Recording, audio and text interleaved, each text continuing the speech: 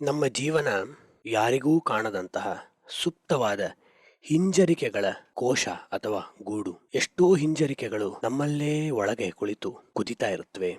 ಅದರ ಜೊತೆಗೆ ಯಾರಿಗೂ ನಾವು ಹೇಳಿಕೊಳ್ಳಲಾಗದ ಹಸಿವುಗಳು, ಕಾಮನೆಗಳು ನಮ್ಮೊಳಗೆ ಭೂತವಾಗಿ ಕುಣಿತಾ ಇರುತ್ತವೆ. ಅದರ ಜೊತೆಗೆ ಪರಿಶ್ರಮ, ಪ್ರಾಮಾಣಿಕತೆಯನ್ನ ನಾವು ಮರೆಯುತ್ತಾ ಹೋಗುತ್ತೇವೆ. ಇದೆಲ್ಲವನ್ನೂ ನಾವು ಹೇಗೋ ನಿವಾರಿಸಿಕೊಂಡರೆ, ನೆರವೇರಿಸಿಕೊಂಡರೆ ಎಲ್ಲರಿಗಿಂತ ನಾವು ಮೇಲು ಅನ್ನುವ ಕೀಳರಿಮೆ, ಅಂದ್ರೆ ನಾವ್ಯಾವತ್ತು ಬೇರೆಯವ್ರಿಗಿಂತ ಮೇಲೆ ಅಂತ ತೋರ್ಸ್ಕೊಳಕ್ ಹೋಗ್ತೀವೋ ಅದು ನಮ್ಮೊಳಗಿನ ಒಂದು ಕೀಳರಿಮೆಯನ್ನ ತೋರ್ಸತ್ತೆ. ಈ ಕೀಳರಿಮೆಯಿಂದ ತೊಳಲಾಟ ಅನುಭವಿಸ್ತಿರ್ತೀವಿ. ಇವತ್ತು ನಮ್ಮಲ್ಲಿ ಹರಿತಿರೋ ಈ ಸೂಕ್ಷ್ಮ ಪ್ರವಾಹಗಳನ್ನ ಅರ್ಥ ಮಾಡ್ಕೊಳ್ಳೋಣ. ಹೇಗೆ ನಮ್ಮಲ್ಲಿ ಅಡಗಿರುವ ಹಿಂಜರಿಕೆಗಳನ್ನ ನಿವಾರಿಸಿಕೊಳ್ಳೋದು, ಧೈರ್ಯವನ್ನ ಹೇಗೆ ಜಾಗೃತಗೊಳಿಸಿಕೊಳ್ಳುವುದು, ಜೀವನದಲ್ಲಿ ನಮ್ಮ ಅಹಂಕಾರವನ್ನ ಬೆಳೆಸಿಕೊಳ್ಳದೆ ನಾವು ಮಾತ್ರ ಬೆಳೆಯುವುದು ಹೇಗೆ. ಇವತ್ತಿನ ಈ ಮಂಕುತಿಮ್ಮನ ಕಗ್ಗದ ಸಂಚಿಕೆಯಲ್ಲಿ ನಮಗೆ ಡಿವಿಜಿಯವರು ಮನುಷ್ಯನ ಮನಸ್ಸಿನ ಆಳವನ್ನ ಹೊಕ್ಕು ಅರ್ಥ ಮಾಡಿಕೊಳ್ಳೋ, ಸ್ಪಷ್ಟನೆಯನ್ನ ನಮಗೆ ನಾವೇ ಗ್ರಹಿಸಿಕೊಳ್ಳೋ ಒಂದು ಅಪರೂಪವಾದ ಶಕ್ತಿಯನ್ನ ಕೊಡ್ತಾರೆ. ಈ ಪ್ರತಿ ಕಗ್ಗವೂ ಸಹ ನಮ್ಮ ಅಂತರಂಗದ ಕನ್ನಡಿಗಳು, ನಮ್ಮೊಳಗಿನ ಪ್ಯಾಟರ್ನ್ಗಳನ್ನ, ಮಾದರಿಗಳನ್ನ ನಮಗೆ ತೆಗೆದು ತೋರಿಸುವ, ಬಿಚ್ಚಿ ತೆರೆದಿಡುವ ಅದ್ಭುತ ವಾಹಿನಿಗಳು ಅಂತ ಹೇಳಬಹುದು. ಮೊದಲು ನಾವು ಶೆಡಿಂಗ್ ಶೈನಸ್ ಅಂದ್ರೆ ಈ ನಮ್ಮೊಳಗೆ ಇರುವ ಅತಿಯಾದ ಹಿಂಜರಿಕೆಗಳು, ಇನ್ಹಿಬಿಷನ್ಗಳನ್ನ ಹೇಗೆ ನಿವಾರಿಸ್ಕೋಬೇಕು ಅನ್ನೋದನ್ನ ಯೋಚನೆ ಮಾಡೋಣ. ಈ ಹಿಂಜರಿಕೆಗಳು ಸ್ನೇಹಿತರೆ, ನಾವು ಬೇಕೋ ಬೇಡವೋ ಅವು ನಮ್ಮ ವ್ಯಕ್ತಿತ್ವದ ಭಾಗ. ನಮ್ಮ ಹಿಂದಿನ ನೆನಪುಗಳು ನಮ್ಮ ಮೇಲೆ ಹೊರಿಸಿರುವ ಭಾರ. ಡಿವಿಜಿಯವರು ಯಾವತ್ತು ಮನುಷ್ಯ ಸತ್ಯಕ್ಕಾಗಿ ನಿಂತ್ಕೊಳ್ತಾನೋ ಅಥವಾ ನಿಂತ್ಕೋತಾಳೋ ಆಗ ಈ ಹಿಂಜರಿಕೆಗಳು, ಇನ್ಹಿಬಿಷನ್ಗಳು ತಮ್ಮ ಬಿಗಿಯನ್ನ ನಮ್ಮ ಮೇಲೆ ಸಡಿಲಗೊಳಿಸುತ್ತವೆ ಅಂತ ಹೇಳ್ತಾರೆ. ಅದ್ರ ಜೊತೆಗೆ ನಮ್ಮಲ್ಲಿ ಭಯಗಳಿದೆಯಲ್ಲ, ರಿಸ್ಕ್ ಟೇಕಿಂಗ್ಗೆ ಯಾವುದೋ ಒಂದು ರೀತಿ ಭಯ, ಏನೋ ಆಗ್ಬಿಡುತ್ತೆ, ಏನೋ ಕಳ್ಕೊಂಡ್ಬಿಡ್ತೀವಿ ಅಂತ. ಅದರಿಂದ ನಮ್ಮ ಮೆಂಟಲ್ ಪೀಸ್ ಇವತ್ತು ಹಿಂದಿನಗಿಂತ ಹೆಚ್ಚು ಕಡಿಮೆ ಆಗ್ತಾ ಹೋಗ್ತಿದೆ. ಅದಕ್ಕೆ ಕಾರಣ, ಹಿಂದೆ ಮನುಷ್ಯನಿಗೆ ರಿಸ್ಕ್ ಟೇಕಿಂಗ್ ಫ್ರೀಡಮ್ ಸಹಜವಾಗಿ ಕಡಿಮೆ ಇತ್ತು. ಇವತ್ತು ವರ್ಕ್ ಪ್ಲೇಸ್, ರಿಲೇಶನ್ಶಿಪ್ ಎಲ್ಲದರಲ್ಲೂ ಸಹ ನಮ್ಮ ನಿರ್ಧಾರಗಳೇ, ವ್ಯಕ್ತಿ ನಿರ್ಧಾರಗಳೇ ಮುಖ್ಯ ಅನ್ನೋದು ಆಗಿರೋದ್ರಿಂದ ನಮ್ಮಲ್ಲಿ ಪ್ರತಿ ಹಂತದಲ್ಲೂ ಒಂದು ರೀತಿಯ ರಿಸ್ಕ್ ಅವರ್ಷನ್, ಏನಾಗ್ಬಿಡುತ್ತೋ ಅನ್ನೋ ದುಗುಡಗಳು, ತಳಮಳಗಳು ಹೆಚ್ಚಾಗ್ತಿವೆ. ಇವತ್ತು ಅದರ ಬಗ್ಗೆನೂ ಸಹ ಯೋಚನೆ ಮಾಡೋಣ. ಅದೆಲ್ಲದರ ಜೊತೆಗೆ ಡಿವಿಜಿ ಅವರು, ಬಸವ ಗುರುಗಳು ಯಾವತ್ತೂ ಹೇಳಿದ ಮುಖ್ಯವಾದಂತಹ ಅಂಶ ಅಂದ್ರೆ ಇಂಡಿಸ್ಪೆನ್ಸಿಬಿಲಿಟಿ ಆಫ್ ಎಫರ್ಟ್.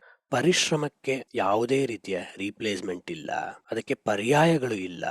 ಪರಿಶ್ರಮ ಅನ್ನೋದು ಸಂತೋಷ ಜೀವನದ ವಿರೋಧಿ ಅಲ್ಲ. ಪರಿಶ್ರಮ ಅನ್ನೋದು ಸಂತೋಷ ಜೀವನಕ್ಕೆ ಒಂದು ಸೇತುವೆ. ಹೇಗೆ ಅದನ್ನ ಜೀವನದಲ್ಲಿ ಅಳವಡಿಸ್ಕೋಬೇಕು, ಹೇಗೆ ನಮ್ಮ ಜೀವನದ ಉದ್ದೇಶ ಘನತತ್ವದ ಜೊತೆ ನಮ್ಮ ಪರಿಶ್ರಮವನ್ನ ಸಮ್ಮಿಳಿತಗೊಳಿಸಿದಾಗ, ಸ್ಟ್ರೀಮ್ಲೈನ್ಡ್ ಮಾಡಿದಾಗ ಅದು ಹೊರೆ ಆಗೋದು ಕಡಿಮೆ ಆಗಿ ಮುದವಾಗುವಂತಹ ಪರಿಶ್ರಮ ಆಗತ್ತೆ.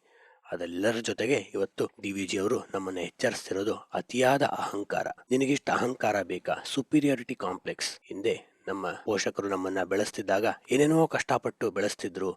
ಇವತ್ತು ಏನೋ ಒಂದು ಹಂತಕ್ಕೆ ತಲುಪ್ತಿದ್ದಾಗೇನೆ ಅರ್ಬನ್ ಹ್ಯೂಬ್ರಿಸ್ ಅಂತಾರ ಅದಕ್ಕೆ. ಸಿಟಿ ಲೈಫಲ್ಲಿ ನಮಗೆ ಒಂದು ರೀತಿ ಆರೋಗೆನ್ಸ್ ಬಂದ್ಬಿಟ್ಟಿದೆ. ಅದರ ಬಗ್ಗೆ ಡಿವಿಜಿ ಅವರ ಎಚ್ಚರಿಕೆ ಏನು ಅನ್ನೋದನ್ನ ನೋಡ್ತಾ ಮೊದಲ ಕಗ್ಗಕ್ಕೆ ಹೋಗೋಣ. ನಾಚಿಕೆಯದೇಕೆ ನೀ ಬದುಕಿನಲ್ಲಿ ಸೊಗವಡಲು, ಚಾಚುತಿಹುದಾತ್ಮ ನಾಲಗೆಯ ದೆಸೆ ದೆಸೆಗೆ, ಬಾಚಿಕೊಳಲಮೃತ ಕಣಗಳನ್ನೆಲ್ಲ ತನ್ನೆಡೆಗೆ, ಸಾಜ ಸುಖವಾತ್ಮಂಗೆ ಮಂಕುತಿಮ್ಮ. ನಮ್ಮ ಮನಸ್ಸು ಈ ಹಿಂಜರಿಕೆಗಳನ್ನ ಅನುಭವಿಸುತ್ತೆ. ಯಾಕೆ ಅಂದ್ರೆ, ನಾವು ಸಂತೋಷವಾಗಿರೋದನ್ನ ಯಾರಾದ್ರೂ ನೋಡ್ಬಿಟ್ರೆ ಏನೋ ಅನ್ಕೋತಾರೆ, ಏನಪ್ಪ ಇಷ್ಟು ಸಂತೋಷವಾಗಿದ್ದಾರೆ, ಇನ್ನೊಂದೇನೋ ನಂಬಿಕೆ ಇದೆ, ಕಣ್ಣು ಬಿಟ್ಬಿಡ್ತಾರೆ, ಕಣ್ಣು ಬಿಟ್ರೆ ನಮ್ಗೇನೋ ಕಷ್ಟ ಆಗತ್ತೆ. ಹಂಗಂತ ಸಮಸ್ಯೆ ಇಲ್ಲದಿದ್ರು ಸಮಸ್ಯೆ ಇರುವ ರೀತಿ ಬದುಕ್ತಾ ಹೋಗೋದು. ಒಂಥರ ಒಳ್ಳೆದಾಗಿ ಕಾಣದಿರುವ ಬಟ್ಟೆಗಳನ್ನ ಹಾಕೊಳ್ಳೋದು, ಕಾರ್ನ ಧೂಳ್ ಇಟ್ಕೊಂಡಿರೋದು, ಮನೇನ ರಿನೋವೇಟ್ ಮಾಡ್ಸಕ್ಕೆ ಶಕ್ತಿ ಇದ್ರು ಅಲ್ಲೆಲ್ಲ ತೇಪೆ ಕಾಣೋಂಗೆ ಬಿಟ್ಟಿರೋದು ಅಥವಾ ಬೀಳ್ತಿರತ್ತೆ ಉದ್ರಿ. ಅದನ್ನೇ ಬಿಟ್ಟು ಆಗ್ಲಿ ಬಿಡು, ಏನಾಗ್ಬೇಕಾಗಿದೆ, ಜನ ಏನೋ ಅನ್ಕೋತಾರೆ, ಚೆನ್ನಾಗಿದ್ದೀವಿ ಅಂದ್ರೆ. ಈ ರೀತಿಯ ದುಗುಡಗಳು ನಮ್ಮಲ್ಲಿ ಕಾಡ್ತಿರುತ್ತೆ. ಮನೆಯಲ್ಲಿ ಒಂದು ಕಂಫರ್ಟಬಲ್ ಬೆಡ್ ಇರ್ಬೇಕು ಅಂದ್ರೆ, ಇಲ್ಲ ಅದೇ ಆಗ್ಬೇಕು, ಎಷ್ಟೋ ಕಷ್ಟ ಆಯ್ತು ಮೊದ್ಲು, ಕರೆಕ್ಟು. ಆದ್ರೆ ಈಗ ನೀನು ಭರಿಸುವ ಶಕ್ತಿ ಇದ್ದಾಗ ನಾಚಿಕೆ ಏಕೆ? ಅದನ್ನ ಡಿವಿಜಿ ಕೇಳ್ತಿರೋದು. ನಾಚಿಕೆಯದೇಕೆ ನೀ ಬದುಕಿನಲ್ಲಿ ಸೊಗವಡಲು. ನಾಚಿಕೆ ಯಾಕೆ? ಬದುಕಿನಲ್ಲಿ ಸುಖ ಪಡಲು. ನಿನಗ್ ಸಮಸ್ಯೆ ಇದೆ, ಟೆಂಪರೇಚರ್ದು ಅಂದ್ರೆ ನಿನಗೆ ಭರಿಸಕ್ಕೆ ಆಗತ್ತೆ ಅನ್ನೋದಾದ್ರೆ ಏರ್ ಕಂಡೀಷನ್ ಹಾಕೋ, ಇಲ್ಲ ಫ್ಯಾನ್ ಹಾಕೋ. ಅಂದ್ರೆ ಸ್ನೇಹಿತರೆ, ಒಂದು ನಾವು ಸ್ಪಷ್ಟವಾಗಿ ತಿಳ್ಕೋಬೇಕು. ಸುಮ್ನೆ ಹುಚ್ಚುಚ್ಚಾಗಿ ಜಗತ್ತನ್ನ ಇಂಪ್ರೆಸ್ ಮಾಡಕ್ಕೆ ಖರ್ಚು ಮಾಡೋದು ಒಂದು ರೀತಿಯ ಹುಚ್ಚಾದ್ರೆ, ಇನ್ನೊಂದು ರೀತಿ ಜಗತ್ನಲ್ಲಿ ನಾವು ತುಂಬಾ ಸಿಂಪಲ್ ಅಂತ ತೋರ್ಸ್ಕೊಳಕ್ಕೆ ಅತಿಯಾಗಿ ಉಳಿಸೋದು ಇನ್ನೊಂದು ಹುಚ್ಚು. ಯಾರೋ ಒಬ್ರು ಸ್ನೇಹಿತರು 1 TB ಫೋನ್ ಇಟ್ಕೊಂಡು ಸಹ ಪ್ರತಿಯೊಂದು ಫೋಟೋ ತೆಗೆದ್ಮೇಲೆ ಅದನ್ನ ಕಂಪ್ರೆಸ್ ಮಾಡಿ ಒಂದು ಫೋಟೋ 3-4 MB ಇದ್ರೆ ಅದನ್ನ ಕಂಪ್ರೆಸ್ ಮಾಡಿ 100 KB ಇಳಿಸ್ಬಿಟ್ಟಿರ್ತಾರೆ. ಯಾಕೆ? ನಾವೆಲ್ಲ ಫೋನ್ ತಗೊಳ್ತಿದ್ದಾಗ ಅಂದ್ರೆ 6-8ನೇ ಇಸ್ವಿಲಿ ಫೋನ್ಗೆ ಮೆಮೊರಿ ಸಮಸ್ಯೆಗಳಿರ್ತಿತ್ತು. 1 GB ಟೋಟಲ್ ಮೆಮೊರಿ ಇರ್ತಿತ್ತು, 2 GB ಅದು ಕಾರ್ಡ್ ಹಾಕ್ಬೇಕಾಗ್ತಿತ್ತು. ಇವತ್ತು TB ಬಂದ್ಬಿಟ್ಟಿದೆ ಸ್ನೇಹಿತರೆ. ಆದ್ರೆ ನಮ್ಮ ಹೃದಯ ವೈಶಾಲ್ಯತೆ ದೊಡ್ಡದಾಗಿಲ್ಲ, ಮೆಮೊರಿಗಳು ದೊಡ್ಡದಾಗ್ತಿದೆ. ಫೋನಲ್ಲಿ, ಲ್ಯಾಪ್ಟಾಪ್ಗಳಲ್ಲಿ ನಮ್ಮ ಹೃದಯ ವೈಶಾಲ್ಯತೆ ಸಂಕುಚಿತವಾಗ್ತಾ ಹೋಗ್ತಿದೆ. ಯಾಕೆ? ಏನೋ ಒಂದು ಅನುಭವಿಸ್ಬಿಟ್ರೆ ನನಗೆ ಸಮಸ್ಯೆ, ಎಲ್ಲರೂ ನೋಡ್ತಾರೆ, ಚೆನ್ನಾಗಿರಬಾರ್ದು ಅನ್ನೋದನ್ನ ಒಂದು ರೀತಿ ರೂಲ್ ಮಾಡ್ಕೊಂಡು ಬದುಕೋದು ಸಹ ಒಂದು ಹುಚ್ಚಾಗ್ಬಿಡತ್ತೆ. ಆಗ ನೀನು ನಕಲಿ ಸನ್ಯಾಸತ್ವವನ್ನ ಪೋಷಿಸಿ ನನಗೇನು ಸಿಕ್ಕಿಲ್ಲ, ನಾನು ಹಿಂಗೆ ಇದ್ದೀನಿ, ನಾನು ತುಂಬಾ ಸಿಂಪಲ್ಲು, ನನಗಂತ ನಾ ಏನು ಮಾಡ್ಕೊಂಡಿಲ್ಲ, ಅದನ್ನೇ ಒಂದು ಪ್ರಮೋಟ್ ಮಾಡ್ಕೊಳಕ್ ಶುರು ಮಾಡ್ತೀವಿ. ಬೇಕಿಲ್ಲ. ಚೆನ್ನಾಗಿ ಬದುಕಕ್ಕೆ, ನಿನಗೆ ಭರಿಸುವ ಶಕ್ತಿ ಇದ್ದಂತೆ ಚೆನ್ನಾಗಿ ಬದುಕಕ್ಕೆ ಯಾವುದೇ ರೀತಿಯ ನಾಚಿಕೆಗಳು ಬೇಕಿಲ್ಲ. ನಾಚಿಕೆಯದೇಕೆ ನೀಂ ಬದುಕಿನಲ್ಲಿ ಸೊಗವಡಲು, ಚಾಚುತಿಹುದಾತ್ಮ ನಾಲಗೆಯ ದೆಸೆಗೆ. ಮನುಷ್ಯನ ಕೋರ್ ಅನ್ನೋದು, ದ ಸೆಂಟ್ರಲ್ ಎಸೆನ್ಸ್ ಅನ್ನೋದು ಆತ್ಮ. ಅದರಿಂದಲೇ ದೇಹ ಮತ್ತು ಮನಸ್ಸುಗಳಿಗೆ ಚೈತನ್ಯ ಅನ್ನೋದಿರೋದು. ಆ ಆತ್ಮ ತನ್ನ ನಾಲಗೆಯನ್ನ ಹೊರಮುಖವಾಗಿ ದೆಸೆಗೆ ದಿಕ್ಕುಗೆ ತಾಚ್ತಿರುತ್ತೆ. ಅಂದ್ರೆ ಏನೇನೋ ಬಯಸ್ತಿರತ್ತೆ. ಸ್ವಲ್ಪ ಮಟ್ಟಿಗೆ ಅವುಗಳನ್ನ ನಾವು ನೆರವೇರಿಸ್ಬೇಕಾಗತ್ತೆ. ಅಂದ್ರೆ ತೀರಾ ನಾವು ನಮ್ಮ ದೇಹವನ್ನ ಹಿಂಸಿಸಿ ಸನ್ಯಾಸತ್ವವನ್ನ ತಗೊಳಕ್ ಸಾಧ್ಯವಿಲ್ಲ. ನಿಜವಾದ ಸನ್ಯಾಸತ್ವ ಬುದ್ಧನ ಕಥೆಗಳಲ್ಲಿ ನಾವು ನೋಡಬಹುದು. ಸಿದ್ಧಾರ್ಥ ಗೌತಮ ರಾತ್ರಿ ಹೊತ್ತೆದ್ದು ಹೋಗಿ ಎಷ್ಟೋ ಹೊತ್ತು ತಪಸ್ನ ಮಾಡಿ ಪ್ರಯತ್ನ ಮಾಡ್ತಿರ್ತಾನೆ. ಆಗ ಅವನ ಜೊತೆ ಇನ್ನೂ ಒಂದಿಷ್ಟು ಜನ ಬಂದು ಶಿಷ್ಯರಾಗಿ ಸೇರ್ಕೋತಾರೆ. ಅವನು ಎಲ್ಲರಿಗೂ ಹೇಳ್ತಿರ್ತಾನೆ, ತುಂಬಾ ಕಡಿಮೆ, 1 ಅಗಳು ತಿನ್ಬೇಕು ದಿನಕ್ಕೆ, ತುಂಬಾ ಹಸ್ಕೊಂಡಿರ್ಬೇಕು, ಎಲ್ಲರೂ ಸಹ ಕ್ಷೀಣಿಸ್ಬಿಟ್ಟಿರ್ತಾರೆ. ಆಗ ಒಂದು ಕಡೆ ಯಾರೋ ಒಬ್ರು ಸಂಗೀತ ಹೇಳ್ಕೊಡ್ತಿರ್ತಾರೆ. ಬುದ್ಧನಿಗೆ ಅದು ಕೇಳ್ಸತ್ತೆ. ಏನು ಅಂದ್ರೆ, ಸಂಗೀತದ ಶ್ರುತಿ ಹಿಡಿಬೇಕು ಅಂದ್ರೆ, ನಾದ ನಿನಗೆ ಸಿಗಬೇಕು ಅಂದ್ರೆ ಗಾಳಿಯನ್ನ ಬೊಗಸೆಯಲ್ಲಿ ಹಿಡಿದ ಹಾಗೆ ನೀನು ತುಂಬಾ ಗಟ್ಟಿಯಾಗಿ ಹಿಡಿದ್ರೆ ಹೋಗ್ಬಿಡತ್ತೆ, ಅಥವಾ ಬೊಗಸೆನೇ ಮಾಡದಿದ್ರೆ ಅದು ಹಿಡಿಯಕ್ಕೂ ಆಗಲ್ಲ. ಹಾಗಾಗಿ ಮಾಡರೇಷನ್ ಬೇಕು, ಅಂದ್ರೆ ಸೂಕ್ಷ್ಮವಾಗಿ ನೀನು ಅದನ್ನ ಹಿಡಿಬೇಕು ಅಂತ ಹೇಳ್ತಿರ್ತಾರೆ. ಅದು ಬುದ್ಧರಿಗೆ ಒಂದು ರೀತಿ ಜ್ಞಾನೋದಯ ಆದಂಗ ಆಗ್ಬಿಡತ್ತೆ. ಇದೇ ಅಲ್ವಾ ಜೀವನದ ರೀತಿ ಆಗ್ಬೇಕಾಗಿದ್ದು. ಯಾಕಿಷ್ಟು ನಾವು ನರಳಬೇಕು? ನರಳೋದ್ರಿಂದ ಆಧ್ಯಾತ್ಮಿಕತೆ ಹೆಚ್ಚಾಗತ್ತಾ? ಇಲ್ಲ ಅಂದಾಗ ಅವರು ಒಂದು ತತ್ವವನ್ನ ಪೋಷಿಸಿ ಸಮಾಜಕ್ಕೆ ಹೇಳ್ತಾರೆ. ಅದು ಮಾಧ್ಯಮಿಕ ತತ್ವ. ಮಾಧ್ಯಮಿಕ ಅಂದ್ರೆ ಸೆಂಟ್ರಲ್ ಅಥವಾ ಮಿಡ್ಲ್ ಪಾತ್ ಅಂತಾರೆ. ನೀವು ಹುಡುಕ್ ನೋಡ್ಬೋದು. ಅದನ್ನ ಮುಂದೆ ನಾಗಾರ್ಜುನ ಅನ್ನೋರು ಇನ್ನೂ ಅದ್ಭುತವಾಗಿ ಹೇಳಿದ್ರು. ಅಂದ್ರೆ ಅತಿಯಾಗಿ ನಾವು ದೇಹವನ್ನ ಹಿಂಸಿಸೋದ್ರಿಂದ ನಮಗೆ ಸನ್ಯಾಸತ್ವ ಸಿಗಕ್ ಸಾಧ್ಯವಿಲ್ಲ, ಡಿಟ್ಯಾಚ್ಮೆಂಟ್, ಲಿಬರೇಷನ್ ಸಿಗಕ್ಕೆ ಸಾಧ್ಯವಿಲ್ಲ. ಹೇಗೆ ಅತಿಯಾಗಿ ಭೋಗಿಸೋದು ತಪ್ಪೋ, ಅತಿಯಾಗಿ ದೇಹವನ್ನ ಶಿಕ್ಷಿಸೋದು ಸಹ ತಪ್ಪು. ದೇಹ ಅನ್ನೋದು ಕುದುರೆ ಆದ್ರೆ, ಕುದುರೆ ನಮ್ಮ ಕಂಟ್ರೋಲ್ ಅಲ್ಲಿ ಇರ್ಬೇಕು ಮೇಲ್ಗಡೆ ಕೂತಿರೋ ಮನಸ್ಸಿಗೆ. ಅಂದ್ರೆ ಕುದುರೆಗೆ ಸಿಕ್ಕಂಗ್ ಆಹಾರ ಹಾಕ್ಬಿಟ್ರೆ ಹೆಂಗೆ ಅತಿ ಶಕ್ತಿ ಆಗ್ಬಿಟ್ಟು ಮನಸ್ಸು ಅನ್ನುವ ಒಡೆಯನ್ ಮಾತು ಕೇಳಲ್ವೋ, ಅದೇ ರೀತಿ ಕುದುರೆ ಏನೂ ಹಾಕದಿದ್ರೆ ನಿಶಕ್ತಿಯಾಗಿ ನೀನು ಮುಂದೆ ಹೋಗಕ್ಕೆ ಆಗಲ್ಲ. ಆ ತತ್ವವನ್ನ ಅರಿತುಕೊಂಡ ಬುದ್ಧರು ಏನ್ ಹೇಳಿದ್ರು ಅದನ್ನ ಇಲ್ಲಿ DVG ಹೇಳ್ತಿರೋದು. ಚಾಚುತಿಹುದಾತ್ಮ ನಾಲಗೆಯ ದೆಸೆಗೆ. ಯಾಕೆ? ಒಂದಿಷ್ಟು ಒಳ್ಳೇದು ಇರುತ್ತಲ್ಲ, ಸ್ವಲ್ಪ ಮಟ್ಟಿಗೆ ಮುದ ಬೇಕಲ್ವಾ? ಬಾಚಿಕೊಳ್ಳಲ ಅಮೃತ ಕಣಗಳನ್ನೆಲ್ಲ ತನ್ನೆಡೆಗೆ. ಆತ್ಮ ಅನ್ನೋದು ಅಮೃತ ಕಣಗಳನ್ನ ಬೇರೆ ಬೇರೆ ರೀತಿ, ಒಳ್ಳೆ ಸಂಗೀತ, ಒಳ್ಳೆ ಸಾಹಿತ್ಯ. ಒಂದಿಷ್ಟು ಜನ ಸಾಹಿತ್ಯ ಓದಿದ್ರೆ ಮನಸ್ಸು ಕೆಟ್ಟೋಗತ್ತೆ, ಅದಕ್ಕೆ ಪ್ಲಾಟೋಸ್ ಫಿಲಾಸಫಿನೇ ಎಷ್ಟೊಂದ್ ಜನ ತಪ್ಪು ಅಂತ ಹೇಳ್ತಾರಲ್ಲ. ಪ್ಲಾಟೋ ಕಾವ್ಯ ಅನ್ನೋದು ಮನುಷ್ಯನನ್ನ ದುರ್ಬಲಗೊಳಿಸತ್ತೆ ಅಂತ ಹೇಳಿದ್ರು. ಆ ದೌರ್ಬಲ್ಯ ಅನ್ನೋದು ಪ್ಲಾಟೋರ್ಗೆ ಏನ್ ಅರ್ಥ ಆಗ್ಲಿಲ್ಲ ಅಂದ್ರೆ ವಲ್ನರಬಿಲಿಟಿ. ರಿಲೇಶನ್ಶಿಪ್ ಅಲ್ಲಿ ಆ ವಲ್ನರಬಿಲಿಟಿ ಬೇಕೇ ಬೇಕು. ಇಲ್ಲಾಂದ್ರೆ ನಾನೇ ಶ್ರೇಷ್ಠ, ನಾನೇ ಶಕ್ತಿವಂತ ಅಂತ ಹೊಡೆದಾಡಕ್ ಶುರು ಮಾಡೋದ್ರಿಂದಾನೆ ಡಿವೋರ್ಸ್ ರೇಟು ಎಕ್ಸ್ಪೋನೆನ್ಷಿಯಲ್ ಆಗಿ ಇವತ್ತು ಏರ್ತಿರೋದು. ಅಂದ್ರೆ ರಿಲೇಶನ್ಶಿಪ್ಗೆ ಹೆಂಗ್ ಒಂದ್ ಲೆವೆಲ್ಗೆ ವಲ್ನರಬಿಲಿಟಿ ಬೇಕು, ಹಾಗೆ ಜೀವನದಲ್ಲೂ ಒಂದ್ ರೀತಿ ವಲ್ನರಬಿಲಿಟಿ ಬೇಕು. ಮನುಷ್ಯ ಯಾವುದೋ ಒಂದು ಸೂಕ್ಷ್ಮ ಭೋಗ ಅಥವಾ ಮುದ ನೀಡುವ ಅನುಭವವನ್ನ ತಿರಸ್ಕರಿಸೋದು ಅವಶ್ಯಕತೆ ಇಲ್ಲ. ಬಾಚಿಕೊಳ್ಳಲು ಅಮೃತ ಕಣಗಳನ್ನೆಲ್ಲ ತನ್ನೆಡೆಗೆ, ಸಹಜ ಸುಖವಾತ್ಮಂಗೆ ಮಂಕುತಿಮ್ಮ. ಸಹಜ ಅಂದ್ರೆ ಸಹಜ ಸುಖ ಆತ್ಮಂಗೆ. ಅಂದ್ರೆ ಆತ್ಮಕ್ಕೂ ಒಂದು ರೀತಿಯ ಸಹಜವಾದಂತಹ ಸುಖ ಅವಶ್ಯಕತೆ ಇದೆಯಪ್ಪ ಮಂಕುತಿಮ್ಮ. ಅದಕ್ಕೇನೆ ಸ್ನೇಹಿತರೆ, ನಾನು ಎಲ್ಲರಿಗೂ ರಿಲೇಶನ್ಶಿಪ್ ಎಸ್ಟ್ರೇಂಜ್ಮೆಂಟ್ ಇರೋರ್ಗೆ ಹೇಳೋದು, ಆ ಓಸ್ನ ನೀವು ರಿನ್ಯೂ ಮಾಡ್ಕೊಂಡಿದ್ದೀರಾ, 10 ವರ್ಷ ಆಯ್ತು, 5 ವರ್ಷ ಆಯ್ತು ಜೊತೆಗಿರಕ್ ಆರಂಭ ಆಗಿ, ನೀವೆಲ್ಲಿ ನಿಂತಿದ್ದೀರಾ ಅಂತ ಒಂದು ಅಪ್ಡೇಟ್ ತಗೊಂಡಿದ್ದೀರಾ? ಹೋಗಿ ಒಂದಿನ ಯಾವುದೋ ಒಂದು ಒಳ್ಳೆ ಡಿನ್ನರ್ಗೆ, ಅಥವಾ setup A candle light dinner in your home. ಮಕ್ಕಳನ್ನ ಕರ್ಕೊಂಡು ಸಫಾರಿಗೆ ಹೋಗಿ, ಏನು ಬೇಕಿಲ್ಲ, ನಮಗೆ ತುಂಬಾ ಕಷ್ಟ ಆಯ್ತು, ನಿನಗೂ ಕಷ್ಟ ಆಗ್ಬೇಕು, ಅದೋ ಅವಶ್ಯಕತೆ ಇಲ್ಲ. ಮಕ್ಕಳು ಹೆಂಗೆ ಕೇಳ್ದೇನೆ 5,000 ಆಟಿಕೆ ಸಾಮಾನು ತಂದ್ಕೊಡೋದು ಹುಚ್ಚೋ, ಅದೇ ರೀತಿ ಮಕ್ಕಳಿಗೆ ಏನು ಕೊಡದೆ ತುಂಬಾ ನಾವು ಓದು ಓದು ಓದು ಅನ್ನೋದು ಇನ್ನೊಂದು ರೀತಿ ಹುಚ್ಚಾಗತ್ತೆ. ಹಂಗಾಗಿ ಸ್ನೇಹಿತರೆ, ಇಲ್ಲಿ DVG ಅವರ ಮುಖ್ಯ ಸಂದೇಶ ಇರೋದು, ಸುಖ ಪಡಲು ನಾಚಿಕೆಯ ಅವಶ್ಯಕತೆ ಇಲ್ಲ. ಸುಖ ಅನ್ನೋದು ಮನುಷ್ಯನಿಗೆ ಅವಶ್ಯಕತೆಗಳಿದೆ. Have moderation, but just don't overdo. Hedonistic treadmill ಮೇಲೆ ನಾವು ನಿಂತ್ಕೊಂಡು ಓಡಿ ಓಡಿ ಓಡಿ ಸುಸ್ತಾಗಿ ಬೀಳೋದು ತಪ್ಪಾದ್ರೆ, ಟ್ರೆಡ್ಮಿಲ್ ಮೇಲೆ ಓಡದೇ ಇರೋದು ಅಷ್ಟೇ ತಪ್ಪು. ಎಲ್ಲದಕ್ಕೂ ಸಹ ಒಂದು ಬ್ಯಾಲೆನ್ಸ್. ಟಾಕ್ಸ್ 33ರ ಕೊನೆ ಕಗ್ಗದಲ್ಲೂ ಈ ವಿಷಯ ಬಂತಲ್ವಾ. ಒಂದು ಬ್ಯಾಲೆನ್ಸ್ ನ ನಾವು ಎಸ್ಟಾಬ್ಲಿಷ್ ಮಾಡ್ಕೊಳ್ಳಕ್ಕೆ ಪ್ರಯತ್ನ ಮಾಡಬೇಕು. ಅಲ್ಲಿಗೆ ಈ ಕಗ್ಗದ ಮುಖ್ಯ ಸಂದೇಶ ಇರೋದು, don't display your wealth but have some enjoyment, but at the same time watch your wallet. ಅಂದ್ರೆ ನಿನ್ನ ಭೋಗವನ್ನ ಇನ್ನೊಬ್ಬರಿಗೆ ತೋರಿಸೋ ಅವಶ್ಯಕತೆ ಇಲ್ಲ. ನಿನಗೆ ಒಳ್ಳೆ ಒಂದು ರೆಸ್ಟೋರೆಂಟ್ಗೆ ಹೋಗಿ ತಿನ್ಬೇಕು ಅಂತ ಆಸೆ ಇದ್ರೆ ತಿನ್ನು, ಆರೋಗ್ಯವನ್ನ ನೋಡ್ಕೋ, ಅದ್ರ ಜೊತೆಗೆ ತಿನ್ನು. ಆದ್ರೆ ಅದನ್ನ ಇನ್ಸ್ಟಾಗ್ರಾಮ್ಗೆ ಹಾಕ್ತೀಯಾ, ಅದಕ್ಕೊಂದು 5 ಲೈಕೋ 10 ಲೈಕೋ ಬರುತ್ತೆ. ಆ 5-10 ಲೈಕ್ ಮತ್ತೆ ಬರ್ತಾನೆ ಇರಬೇಕು ಅಂತ ಪ್ರತಿ ವಾರ ನಾನು ಸಾಲ ಮಾಡ್ಬಿಟ್ಟು ಹೋಗಕ್ ಶುರುವಾದ್ರೆ ಸಮಸ್ಯೆ. ಹಂಗಾಗಿ ಸಂತೋಷವಾಗಿ ಬದುಕು. ಅಲ್ಲಿಗೆ ನಮ್ಗೆ ಏನು ಸ್ಪಷ್ಟವಾಗಿ ಗೊತ್ತಾಗ್ಬೇಕಂದ್ರೆ, ಸಣ್ಣ ಸಂಬಳದ ಕೆಲಸದಲ್ಲೇ ಇರ್ಬೇಕಂತಿಲ್ಲ. ಒಳ್ಳೆ ಸಂಬಳದ ಕೆಲಸ ಹುಡುಕ್ಬೇಕು, ಒಳ್ಳೆ ದುಡಿಮೆ ಮಾಡಬೇಕು ಒಳ್ಳೆ ರೀತಿ. ಅದ್ರ ಜೊತೆಗೆ ಬರೋ ದುಡ್ಡನ್ನ ಸೇವ್ ಮಾಡಬೇಕು. ಅದ್ರ ಜೊತೆಗೆ ಒಂದು ಮಟ್ಟಿಗೆ ಖರ್ಚು ಮಾಡಿಕೊಂಡು ಸುಖ ಪಡಬೇಕು. ಪ್ಲೆಷರ್ಸ್ನ ಗೇನ್ ಮಾಡ್ತಾ ಜೀವನ ಅನುಭವವನ್ನ ಪಡಿತಿರ್ಬೇಕು. ಏನೋ ನಿಮಗೆ ಸ್ಕೈ ಡೈವಿಂಗ್ ಆಸೆ ಇದೆಯಾ, ಹೋಗಿ ಪ್ರಯತ್ನ ಮಾಡು. ಸ್ಕೂಬಾ ಡೈವಿಂಗ್ ಆಸೆ ಇದೆಯಾ, ಹೋಗಿ ಪ್ರಯತ್ನ ಮಾಡು. ಅದನ್ನೇ DVG ಹೇಳ್ತಾರೆ, ನಾಚಿಕೆ ಅದಕ್ಕೆ ನೀ ಬದುಕಿನಲ್ಲಿ ಸೊಗೋಡು. ಇಲ್ಲಪ್ಪ, ನಾನು ತುಂಬಾ ಫಿಲಾಸಫಿ ಎಲ್ಲ ಓದ್ತೀನಿ, ಅದಕ್ಕೆ ಸ್ಕೂಬಾ ಡೈವಿಂಗ್ ಮಾಡಿದ್ರೆ ಜನ ಏನ್ ಅನ್ಕೋತಾರೋ, ಜನ ಏನ್ ಅನ್ಕೋತಾರೋ.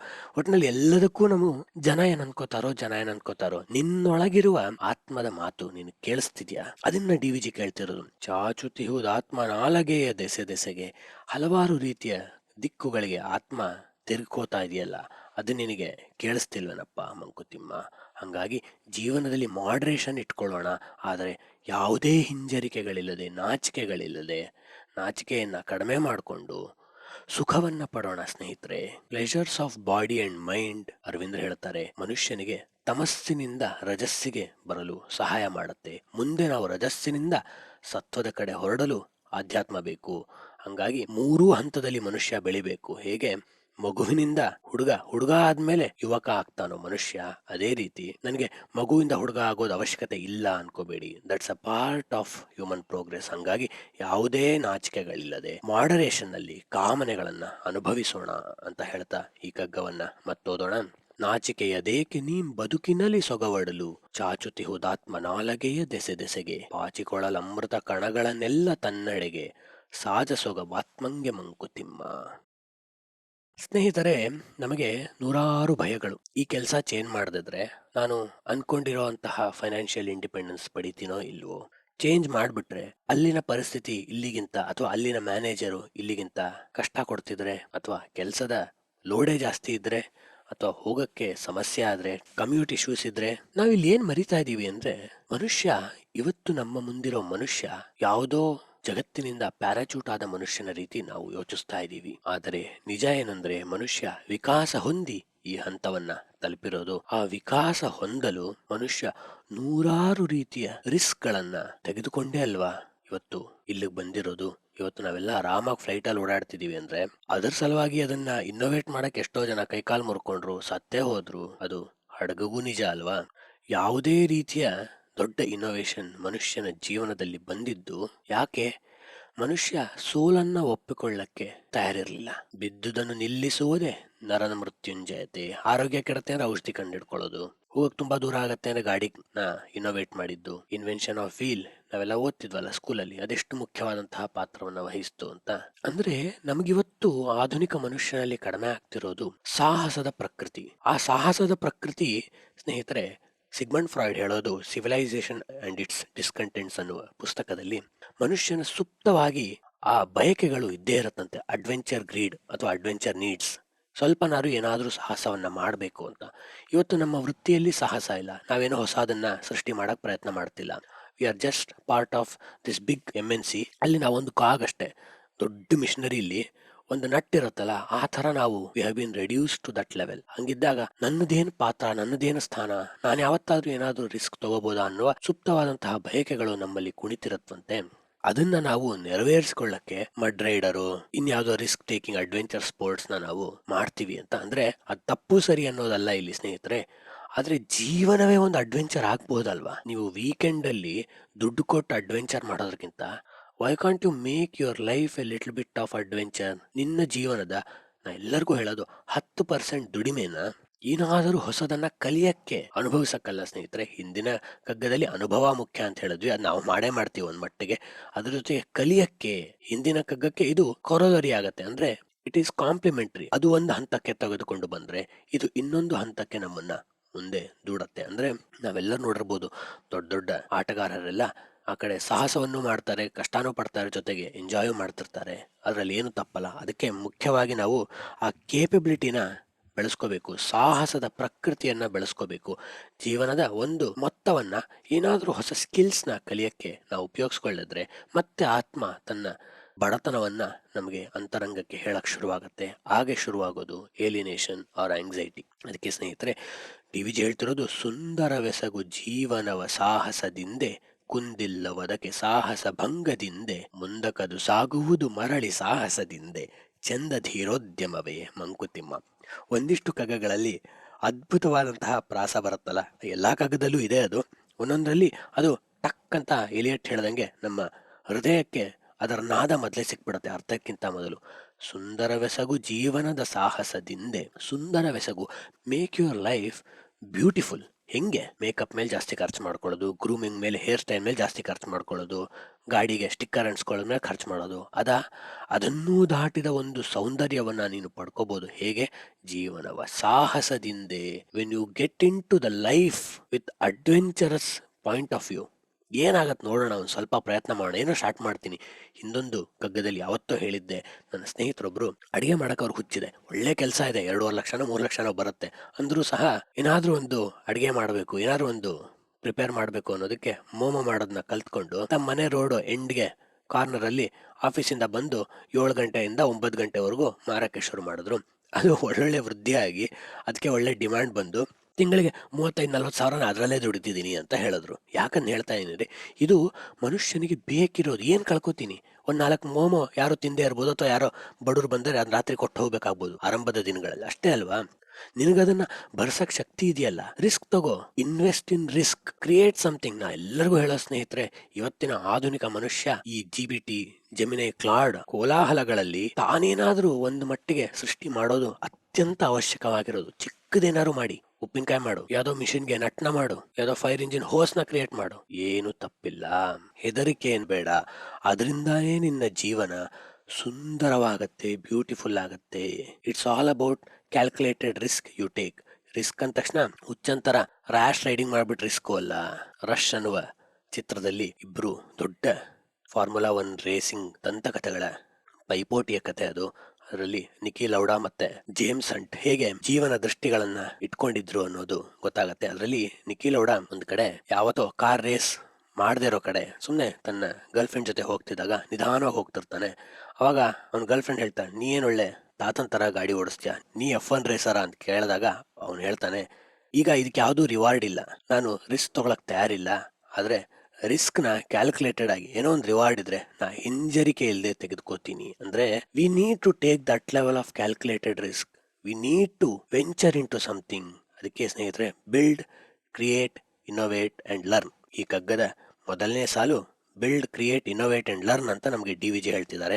ಕುಂದಿಲ್ಲವದಕ್ಕೆ ಸಾಹಸ ಭಂಗದಿಂದೆ. ಜೀವನಕ್ಕೆ ಯಾವುದೇ ಕುಂದಾಗಲ್ಲ ಸ್ವಲ್ಪ ಸಾಹಸ ಮಾಡಿದ್ರೆ. ಸಾಹಸ ಅಂದ್ಕೂಡ್ಲೆ ಮತ್ತೆ ಹೇಳ್ತಾ ಇದ್ದೀನಿ, ವೀಕೆಂಡ್ ಅಲ್ಲಿ ಯಾವ್ದೋ ಒಂದು ಟ್ರಾವೆಲ್ ಮಾಡ್ಕೊಂಡು ಕ್ಲಿಫ್ ಮೇಲೆ ನಿಂತ್ಕೊಂಡು ರಿಸ್ಕಿ ಫೋಟೋ ತಕ್ಕೊಂಡು ಇನ್ಸ್ಟಾಗ್ರಾಮ್ ಅಲ್ಲಿ ಹಾಕಿ ಲೈಕ್ ಗಳಿಸೋದು ಸಾಹಸ ಅಲ್ಲ, ಅದು ಸೋತ ಮನುಷ್ಯನ ಸಾಹಸ. ನಿಜವಾದ ಜೀವನ ಸಾಹಸ ಅಂದ್ರೆ ನಾವು ಒಂದು ರೀತಿಯ ಪ್ರಯತ್ನವನ್ನ ಮಾಡೋದು. ಯಾವುದು ಎಲ್ಲ ಕಂಫರ್ಟೇಬಲ್ ಆಗಿದೀವೋ ಆಗ ಕಂಫರ್ಟ್ನ ಒಂದ್ ಮಟ್ಟಿಗೆ ನಾವು ಪ್ರಶ್ನಿಸೋದು. ಅದಕ್ಕೆ ಮಹಾನ್ ಆಧ್ಯಾತ್ಮಿಕ ಚಿಂತಕರಾಗಿದ್ದ ಆಲ್ಬರ್ಟ್ ಕಮು ತಮ್ಮ ರೆಬೆಲ್ ಅನ್ನುವ ಅದ್ಭುತ ಪುಸ್ತಕದಲ್ಲಿ ಒಂದು ಮಾತು ಹೇಳ್ತಾರೆ. ಈ ಸಾಹಸದ ಪ್ರಕೃತಿ ಇದೆಯಲ್ಲ, ಏನಾಗತ್ ನೋಡೋಣ ಅನ್ನುವ ಪ್ರಕೃತಿ, ಅದೊಂದು ರೀತಿಯ ಶ್ರೇಷ್ಠ ಚಿಂತನೆಯಂತೆ. ಅದಕ್ಕೆ ಅವ್ರು ಹೇಳೋದು, ಸಾಹಸದ ಪ್ರಕೃತಿಗಿಂತ ದೊಡ್ಡ ಸನ್ಯಾಸ ಯಾವುದು ಇಲ್ಲ ಅಂತ. ಏನಪ್ಪ ಹಿಂಗನ್ಬಿಟ್ರು ಅನ್ಸತ್ ನಮ್ಗೆ. ಸನ್ಯಾಸ ಅಂದ್ರೆ ನಮ್ಗೆ ಒಂದ್ ರೀತಿ ಕಾಣಿಸ್ಕೊಳ್ಳೋದಲ್ವಾ, ಸಹಜವಾಗಿ ಸಾಮಾಜಿಕವಾಗಿ ಹೆಂಗೋ ಸನ್ಯಾಸ ಅಂದ್ರೆ. ಅದಲ್ಲ ಅವ್ರು ಹೇಳ್ತಿರೋದು, ರಿಸ್ಕ್ ಟೇಕಿಂಗ್ ಇದೆಯಲ್ಲ ಅದು ಒಂದು ರೀತಿ ಸನ್ಯಾಸ. ಏನಾಗತ್ ನೋಡೋಣ. ಸಾಹಸದಲ್ಲಿ ನನ್ನ ಅಹಂಕಾರ ಮಾತ್ರ ಕಳ್ಕೊತಿರ್ತೀನಿ. ಇವತ್ತಂತೂ ನಮ್ಗೇನು ಹೊಸದೇನೋ ಪ್ರಯತ್ನ ಮಾಡಕ್ ಹೋದ್ರೆ ಜೀವನದಲ್ಲಿ ಒಂದ್ 4 ಪೈಸಾ ಕಳ್ಕೊತೀನಿ ಅನ್ನೋದ್ ಬಿಟ್ರೆ, ನನ್ನ ಅಹಂಕಾರ, ನನ್ನ ಫ್ರೆಂಡ್ಸ್ ಎಲ್ಲ ಏನೋ ಅಂತಾರೆ ಅನ್ನೋ ಹುಚ್ಚನ ನಾನು ಯಾವತ್ತು ಡ್ರಾಪ್ ಮಾಡ್ತೀನೋ ಅದು ನಿಜವಾದ ಸನ್ಯಾಸ. ಅದನ್ ಬಿಟ್ರೆ ನಾ ಏನ್ ಕಳ್ಕೊತಿರ್ತೀನಿ? ಕೈ ಕಳ್ಕೊಳ್ತೀನ, ಕಾಲ್ ಕಳ್ಕೊತೀನ? ಏನೂ ಇಲ್ಲ. ಅದಕ್ಕೆ ಕುಂದಿಲ್ಲವದಕ್ಕೆ ಸಾಹಸ ಭಂಗದಿಂದೆ, ಸುಂದರವೆಸಗು ಜೀವನವ ಸಾಹಸದಿಂದೆ, ಕುಂದಿಲ್ಲವದಕ್ಕೆ ಸಾಹಸ ಭಂಗದಿಂದೆ, ಮುಂದಕದು ಸಾಗುವುದು ಮರಳಿ ಸಾಹಸದಿಂದೆ. ನೋಡಿ ಎಷ್ಟು ಚೆನ್ನಾಗಿದೆ. ಜೀವನ ಮುಂದೆ ಹೋಗೋದೇ ಮತ್ತೆ ಮತ್ತೆ ಮತ್ತೆ ಸಾಹಸ ಪ್ರಕೃತಿಯನ್ನ ಬೆಳೆಸ್ಕೊಳ್ಳೋದು. ಅದಕ್ಕೆ ಸ್ನೇಹಿತರೆ, ಟೇಕ್ ಲಿಟಲ್ ರಿಸ್ಕ್. ಹೊಸ ಸ್ಕಿಲ್ನ ಕಲ್ತ್ಕೊಳ್ಳಿ, ಹೊಸ ಹಾಬಿನ ಏನಾದ್ರೂ ಕಲ್ತ್ಕೊಳ್ಳಿ. ಮಾಡರ್ನ್ ಪೇಂಟಿಂಗ್ ಕಲ್ತ್ಕೋತೀರಾ, ಅಥವಾ ಪೊಯೆಟ್ರಿ ಕ್ಲಾಸಸ್ ಸೇರ್ಕೋತೀರಾ, ಗಿಟಾರ್ ಕಲಿತೀರಾ, ಪ್ರಯತ್ನಿಸಿ. ಏನಾಗ್ಬೇಕಾಗಿದೆ? ಅದಕ್ಕೆ ಡಿ.ವಿ.ಜಿ ಹೇಳ್ತಿರೋದು, ಮುಂದಕ್ಕದು ಸಾಗುವುದು ಮರಳಿ ಸಾಹಸದಿಂದೆ. ಜೀವನ ಮುಂದೆ ಸಾಗೋದೇ ರಿಸ್ಕ್ ಟೇಕಿಂಗ್ ಕೇಪಬಿಲಿಟಿನ ನಾವು ನರ್ಚರ್ ಮಾಡ್ಕೊಂಡಾಗ. ಯಾಕೆ ಇದು ನಾವು ಸೈಕಾಲಜಿಕಲ್ ರಿಸರ್ಚು ಅದನ್ನ ಅಪ್ರೂವ್ ಮಾಡತ್ತಲ್ವಾ. ಯಾವಾಗ ನಾವು ಹೊಸದೇನೋ ಪ್ರಯತ್ನ ಮಾಡ್ತಿರ್ತೀವೋ ಅವತ್ತು ಹೈಯರ್ ಸ್ಟೇಟ್ ಆಫ್ ಅವೇರ್ನೆಸ್ ನಮ್ಗಿರುತ್ತಂತೆ. ಆಗೇನಾಗತ್ತೆ, ಮನುಷ್ಯನ ಮೆದುಳಿನಲ್ಲಿ more number of neural networks will be active ಅಂತೆ. ನರಮಂಡಲಗಳು ಅತಿ ಹೆಚ್ಚು ಜಾಗೃತವಾಗಿರುತ್ತೆ. ಏನೋ ಒಂದು ಪ್ರಯತ್ನ ಮಾಡ್ತಿದ್ದೀನಿ, ಹೊಸದೇನೋ ಕೋಡ್ ಬರಿತಿದ್ದೀನಿ, ಹೊಸದೇನೋ ಪ್ರಾಜೆಕ್ಟ್ ನಾನೇ ಸ್ಟಾರ್ಟ್ ಮಾಡಿದ್ದೀನಿ ಮನೇಲಿ, ಸೈಡ್ ಹಸಲ್ ಅಂತಾರಲ್ಲ, ಅದನ್ನ ಶುರು ಮಾಡು. Start to do side hustle with low intensity risk. ಚಿಕ್ಕ ಚಿಕ್ಕ ರಿಸ್ಕ್ಗಳು ನಾವು ಗೆಲ್ತಾ ಹೋದ್ರೆ ಸ್ನೇಹಿತರೆ, ಚಂದ ಧೀರೋದ್ಯಮವೇ ಮಂಕುತಿಮ್ಮ. ಕರೇಜ್ ಈಸ್ ಬ್ಯೂಟಿ ಅಂತಿದ್ದಾರೆ ಡಿ.ವಿ.ಜಿ. ಧೀರೋದ್ಯಮ, ಅದು ಧೀರೋದ್ಯಮ ಎಷ್ಟು ಚೆನ್ನಾಗಿದೆ ನೋಡಿ ಪದ. ಅದು ಧೀರತನದ ಉದ್ಯಮ. The industry of courage, the nurturing of courage ಇದೆಯಲ್ಲ, that is beauty.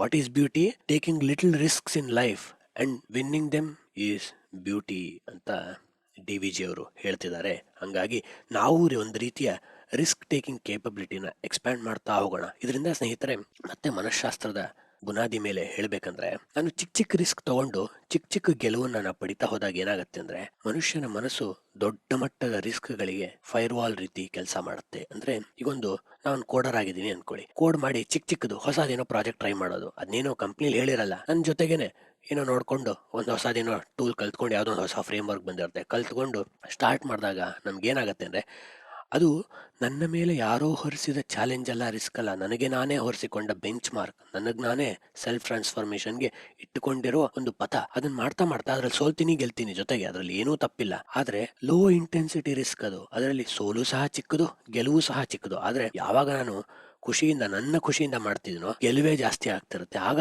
Risk taking ಕೇಪಬಿಲಿಟಿನೇ ಜಾಸ್ತಿ ಆಗ್ಬಿಟ್ಟಿರುತ್ತೆ. ನನಗೆ ಹೊಸ ಸ್ಕಿಲ್ ಸೆಟ್ ಬೆಳೆದಿರುತ್ತೆ. ನಾಳೆ ಕಂಪ್ನಿಲಿ 30,000 ಜನನ 20,000 ಜನ ಲೇ ಆಫ್ ಮಾಡ್ತಿದ್ದೀನಿ ಎ ಬಂತು ಅಂದ್ಬಿಟ್ಟು ಅಂದ್ರೆ, ಎರಡು ರೀತಿ ನಮಗೆ ಅದು ಉಪಯೋಗ ಆಗತ್ತೆ. ಒಂದು, ನಾನೇನೋ ಕೆಲಸ ಕಳ್ಕೊತೀನಿ ಅನ್ನೋ ಭಯ ಇರಲ್ಲ, ಅದ್ರ ಜೊತೆಗೆ ನಂಗೊಂದು ಯಾವುದೋ ಹೊಸ ರೀತಿಯ ಸ್ಕಿಲ್ ಸೆಟ್ ಬೆಳೆದು ಬಿಟ್ಟಿರುತ್ತೆ. ಆ ಸ್ಕಿಲ್ ಸೆಟ್ ಬೆಳೆದಿರೋದ್ರಿಂದ ಇನ್ನೊಂದು ಯಾವುದೋ ಪ್ರಾಜೆಕ್ಟ್ಗೆ ಮೈಗ್ರೇಟ್ ಆಗೋದು ಸುಲಭ ಆಗ್ಬಿಡುತ್ತೆ. ದಟ್ ಈಸ್ ಮೈಕಲ್ ಪೋರ್ಟರ್ ಹೇಳೋದು ಕಾಂಪಿಟೇಟಿವ್ ಅಡ್ವಾಂಟೇಜ್ ಅಂತ. ಸಾಧ್ಯವಾದವರು ಆ ಪುಸ್ತಕವನ್ನ ತೆಗೆದುಕೊಂಡು ಹೋಗ್ಬೋದು. ಅಂದ್ರೆ ಒಂದು ರ್ಯಾಷನಲ್ ರಿಸ್ಕ್ ಟೇಕಿಂಗ್ ಕೇಪಬಿಲಿಟೀಸ್ನ ಬೆಳೆಸ್ಕೊಳ್ಳೋದು ನಮ್ಮ ಆಧುನಿಕ ಮನುಷ್ಯನ ಅತ್ಯಂತ ಮುಖ್ಯ ಪ್ರಯಾರಿಟಿ ಆಗಿರಬೇಕು ಅನ್ನೋದನ್ನ ಹೇಳ್ತಾ ಈ ಕಗ್ಗವನ್ನ ಮತ್ತೋದೋಣವಾ. ಸುಂದರವೆಸಗು ಜೀವನವ ಸಾಹಸದಿಂದೆ, ಕುಂದಿಲ್ಲವದಕ್ಕೆ ಸಾಹಸ ಭಂಗದಿಂದೆ, ಮುಂದಕದು ಸಾಗುವುದು ಮರಳಿ ಸಾಹಸದಿಂದೆ, ಚಂದಧೀರೋದ್ಯಮವೇ ಮಂಕುತಿಮ್ಮ. ಕರೇಜ್ ಈಸ್ ಬ್ಯೂಟಿ ಅನ್ನುವ ತತ್ವವನ್ನ ಅರಿತುಕೊಂಡು ಮುಂದಿನ ಕಗ್ಗಕ್ಕೆ ಹೋಗೋಣ. ಸ್ನೇಹಿತರೆ, ಈ ಜೀವನ ಅನ್ನೋದು ಅರ್ಥವಿಲ್ಲ, ಏನ್ ಮಾಡಿದ್ರು ಅಷ್ಟೇ, ಕೊನೆಗೆಲ್ಲರೂ ಸಾಯೋದೇ ಅಲ್ವಾ? ಹೌದು. ಹಂಗಾದ್ರೆ ನೀನ್ ಯಾಕೆ ಬದುಕಿದ್ಯಾ? ಗೊತ್ತು ತಾನೆ, ಎಲ್ಲರೂ ಒಂದು ದಿನ ಹೋಗೋದೇ ಅನ್ನೋ ಇದಿದ್ರೆ, ನೀ ಆ ಜೀವನವನ್ನ ಸಂತೋಷವಾಗಿ ಇನ್ನೊಬ್ಬ 4 ಜನಕ್ಕೆ ಉಪಯೋಗ ಮಾಡ್ಕೊಂಡು ಕಳೆಯೋದ್ ಬಿಟ್ಟು ಇದಕ್ಕೆ ಏನ್ ಅರ್ಥ? ಎಲ್ಲಾನು ನಾಶ ಆಗೋದೆ ಒಂದಿನ, ಎಷ್ಟು ಹೋರಾಡಿದ್ರು ಅಷ್ಟೇ ಅಂತ ಹೇಳೋರ್ಗೆ ಡಿ.ವಿ.ಜಿ ಅವರ ಲೈಫ್ ಅಸರ್ಟಿವ್ ಫಿಲಾಸಫಿ, ಹೇಗೆ ನೀಶೆ ಆಲ್ಬರ್ಟ್ ಕಮು ಅವರ ತತ್ವಗಳು life assertive, not life negative. ಅಂದ್ರೆ ಇದೇನು ಇಲ್ಲ, ಅರ್ಥವೇ ಇಲ್ಲ. ಹೌದು, ಡ್ರೈ ನಿಹಿಲಿಸಮ್ ಅಂತಾರೆ ಅದಕ್ಕೆ ಅರವಿಂದರು. It is not a dry nihilism but life assertive, complete silence and emptiness. ಅದು ನಮಗೆ ಬೇಕಿರೋದು. ಅದಕ್ಕೆ ಡಿ.ವಿ.ಜಿ ಅವರು ಹೇಳ್ತಿರೋದು ಈ ಕಗ್ಗದಲ್ಲಿ, ವ್ಯರ್ಥವಿ ಜೀವನದ ಬಡಿದಾಟವೆನ್ನದಿರು, ಅರ್ಥಬಹುದದು ನಿನಗೆ ಪೂರ್ಣ ದರ್ಶನದಿ, ನರ್ತಿಪನು ಜಡ ಜೀವ ರೂಪಂಗಳಲ್ಲಿ ಬೊಮ್ಮ, ಪೂರ್ತಿ ಇದ ನರಿಯ ಸೊಗ ಮಂಕುತಿಮ್ಮ. ಇದು ಸಹ ತುಂಬಾ ಅದ್ಭುತವಾಗಿದೆ. ವ್ಯರ್ಥವಿ ಜೀವನದ ಬಡಿದಾಟವೆನ್ನದಿರು. ಯಾಕಪ್ಪ ಹೋರಾಡ್ಬೇಕು? ಯಾಕಪ್ಪ ಟ್ರಾಫಿಕ್ ಅಲ್ಲಿ ಸಿಗೋಕೋಬೇಕು? ಯಾಕಪ್ಪ ಎಲ್ಲೋ ಲೈನ್ ಮೆಟ್ರೋಲ್ ಇಷ್ಟೆಲ್ಲ ಒದ್ದಾಡ್ಬೇಕು? ಅಯ್ಯೋ, ಯಾಕಾದ್ರೂ ಇದೆಯೋ ಜೀವನ? ಅಯ್ಯೋ, ಯಾಕಾದ್ರೂ ಇದೆಯೋ ಅನ್ನೋ ಜೀವನ ಯಾಕಿರಬಾರ್ದು ಅನ್ನೋ ಪ್ರಶ್ನೆ ನಮ್ಮಲ್ಲಿ ಹೇಳುತ್ತಾ ಸ್ನೇಹಿತರೆ. ಇದೆಯಲ್ಲ, ಅದನ್ನ ಏನ್ ಮಾಡ್ಕೋಬಹುದಲ್ಲ, ಅದನ್ನ ಯಾಕೆ ನನ್ನ ಪ್ರಶ್ನೆಯ ಸಾಲಿನಲ್ಲಿ ಬರಲ್ಲ ಅದು. ಅದಕ್ಕೆ ನನ್ನ ಗುರುಗಳು ಒಂದು ಅದ್ಭುತವಾದ ಮಾತು ಹೇಳ್ತಿದ್ರು, ನಿನಗೆ ಒಂದು ಪೂರ್ಣ ದರ್ಶನ ಅನ್ನೋದು ಬೇಕು ಜೀವನದಲ್ಲಿ. ಒಂದು ಸಂಕುಚಿತ ದೃಷ್ಟಿಕೋನವನ್ನ ದಾಟಿ ಪೂರ್ಣ ದರ್ಶನವನ್ನ ಪಡೆದುಕೊಳ್ಳೋದು. ಅದಕ್ಕೆ ನನ್ನ ಗುರು ಹೇಳ್ತಿದ್ದು, don't have a fatalist view, have a totalist view ಅಂತ. ಫ್ಯಾಟಲಿಸ್ಟ್ ಅಂದ್ರೆ ಏನು, ಅಥವಾ ಫಟಲಿಸ್ಟ್ ಏನಂದ್ರೆ, ಏನ್ ಬಿಡು ಎಲ್ಲಾನು ಕೊನೆಗೆ ಇಷ್ಟೇ ಬಿಡು, ಅರ್ಥನೇ ಇಲ್ಲ, ಫೆಟಾಲಿಟಿ ಅಂತಾರಲ್ಲ, ಏನು ಋಣಾತ್ಮಕವಾದಂತಹ ಚಿಂತನೆ ಅದು. ಏನಿದು, ಏನ್ ಅರ್ಥ ಇಲ್ಲ. ಹೌದು, ಇದೆಲ್ಲವೂ ನಿಜಾನೇ, ಆದ್ರೆ ಟೋಟಲಿಸ್ಟ್ ವ್ಯೂ ಇರಬೇಕು. ಆದರೆ ಅಸ್ತಿತ್ವದ ದೃಷ್ಟಿಕೋನದಲ್ಲಿ ಎಲ್ಲವೂ ಅರ್ಥಹೀನ, ನಿನ್ನ ಸೋಲು ಅರ್ಥಹೀನ, ಅದು ಪ್ರಯತ್ನ ಮಾಡು. ನಿನ್ನ ಗೆಲುವು ಹೆಂಗ ಅರ್ಥಹೀನ, ನಿನ್ನ ಜೀವನ ಹೆಂಗ ಅರ್ಥಹೀನ ಅನ್ಕೋತಿದ್ಯೋ, in totalistic view of life rather than fatalistic view of life, ಪ್ರಯತ್ನ ಮಾಡಕ್ಕೆ ನೀನು ನಿನ್ನನ್ನ ಬಡದಬ್ಬಿಸ್ಕೋಬಹುದಲ್ವಾ. ಯಾಕೆ, ಮನುಷ್ಯನ ಪ್ರಗತಿ ಆಗಿರೋದು ಪ್ರಯತ್ನದಿಂದ. ಹಂಗಾಗಿ ಇಲ್ಲಿ ಡಿ ವಿ ಜಿ ಅವ್ರು ಹೇಳ್ತಿರೋದು ಅದನ್ನೇ, ವ್ಯರ್ಥವಿ ಜೀವನದ ಬಡಿದಾಟವೆನ್ನದಿರು. ಏನಪ್ಪಾ ಅರ್ಥ ಇಲ್ಲ ಸ್ನೇಹಿತರೆ. ಈ ರೀತಿಯ ನಮ್ಮ ನಕಲಿ ನಪುಂಸಕ ಸನ್ಯಾಸಗಳು ಬರೋದು ಯಾಕೆ ಅಂದ್ರೆ, ನಮ್ಮಲ್ಲಿ ಅತಿ ಹೆಚ್ಚು ಎಂಫೆಸಿಸ್, ಪ್ರಾಮುಖ್ಯತೆಯನ್ನ ನಾವು ರಿಸಲ್ಟ್ ಕೊಡ್ತಾ ಹೋದಾಗ ಆಂಗ್ಸೈಟಿ ಜಾಸ್ತಿ ಆಗ್ತಾ ಹೋಗುತ್ತೆ. ಏನಾಗತ್ತೋ ಪ್ರತಿಫಲ ಏನಾಗತ್ತೋ ಅನ್ನೋ ನಾವು ಆಂಕ್ಷಿಯಸ್ ಆದಾಗ ಇದಕ್ಕೆ ಅರ್ಥನೇ ಇಲ್ಲ, ಎಷ್ಟು ಗೆದ್ರು ಅಷ್ಟೇ, ಎಷ್ಟು ಸೋತ್ರು ಅಷ್ಟೇ ಅನ್ನೋ ಫ್ಯಾಟಲಿಸ್ಟ್ ವ್ಯೂ ಬರುತ್ತೆ. ಅದೇ the moment process becomes important, ಈ ನಕಲಿ ಸನ್ಯಾಸ ನಮ್ಮಲ್ಲಿ ಸಡಿಲವಾಗಿ ಪರಿಶ್ರಮದ ಅಂಗೀಕಾರ ಹೆಚ್ಚಾಗ್ತಾ ಹೋಗುತ್ತೆ. ಅರ್ಥಬಹುದದು ನಿನಗೆ ಪೂರ್ಣ ದರ್ಶನದಿ, ಜೀವನವನ್ನ ಪೂರ್ಣ ದರ್ಶನದಿಂದ ನೋಡು. ಅದನ್ನೇ ಹೇಳಿದ, ಫ್ಯಾಟಲಿಸ್ಟ್ ವ್ಯೂ ಬೇಡ, ಟೋಟಲಿಸ್ಟ್ ವ್ಯೂ ಇಟ್ಕೊಂಡಾಗ ಏನಾಗುತ್ತೆ, ಜೀವನ ನಿನ್ ಪೂರ್ತಿ ಅರ್ಥ ಆಗುತ್ತೆ. ಇದೇನು ಅರ್ಥವೇ ಇಲ್ಲ ಅನಿಸ್ತಿರುತ್ತಲ್ಲ ನಿನ್ನ ಪರಿಶ್ರಮ, ಅದು ನಿನ್ನ ನ್ಯಾರೋ ವ್ಯೂನಲ್ಲಿ ಪರಿಶ್ರಮ ಅನರ್ಥ ಅನಿಸ್ತಿರುತ್ತೆ. ಆದರೆ ಟೋಟಲಿಸ್ಟ್ ವ್ಯೂನಲ್ಲಿ ಪೂರ್ಣ ದರ್ಶನದಿಂದ ಅದರ ಉದ್ದೇಶ ನಿನಗೆ ಗೊತ್ತಾಗತ್ತೆ. So expand your horizons, widen your purview of seeing the life itself. ನರ್ತಿಪನು ಜಡ ಜೀವ ರೂಪಂಗಳಲ್ಲಿ ಬೊಮ್ಮ. ಇದು ನೀನು ಇಷ್ಟೆಲ್ಲಾ ಸನ್ಯಾಸತ್ವವನ್ನು ಮಾತಾಡ್ತಿದ್ಯಲ್ಲ ಅಂದ್ರೆ, ಇದರಲ್ಲಿ ನಿಜವಾದ ಸನ್ಯಾಸತ್ವ ವಿದ್ಯಾರಣ್ಯರಿಗೆ, ಡಿ ವಿ ಜಿ ಅವರಿಗೆ, ಕಾರಂತರಿಗಿದ್ದ ಅಂತರಂಗದ ಸನ್ಯಾಸತ್ವ ಅಲ್ಲ ಸ್ನೇಹಿತರೆ. ಸುಮ್ನೆ ಮಾತಿಗೆ over A mug of beer ಮಾತಾಡೋ ಸನ್ಯಾಸತ್ವವನ್ನು ಬಿಟ್ಟು, ನರ್ತಿಪನು ಜಡ ಜೀವ ರೂಪಂಗಳಲ್ಲಿ ಬೊಮ್ಮ ಅಂದ್ರೆ ಆ ಅಸ್ತಿತ್ವದ ಶಕ್ತಿ ಬೇರೆ ಪ್ರಾಣಿಗಳಲ್ಲಿ ಸನ್ಯಾಸತ್ವವನ್ನು ಏನಿಟ್ಟಿಲ್ವಲ್ಲ. ಅಂದ್ರೆ ಒಂದು ಉದಾಹರಣೆಯನ್ನ ಫ್ರಾನ್ಸ್ ಡಿವಾಲ್ಸ್ ತನ್ನ ಚಿಂಪಾಂಜಿ ಪೊಲಿಟಿಕ್ಸ್ ಅನ್ನುವ ಪುಸ್ತಕದಲ್ಲಿ ಹೇಳ್ತಾರೆ. ಏನಂದ್ರೆ, ಒಂದು ಕೋತಿ ಇದೆಯಂತೆ, ಆ ಕೋತಿ ಇರೋ ಜಾಗದಲ್ಲಿ ಪ್ರೋಟೀನ್ ಫುಡ್ ಏನು ಸಿಗಲ್ವಂತೆ. ಅಂದ್ರೆ ಮಾಂಸ ಖಂಡಗಳನ್ನ ಬೆಳೆಸೋ ಫುಡ್ ಯಾವುದು ಸಿಗಲ್ವಂತೆ. ಒಂದೇ ಒಂದು ಕಾಯಿ ಇದೆಯಂತೆ, ಆ ಕಾಯಿ ಒಳಗಡೆ ಒಂದು ಕಾಳಿರತ್ತಂತೆ ದೊಡ್ಡದು, think it like big beans ಅಥವಾ ಈ ವಾಲ್ನಟ್ ತರ ಅನ್ಕೊಳ್ಳಿ. ಆದ್ರೆ ಆ ಕಾಯಿನ ಅದಕ್ಕೆ ಒಡೆಯಕ್ ಬರಲ್ಲ ಸಹಜವಾಗಿ, ಸುಲಭವಾಗಿ. ಹೇಗೆ ಅಂದ್ರೆ, ಆ ಕೋತಿ ಆ ಕಾಯಿನ ತಗೊಂಡು 10,000 ಸಲ ಒಂದು ಕಲ್ಲು ಹೊಡಿಬೇಕಂತೆ. 10,000 ಸ್ನೇಹಿತರೆ, 10,000 ಸಲ ಆ ಕಲ್ಲಿಗೆ ಹೊಡೆದಾಗ ಅದು ಓಪನ್ ಅಪ್ ಆಗತ್ತಂತೆ. ಸುಮಾರು ಕರೆಕ್ಟ್ 10,000ಕ್ಕೆ ಏನದು ನಮ್ದು ಡೇಟಾ ಪ್ಲಾನ್ ತರ ಅಲ್ಲ, ಆದ್ರೆ ಸುಮಾರು 10,000 ಹೊಡೆದಾಗ ಅದು ಓಪನ್ ಅಪ್ ಆಗತ್ತಂತೆ. ಓಪನ್ ಅಪ್ ಆದಾಗ ಅದ್ರೊಳಗಡೆ ಇರೋ ಒಂದು ಪ್ರೋಟೀಷಿಯಸ್ ನಟ್ ಸಿಗತ್ತಲ್ಲ, ಅದನ್ನ ಅದು ಸೇವಿಸ್ಬೇಕಂತೆ. ಇದಕ್ಕೆ ವಿಜ್ಞಾನಿಗಳು ಏನ್ ಹೇಳ್ತಾರೆ ಅಂದ್ರೆ, ನಮ್ಮೆಲ್ಲರ muscle development, protein synthesis theory ಅರ್ಥ ಮಾಡ್ಕೊಳ್ತಾ ಹೋದ್ರೆ ಅದು it can apply to even mammals also ಅಲ್ವಾ. ಈಗ ಮನುಷ್ಯ, ನಾನು ವರ್ಕೌಟ್ ಮಾಡ್ತೀನಿ, ವೆಯ್ಟ್ ಲಿಫ್ಟ್ ಮಾಡ್ತೀನಿ ಅಂದ್ರೆ ಮಸಲ್ಸ್ ಅಲ್ಲಿ ಸ್ಮಾಲ್ ಟೇರ್ಸ್ ಆಗಿರತ್ತಂತೆ, ಅಂದ್ರೆ ಚಿಕ್ಕದಾಗಿ ಹರಿದಿರತ್ತಂತೆ, ನಮ್ಗೇನ್ ಕಾಣಿಸಲ್ಲ ಅದು. ಆದ್ರೆ ಯಾವಾಗ ನಾವು ಪ್ರೋಟೀನ್ ತಗೋತೀನೋ, ಪ್ರೋಟೀನ್ ಗುಡ್ ಪ್ರೋಟೀನ್ ಫುಡ್ ತೆಗೆದುಕೊಂಡಾಗ ಅದು ಮಸಲ್ ಅಲ್ಲಿ ಆಗಿರೋ ಚಿಕ್ಕ ಟೇರ್ನ, ಅಂದ್ರೆ ಚಿಕ್ಕ ಹರಿದ ಗಾಯಗಳನ್ನ ಹೀಲ್ ಮಾಡತ್ತಂತೆ. ಈ ಟೇರ್ಸ್ ಅಂಡ್ ಹೀಲಿಂಗ್, ಅದಕ್ಕೆ ಪ್ರೋಟೀನ್ ಸಿಂಥಸಿಸ್ ಅಂತಾರೆ. ಅದರಿಂದಾನೇ ಮನುಷ್ಯನ ಮಸಲ್ಸ್ ಡೆವಲಪ್ ಆಗತ್ತಂತೆ. ಅದೇ ರೀತಿ ಈ ಸೈಕಲ್ಸ್ ಸುಮಾರು ಒಂದು 5,000-6,000 ದಿನ ಮಾಡಿದ್ರೆ ನಾವು, ಅಥವಾ 2,000 ದಿನ ಮಾಡಿದ್ರೆ, ಒಂದು 6-7 ವರ್ಷ ಮಾಡಿದ್ರೆ ಸ್ಟ್ರಾಂಗ್ ಮಸಲ್ ಸ್ಟ್ರಕ್ಚರ್ ನಮ್ಮಲ್ಲಿ ಡೆವಲಪ್ ಆಗಿರುತ್ತೆ, ಮಸಲ್ ಅಟ್ರೋಫೈಸ್ ಆಗೋದು ಕಡಿಮೆ ಆಗುತ್ತೆ. ಇದೆಲ್ಲ ಗೊತ್ತಲ್ವಾ. ಅಂದ್ರೆ ನಾವು ಎಷ್ಟೇ ಪ್ರೋಟೀನ್ ಫುಡ್ ನ ತೆಗೆದುಕೊಂಡ್ರು ಸಹ ನಾವು ವೆಯ್ಟ್ ಲಿಫ್ಟ್ ಮಾಡದೆ ಮಸಲ್ ಅಲ್ಲಿ ಟೇರ್ ಆಗದಿದ್ರೆ ಮಸಲ್ ಡೆವಲಪ್ಮೆಂಟ್ ಆಗಲ್ಲ ಅಲ್ವಾ. ಅದೇ ರೀತಿ ಆ ಕೋತಿಗೆ ಯಾರಾದ್ರೂ ರೆಡಿಮೇಡ್ ಆಗಿ ಆ ಫುಡ್ ನ ಕೊಟ್ಬಿಟ್ರೆ, ಅದು 10,000 ಸಲ ಹೊಡೆದಾಗ ಅದ್ರ ಕೈಯಲ್ಲಿ ವರ್ಕೌಟ್ ರೀತಿ ಆಗಿರತ್ತಲ್ಲ, ಅದು ಆಗಿರೋದೇ ಇಲ್ವಂತೆ. ಅವಾಗ ಮಸಲ್ ಡೆವಲಪ್ಮೆಂಟ್ ಆಗದೆ ಆ ಕೋತಿ ಸತ್ತೋಗತ್ತಂತೆ. ಹೆಂಗ್ ಸತ್ತೋಗತ್ತಪ್ಪ, ಆರಾಮಾಗಿ ಅದಕ್ಕೆ ಫುಡ್ ಸಿಗತ್ತಲ್ಲ ಅಂದ್ರೆ, ಕೋತಿ ಕೆಳಗಡೆ ಹಾವು ಮತ್ತೆ ಕಾಡ್ಬೇಕು, ಕಾಡ್ ನಾಯಿಗಳಿಂದ ತಪ್ಪಿಸ್ಕೋಬೇಕು ಅಂದ್ರೆ ಒಂದು ಮರದಿಂದ ಇನ್ನೊಂದು ಮರಕ್ಕೆ ಹಾರ್ಬೇಕಂತೆ. ಅದು ಹಾರ್ಬೇಕಂದ್ರೆ ಅದಕ್ಕೆ ಮಿನಿಮಮ್ ಆರ್ಮ್ ಸ್ಟ್ರೆಂತ್ ಇರ್ಲೇಬೇಕಂತೆ ಕೈಯಲ್ಲಿ. ನಮಗೂ 4 ಆರ್ಮ್ಸ್ ಬೇಕು, ಇಲ್ಲಾಂದ್ರೆ ಕೈ ನಾವೆಲ್ಲ ಬರಕ್ ಶುರು ಆಗತ್ತಲ್ಲ. ಅದೇ ರೀತಿ ಅದಕ್ಕೆ 4 ಆರ್ಮ್ಸ್ ಮತ್ತೆ ಆರ್ಮ್ಸ್ ಅಲ್ಲಿ ಒಂದು ಸ್ಟ್ರೆಂತ್ ಬೇಕಂತ. ಯಾಕಂದ್ರೆ ಅದು ಇಡೀ ದೇಹವನ್ನ ಹ್ಯಾಂಗ್ ಮಾಡ್ಬೇಕಲ್ಲ, ಆ ಶಕ್ತಿ ಅದಕ್ಕೆ 10,000 ಸಲ ಹೊಡೆದ್ಮೇಲೆ ಮಾತ್ರ ಕಾಳು ಸಿಗತ್ತಲ್ಲ, ಅದರಿಂದ ಪ್ರೋಟೀನ್ ಸಿಂಥಸಿಸ್ ಆಗದೆ. ಇಲ್ಲ ಅಂದ್ರೆ ಡೈರೆಕ್ಟ್ ಆಗಿ ನಿನಗೆ ಸೊಡಕ್ಸೋ ಕೂಪನ್ ರೀತಿ ಆಫೀಸ್ ಟೆರೆಸ್ ಕೆಫಿಟೇರಿಯಲ್ ಹೆಂಗ್ ಫುಡ್ ಸಿಗತ್ತೋ ಹಂಗ್ ಸಿಕ್ಬಿಟ್ರೆ ಅದಕ್ಕೂ ಸಮಸ್ಯೆ ಆಗಿ ಸತ್ತೇ ಹೋಗುತ್ತೆ. ಯಾಕಂದ್ರೆ ನಮ್ಮ ಸಮಾಜದಲ್ಲಿ ಅಟ್ಲೀಸ್ಟ್ ನಾವು ಕೆಟ್ಟದಾಗಿ ಬದುಕ್ತೀವಿ ಅಂದ್ರೆ ಒಂದು ಕ್ಷಮೆ ಇದೆ. ಪ್ರಾಣಿ ಸಮಾಜದಲ್ಲಿ, ಪ್ರಾಣಿ ಸಂಕುಲದಲ್ಲಿ jungle raj, hunt or be hunted ಹಂಗಿರುವಾಗ ಅದಕ್ಕೆ ಏನು ಬೇಕು ಅನ್ನೋದು ಅಸ್ತಿತ್ವ ಕೊಟ್ಟಿದೆ. ನರ್ತಿಪನು ಜಡ ಜೀವ ರೂಪಂಗಳಲ್ಲಿ ಬೊಮ್ಮ. ನೀನ್ ಅದನ್ನೇನ್ ಸುಲಭೀಕರಿಸಗೊಳಿಸ್ಬೇಡ. ನಿನ್ನ ಜೀವನಕ್ಕೂ ಆ ರೀತಿ ಒಂದು ಟೋಟಲಿಸ್ಟ್ ವ್ಯೂನ ಇಟ್ಕೊಂಡಾಗ, ಹಿಂದಿನ ಕಗ್ಗದಲ್ಲಿ ಹೇಳಿದ ಸ್ವಲ್ಪ ಮಟ್ಟಿಗೆ ರಿಸ್ಕ್ ತೆಗೆದುಕೊಂಡಾಗ ನೀನು ಸಹ ಬಿಗಿ ಆಗ್ತೀಯ. So have a totalist view. ಪೂರ್ತಿ ಇದ ನರಿಯ ಸೊಗ Mankuthimma. The moment you understand this, ಇದೊಂದು ಸುಖ. This is another enlightenment, this is another realisation. ಸ್ನೇಹಿತರೆ, ಕನ್ನಡ ಪರಂಪರೆ ಅಂದರೆ ಶ್ರಮ ಪರಂಪರೆ. ಬಸವಣ್ಣ, ಟಿ.ವಿ.ಜಿ, ಸರ್ವಜ್ಞ, ಕನಕದಾಸರು ಹೇಳಿದ್ದೆಲ್ಲವೂ ಸಹ ಶ್ರಮ ಪರಂಪರೆ. ಶ್ರಮ ಇಲ್ಲದೆ ನಮಗೆ ಪ್ರತಿಫಲ ಸಿಕ್ತವ್ರೆ, ಪ್ರತಿಫಲನ ಉಳಿಸ್ಕೊಳ್ಳೋದು ಸಹ ಗೊತ್ತಿರಲ್ಲ. ಅದಕ್ಕೆ ಅಲ್ವಾ ಇವತ್ತು ನಾವು 5,000 ರೂಪಾಯಿ 6,000 ರೂಪಾಯಿ ಆಟಿಕೆ ಸಾಮಾನ ಮಕ್ಳು ಕೊಡ್ಸಿದ್ರು ಅವ್ರು ಬೇಗ ಮುರಿದು ಹಾಕೊಳ್ಳೋದು. ಯಾಕಂದ್ರೆ ಅವ್ರು ಕೇಳಿರೋದೇ ಇಲ್ಲ. ನಮ್ಮ ಒಂದು ರೆಪ್ಯುಟೇಷನ್ ತೋರಿಸ್ಕೊಳಕ್ಕೆ ಅಷ್ಟು ದುಬಾರಿ ಆಟಿಕೆ ಸಾಮಾನು ಕೊಟ್ಟಿರ್ತೀವಿ. ಅದೇ ಆ ಮಗುಗೆ ದಿನ ಬೆಳಗ್ಗೆ 7 ಗಂಟೆ ಕರೆಕ್ಟ್ ಆಗಿ ಹೇಳು, ಹಾಸಿಗೆ ಮಡಚಿಡು, ಆಮೇಲೆ ಕೊಡಿಸ್ತೀನಿ ಅಂದ್ರೆ it build some level of accountability. ಅದೇ ಎವಲ್ಯೂಷನ್ ಬೇಕಿರೋದು. ಕೋತಿಗೆ ಹೆಂಗೆ 10,000 ಏಟಿಂದ ಮಸಲಲ್ಲಿ ಚಿಕ್ಕ ಟೇರ್ಸ್ ಆಗ್ಬಿಟ್ಟು ಆಮೇಲೆ ಆ ಕಾಳು ಸಿಕ್ಕಿದ್ದಕ್ಕೆ ಪ್ರೋಟೀನ್ ಸಿಂಥಸಿಸ್ ಆಗುತ್ತೋ, ಅದೇ ರೀತಿ ಮನುಷ್ಯನ ಜೀವನ. ಪ್ರಖ್ಯಾತ ಕಾದಂಬರಿಕಾರರಲ್ಲಿ ಒಬ್ಬರಾಗಿದ್ದ ನಿಕೋಸ್ ಕಜನ್ಸಾಕಿ ಅದ್ಭುತವಾದಂತಹ ಒಂದು ಕಾದಂಬರಿಯನ್ನ ಬರೆದಿದ್ದಾರೆ. ಅದರ ಹೆಸರು ಝೊರ್ಬಾ ದ ಗ್ರೀಕ್ ಅಂತ. ZORBA, ಝೊರ್ಬಾ ದ ಗ್ರೀಕ್ ಅಂತ. ಅದ್ಭುತವಾದಂತಹ ಕಾದಂಬರಿ. ಅವರು ಇನ್ನೊಂದು ಅದ್ಭುತ ಕಾದಂಬರಿನೂ ಬರೆದಿದ್ರು, the last temptation of Christ ಅಂತ. ಅದನ್ನ ಸ್ಕೋರ್ಸಿಸಿ ಎನ್ನುವ ಮಹಾನ್ ನಿರ್ದೇಶಕ ಚಿತ್ರವನ್ನು ಮಾಡಿದ್ರು. ಆದ್ರೆ ಅವರ ಅತ್ಯಂತ ಪ್ರಖ್ಯಾತ ಕಾದಂಬರಿ ಝೊರ್ಬಾ ದ ಗ್ರೀಕ್ ಅಲ್ಲಿ ಒಬ್ಬ ತುಂಬಾ ಓದ್ಕೊಂಡಿರ್ತಾನೆ ಅಧ್ಯಾತ್ಮವನ್ನೆಲ್ಲ. ಅವನಿಗೆ ಏನಾದ್ರೂ ಹೊಸದೇನೋ ಸಿಗಬೇಕು ಅನ್ನುವ ಹುಡುಕಾಟದಲ್ಲಿ ಝೊರ್ಬಾನನ್ನ ಭೇಟಿ ಮಾಡಿರ್ತಾನೆ. ಝೊರ್ಬಾ ಒಂದು ರೀತಿ ಬೊಹೆಮಿಯನ್ ಜೀವನವನ್ನ ನಡೆಸ್ತಿರ್ತಾನೆ. ಅದ್ಭುತವಾಗಿದೆ ಆ ಕಾದಂಬರಿ. ಅದರಲ್ಲಿ ಒಂದು ಸನ್ನಿವೇಶ ಬರುತ್ತೆ, ಅನೆಕ್ಡೋಟ್ ಬರುತ್ತೆ. ಏನಂದ್ರೆ, ಒಂದು ಮೊಟ್ಟೆ ಒಡೆದು ಹ್ಯಾಚಿಂಗ್ ದ ಎಗ್ ಅಂತಾರಲ್ಲ, ನಿಧಾನವಾಗಿ ಒಡೆದು ಒಂದು ಹಕ್ಕಿ ಆಚೆ ಬರ್ತಿರುತ್ತೆ. ಅದ್ಭುತವಾಗಿ ಬರ್ದಿಯಾರ ಅದನ್ನ ಕಜನ್ಸಾಕಿ. ಆಚೆ ಬರ್ತಿದಾಗ ಇವನು ಓದಿರೋನಲ್ವಾ, ಏನಾದ್ರೂ ಸ್ವಲ್ಪ ನಾನು ಏನಾದ್ರೂ ಮಾಡ್ಬೇಕು ಸಹಾಯ ಅನ್ಬಿಟ್ಟು ಏನ್ ಮಾಡ್ತಾನೆ, ನಿಧಾನವಾಗಿ ಆ ಪಕ್ಷಿ ತನ್ನ 2 ಕೈಗಳನ್ನ ಆಚೆ ಬರ್ತಿದಾಗ ಮೊಟ್ಟೆಯಿಂದ, ನಾವು ಕೋಳಿ ಮೊಟ್ಟೆ ಅಥವಾ ಕಾಗೆ ಆಚೆ ಬರ್ತಿರೋದು ನೋಡಿರ್ತೀವಲ್ಲ, ಅಥವಾ ಡಿಸ್ಕವರಿ ನೋಡಿರ್ತೀವಲ್ಲ, ನಿಧಾನವಾಗಿ ಆಚೆ ಬರ್ತಿದಾಗ ಆ ಮೊಟ್ಟೆಯ ಶೆಲ್ಲು ಸ್ವಲ್ಪ ಸ್ವಲ್ಪ ಒಡಿತಿರತ್ತೆ, ಅದು ಆ ಕಡೆ ಈ ಕಡೆ ಹೋಗ್ತಿರತ್ತೆ. ಇವನ್ಗೆ ಅನ್ಸುತ್ತೆ ಎಷ್ಟು ಕಷ್ಟ ಆಗ್ತಿದೆ ಮರಿಗೆ ಆಚೆ ಬರಕ್ಕೆ ಅನ್ಬಿಟ್ಟು ಏನ್ ಮಾಡ್ತಾನೆ, ಟಕ ಟಕ ಟಕ ಅಂತ ಅದನ್ನ ಶೆಲ್ನ ಬ್ರೇಕ್ ಮಾಡ್ಬಿಟ್ಟು ಆ ಹಕ್ಕಿನ ಹೊರಗ್ ತಂದ್ಬಿಟ್ಟು ಬಿಡ್ತಾನೆ. ಆ ಹಕ್ಕಿ ಹೊರಗ್ ಬರ್ತಿದಂಗೆ ಏನು ಇವನು ಖುಷಿ ಆಗತ್ತೆ, ಎಷ್ಟು ಚೆನ್ನಾಗಿ ಹೆಲ್ಪ್ ಮಾಡಿದೀನಿ ಅಂತ. ಆದ್ರೆ ಹಕ್ಕಿ ಸ್ವಲ್ಪ ನಡೆಯಕ್ ಶುರು ಮಾಡುತ್ತೆ, ಮಾಡ್ತಿದಂಗೆ ಬಿದ್ದೋಗತ್ತೆ. ಮತ್ ಸ್ವಲ್ಪ ನಡೆಯಕ್ ಶುರು ಮಾಡುತ್ತೆ, ಅಕ್ಕಿ ಮರಿ ಅದು ಮತ್ತೆ ಬಿದ್ದೋಗತ್ತೆ, ಬಿದ್ದು ಹಂಗೆ ಸತ್ತು ಹೋಗ್ಬಿಡತ್ತೆ.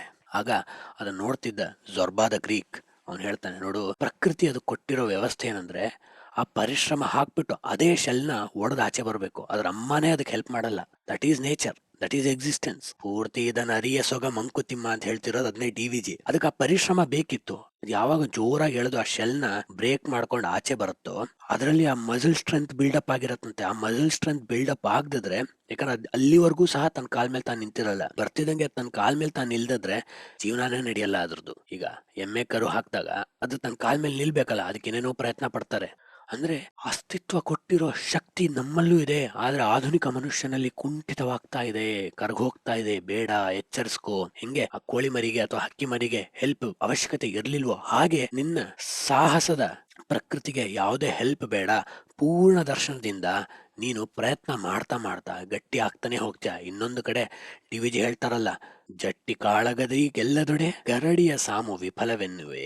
ಜಟ್ಟಿ ಯಾವ್ದೋ ಒಂದು ಚಾಂಪಿಯನ್ಶಿಪ್ ಅಲ್ಲಿ, ಕುಸ್ತಿಪಟು ರೆಸ್ಲಿಂಗ್ ಚಾಂಪಿಯನ್ಶಿಪ್ ಒಲಿಂಪಿಕ್ಸ್ ಅಲ್ಲಿ ಗೆಲ್ದೆ ಇದ್ಬಿಟ್ರೆ ಒಂದು ಗರಡಿ ಸಾಮೆಲ್ಲ ವಿಫಲ ಆಗ್ಬಿಡತ್ತಾ.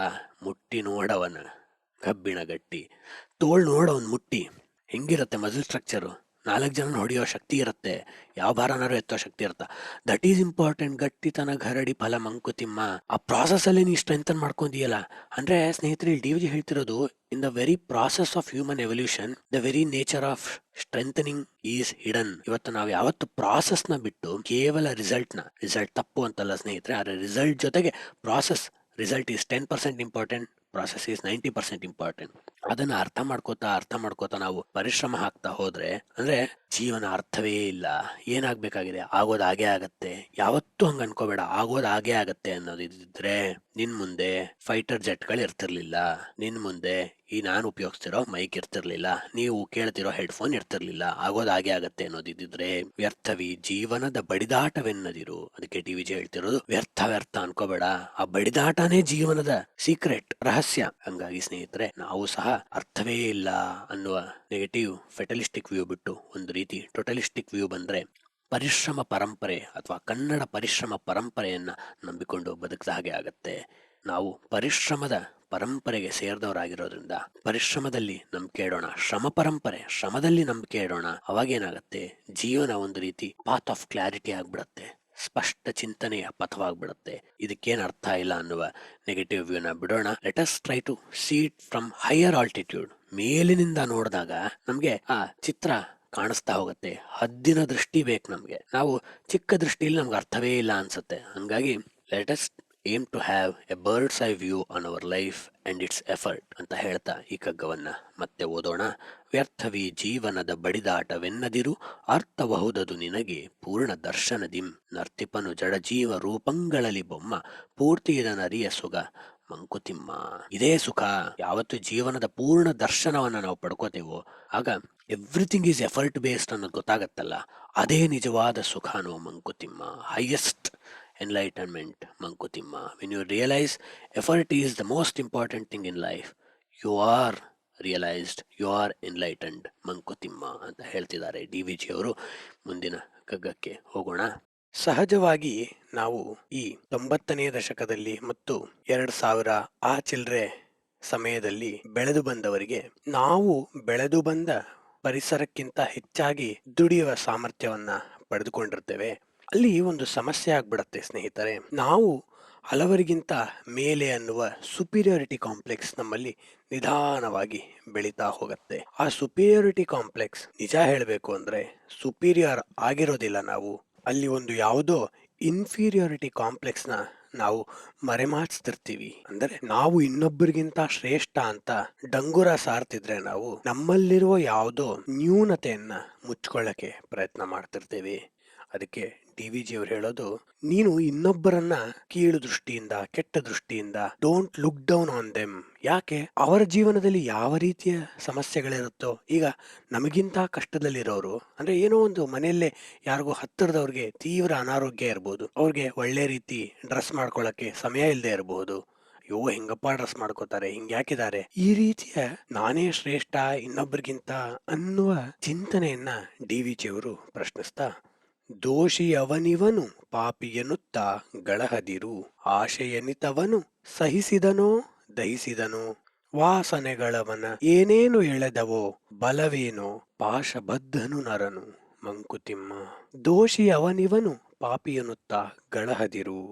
ಗಳಹೋದು ಅಂದ್ರೆ ಇನ್ನೊಬ್ಬರನ್ನ ದೂಷಿಸೋದು, ನಮ್ಗಿಂತ ತುಚ್ಛ ಅನ್ನುವ ದೃಷ್ಟಿಕೋನದಿಂದ ನೋಡ್ತಾ ದೋಷಿ ಅವನಿವನು, ನೋಡು ಇವನ್ಗೆ ಕಷ್ಟ ಪಡಕ್ಕಾಗಲ್ಲ, ಅದಕ್ಕೆ ಹಿಂಗಿದಾನೆ, ಅದಕ್ಕೆ ಬಡತನದಲ್ಲಿದ್ದಾನೆ. ನಾವು ಯಾವತ್ತಾದ್ರೂ ಏನಾದ್ರೂ ಹೊಸ ಜೀವನ ಪ್ರಕೃತಿಯನ್ನ ರೂಪಿಸ್ಕೊತಿದ್ದ ಹಾಗೇನೆ ಇನ್ನೊಬ್ಬರ ಬಗ್ಗೆ ನಾವು ಕೆಟ್ಟದಾಗಿ ಕೀಳರಿಮೆಯಿಂದ ನೋಡಕ್ಕೆ ಆರಂಭಿಸ್ತೀವಿ. ಹಿಂಗೆ ನಾನೇನೋ ಫಿಟ್ನೆಸ್ಗೆ ಅಂತ ಜಿಮ್ಗೆ ಸೇರ್ಕೊಂಡು ಒಂದ್ 3 ತಿಂಗಳು ವರ್ಕೌಟ್ ಮಾಡಿ ಸ್ವಲ್ಪ ಶೇಪ್ಗೆ ಬರ್ತಿದ್ದಂಗೆನೆ ಇವರೆಲ್ಲ ಏನಪ್ಪಾ ಹೀಗಿದ್ದಾರೆ, ಒಂಚೂರು ಡಿಸಿಪ್ಲಿನೇ ಇಲ್ವಲ್ಲ, ಹೇಗೇನೇನೋ ತಿಂತಾರೆ, ನಾನು ಹಂಗೆ ಇರ್ತೀನಿ. ಇದು ಎಲ್ಲರ ಜೀವನದಲ್ಲೂ ಒಂದಲ್ಲ ಇನ್ನೊಂದು ಹಂತದಲ್ಲಿ ನಾವೇ ಈ ಹಿಪೋಕ್ರಸಿನ ತೋರಿಸಿರ್ತೇವಲ್ವಾ. ಕಷ್ಟದಿಂದ ಬಂದಿರ್ತೇವೆ, ಹೆಂಗೋ ದುಡಿದು ಹಣವನ್ನ ಸಂಪಾದಿಸಲು ಆರಂಭಿಸ್ತಿದ್ದಾಗೇನೆ ಏನಪ್ಪಾ ಜನ ಕಷ್ಟಪಟ್ಟು ದುಡಿಯಕ್ಕೆ ಒದ್ದಾಡ್ತಾರೆ, ಕಷ್ಟನೇ ಪಡಕ್ಕಾಗಲ್ವಲ್ಲ, ಯಾಕೆ ಹಿಂಗ್ ಬದುಕ್ತಾರೋ, ಅವರೇ ಅವ್ರಿಗೆ ತಕ್ಕಂಗೆ ಬಡತನವನ್ನ ಹಾಸ್ ಹೊತ್ಕೊಳಂಗ್ ಮಾಡ್ಕೋತಿದಾರಲ್ಲ. ನಮಗೇನ್ ಗೊತ್ತು, ಅವ್ರ ಮನೆಯಲ್ಲಿ ಯಾರೋ ಅವ್ರದ್ದೇನೂ ತಪ್ಪಿಲ್ದೆ ಯಾವ್ದೋ ಒಂದು ಸಾಲ ಮಾಡಿ ಏನೋ ಸಮಸ್ಯೆಗೆ ಸಿಲುಕ್ ಬಿಟ್ಟಿರ್ಬೋದಲ್ವಾ, ಅದಕ್ಕೆ ಬಡತನ ಇರಬಹುದು. ಈಗ ನಾನ್ ಫಿಟ್ನೆಸ್ಗೆ ಹೋಗಿ ಏನೋ ಒಂದ್ ಸ್ವಲ್ಪ ಶೇಪ್ ಬರ್ತಿದ್ದಾಗೇನೆ ಇನ್ನೊಬ್ಬರನ್ನ ಕೀಳಾಗಿ ನೋಡ್ತೀನಿ ಅಂದ್ರೆ ನಾನ್ ಏನಲ್ಲಿ ಮರಿತಿರ್ತೀನಿ ಅಂದ್ರೆ ಅವ್ರ ಆರೋಗ್ಯದಲ್ಲಿ ಏನೋ ಸಮಸ್ಯೆ ಇರಬಹುದಲ್ವಾ. ಒಬ್ಬ ಪ್ರಖ್ಯಾತ ವ್ಯಕ್ತಿ ಒಂದು ಬಾರಿ ಟ್ವಿಟರ್ ನಲ್ಲಿ ಯಾರೋ ಒಬ್ರು ಪೊಲೀಸರು ದಪ್ಪ ಇದ್ದಾರೆ ಅಂತ ಆಡ್ಕೊಂಡು ನಕ್ಕಿದ್ರು.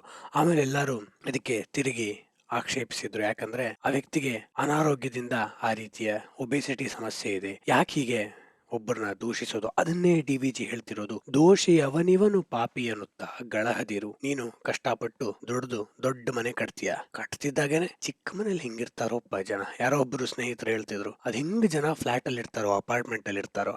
ಅಪಾರ್ಟ್ಮೆಂಟ್ ವ್ಯಕ್ತಿಲಿ ಹೋಗಿ ಕೇಳಿದ್ರೆ ಅವ್ರು ಹೇಳ್ತಾರೆ, ಜನ ಅದ್ ಹೆಂಗೆ ಇಂಡಿವಿಜುವಲ್ ಹೌಸ್ ಅಲ್ಲಿ ಇರ್ತಾರೋ, ಸ್ವಿಮ್ಮಿಂಗ್ ಪೂಲ್ ಇಲ್ಲ, ರೀಡಿಂಗ್ ರೂಮ್ ಇಲ್ಲ, ಮೆಡಿಟೇಷನ್ ಕ್ಲಬ್ ಇಲ್ಲ.